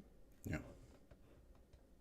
People that are living with life-limiting conditions, that are scared and worried, fear that they're going to lose the lifelines that they rely on. It is despicable. In the run-up to this announcement, I had comments from people on my YouTube, on my other platforms, plenty of them, people that are worried, that are scared. My friend Graham, who runs Politics Social, had people saying that they had self-harmed as a consequence of the worry of this. There's also been reports of people that have taken their own lives. This is Jeremy Hunt style cruelty, unnecessary cruelty. As I said at the beginning, if they're going to act like Tories, they're going to get the Tory treatment because they are willfully alienating their voter base. I encourage people to vote tactically to get out the threat. I don't think it takes a lot of reminding for people to remember just how bad life was under the Conservatives. Now, just because it hasn't fucking changed.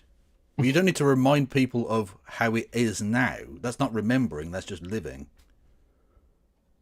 I do think there's a serious risk that a lot of vulnerable people might escalate their own conditions in order to feel like they fit this means test.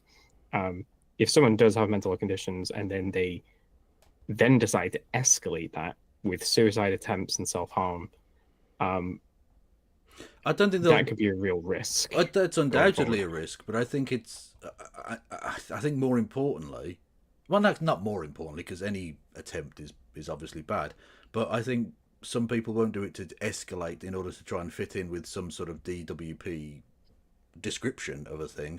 They'll just try and kill themselves because they see no hope at the end of the tunnel. Because literally the only thing that was keeping them alive was a thing that they're now being denied. So why bother? I think it's so important that obviously people feel like they're being listened to and very like believed. Yeah. And but that's already been destroyed. We've literally already had the fucking health minister say, "Oh well, they're just being diagnosed. They're being overdiagnosed." So basically, saying to people with potentially very severe mental health issues, "You're faking it. That you don't really have a problem. So not only are you faking it and you're a fucking fraud, but we're not going to give you any money in order to eat." People in that situation go over the edge. And they don't care, because just like with the Tories, they're more than happy for sick people to just fucking die, because they don't have to pay them any money then. And then they'll still turn up at the fucking Paralympics expecting not to get booed. Oh God, I wish. Why? God, if only we had a Paralympics here, so I could watch fucking Keir Starmer or Rachel Reeves getting booed. Shit. Oh God, that would be so cathartic. Yeah. Also, by the way, we've been going for over 4 hours now. So if you're enjoying the content, you want to keep us going, please consider giving me some money and giving Kevin some money, because we've been working very hard to give you incredibly high quality reaction content. I've said this before and I'll say it again. This is harder than your 9 to 5. We deserve your money more than you do. Exactly. The 3 hours a day. I mean, usually it's 3 hours a day of sitting on our ass in front of a microphone. This has been 4 whole hours, right? We've done a whole half a real work day. And if that isn't justification for us getting paid significantly more than the minimum wage, then I can't imagine what would be. Honestly. And I say significantly more than the minimum wage. I mean, like £2,000 a year more than the minimum wage. But that's more than I've ever earned. So. Well, all I'll say is people who worked in a coal mine have got it fucking easy. Super chats, dickheads. And I'm doing my best to, help you get that bag for free. Not on my 9 to 5 clocked hours. Yeah, true. Although, look, we've got a person inside the DWP. I'm expecting a PIP kickback. You're an insider. Exactly. Literally. Have implemented a few good policies, have made a bit of an attempt before rowing back to tax, the richest people in this country. It does not make them immune from criticism. No government, no party is immune from criticism. I just didn't expect that 8 months in, before they have a chance to show the country that life can be improved, before people really start feeling the benefits and feeling a bit of hope, that they would choose to go... The benefits of what? What are these benefits that were supposed to... Like, the fixing the foundations thing is not only annoying because it's repetitious and fucking dull, but also because it's bullshit. They aren't doing anything to fix foundations.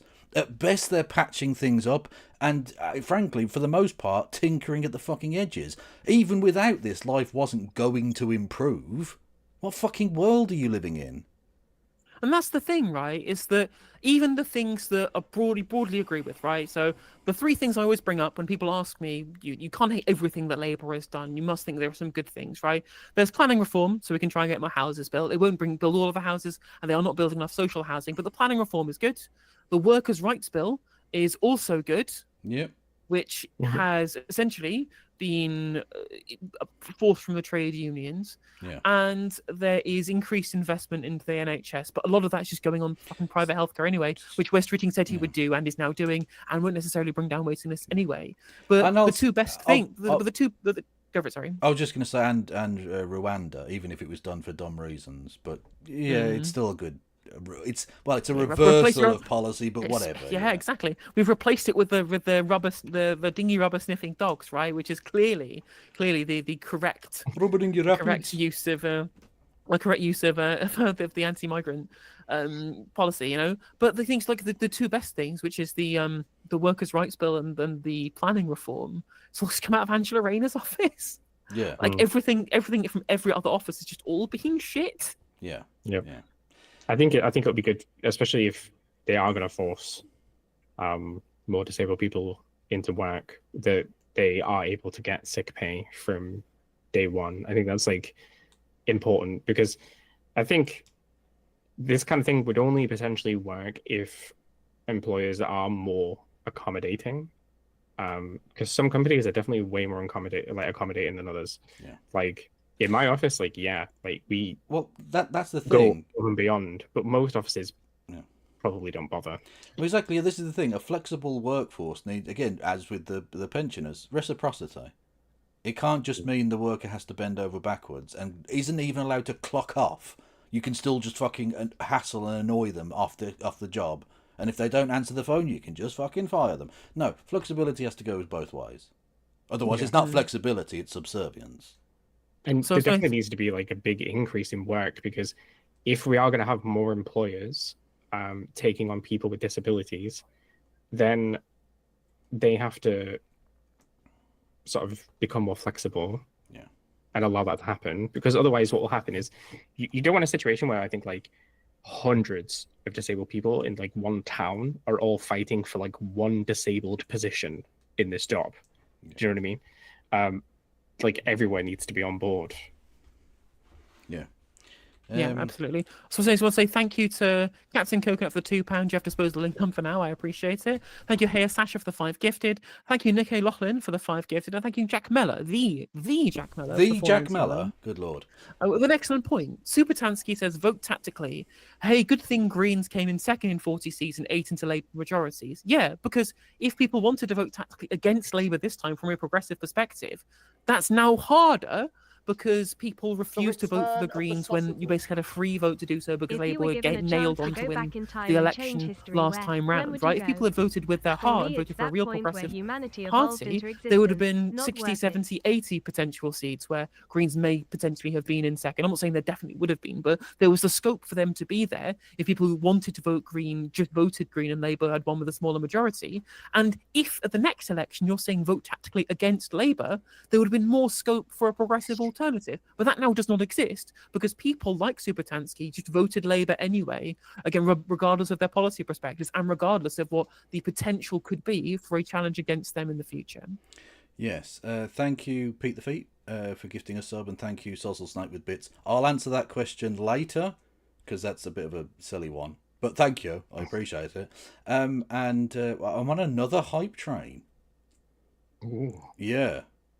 That was quite a sexual noise. You made that unnecessarily horny. And Sorry. I appreciate that enormously. Also, Sarah Jessica Farter saying, you remember that tactical voting group that said vote Labour on every single seat? I mean, that was best for Britain. It wasn't every single seat, but it was most seats. But the most galling thing about the Best for Britain tactical voting campaign, Best for Britain is funded by George Soros, by the way, which I think is quite funny. And also, ironically, that it was funded by George Soros to be anti-Brexit, and yet, in the last election, the tactical vote suggestion from Best for Britain in Scotland, in every single seat, was Labour, even SNP majorities. And the SNP are anti-Brexit explicitly, and Keir Starmer is missed to make Brexit work. Yeah. So it turns out, actually, the billionaires don't care about Brexit. They actually just care about the party that's going to be better for billionaires. Yeah, but it did have a bit of a feel of only the Lib Dems can win here in every fucking seat. Yeah. Exactly. I mean, just every single voter in Scotland who voted for the Labour Party instead of the SNP, I hope you're happy. But remember, read my lips. No austerity under Labour. Yeah. His name is suspiciously like Anus. Anus Sawa. I'm just going to say that is true. Anyway, we are nearly through this. Good lord. Can I just add one really quick thing? For fuck's sake, go on. Super quick. I saw a question before that was asking about the DDP being able to see bank accounts. Yes. They flirted with this idea years ago, like when it first started, and it never happened. And without, you don't need to tell us your entire backstory or anything like that, or reveal details. But like, who was in government at the time when this happened? Oh, the Tories. Oh, it was Tory. Okay, yeah. And then they flirted with the idea again, sort of in the middle of last year. And I think it was like potentially part of some future plans to look at fraud. But it is yet to still happen.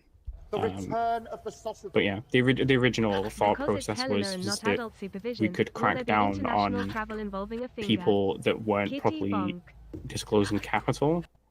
Because the issue, I guess, with universal credit at the moment is if you don't tell us that you have capital, we don't know. So it's only if we find out later on, then there's repercussions. So they wanted to give us that access so that we could check, basically. It's yet to happen, but they have flirted with the idea recently, basically. Fair enough, yeah. Well, actually, no, not fair enough. It's a disgusting concept, and anyone who puts that forward is a fucking monster. Yes. Yeah.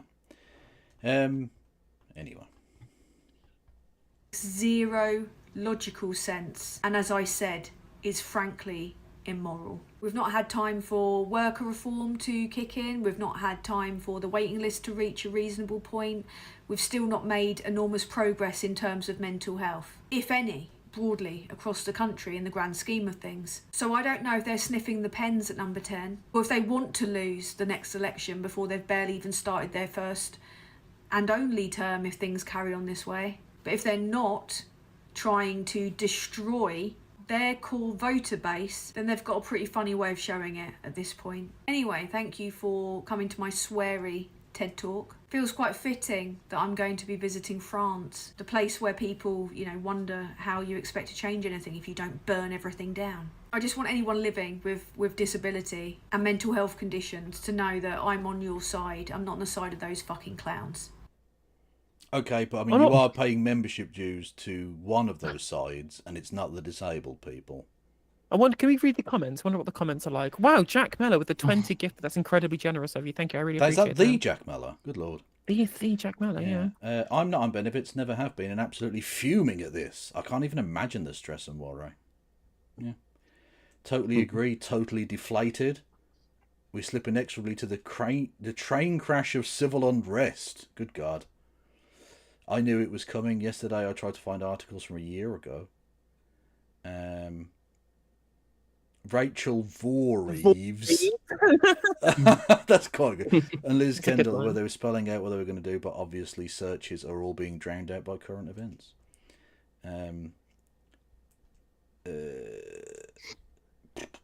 Well said, so depressing. I've spent several hours today coming to terms with the possibility that my life is over. Jesus. Never going to vote Labour ever again, or Tory reform, obviously. No more tactical voting. Just vote with my heart from now on. And again, this is the person conned by what Supertansky and co. were trying to get them to do, right? This is somebody who just honestly believed that the influences that they followed would lead them down the right path, and they've been sold down the fucking river. I'm just going to put vote green. Fuck it. I've cancelled my Lambda membership. Great. Thank you, Pippa Tandy. I think that's with 20 Australian, I believe. That's what $1 means. Thank you. I appreciate that. Maybe the last chance to speak about Palestine, everybody. Yeah, it's very, very true. Fuck Israel. Fuck Israel. Fuck everyone who supports Israel. Fuck Netanyahu. Sure. Fuck Keir Starmer. Fuck Joe Biden. Fuck Donald Trump. Fuck all of these motherfuckers. I hope they end up in The Hague where they belong. True. They can chill out with Duterte. True. Yeah. Okay. I think I'm done, if I'm entirely honest. Oh yeah, true. Labour. That's a good quote from the manifesto. Labour is committed to reviewing universal credit so it makes works pay and tackles poverty. We want to end mass dependence on emergency food parcel, which is a moral scar in our society. That's this again the same one who said he would end universal credit in his pledges to the Labour membership in 2020. That fucking lasted, didn't it? But again, of course, no one thinks that Keir Starmer is a proven morally corrupt serial liar. No one believes that. No one. No one believes that. Yeah. Do you want to? Yeah, we can raid Mad Cat. Yeah. Okay. Cool. Is that on YouTube? I'm raiding into Left Reckoning, but we can do Mad Cat over on the Twitch arenas. I haven't even got anything set up on YouTube. Thank you, Phil, for coming on.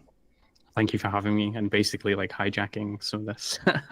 Absolutely no problem. No, honestly, whatsoever. I appreciate your expertise in the area. Thank you very much for elucidating further into the ins and outs of what's going on here to people like us who are you not lay people, but we're not it's not our daily lives, right? So I think that's why I did it, because a lot of this is deliberately behind smoke screen, and a lot of it isn't quite as crazy as people think it is. But obviously, if there's something juicy, then I am here. I'll be probably lurking as usual in the future. Good. Yeah.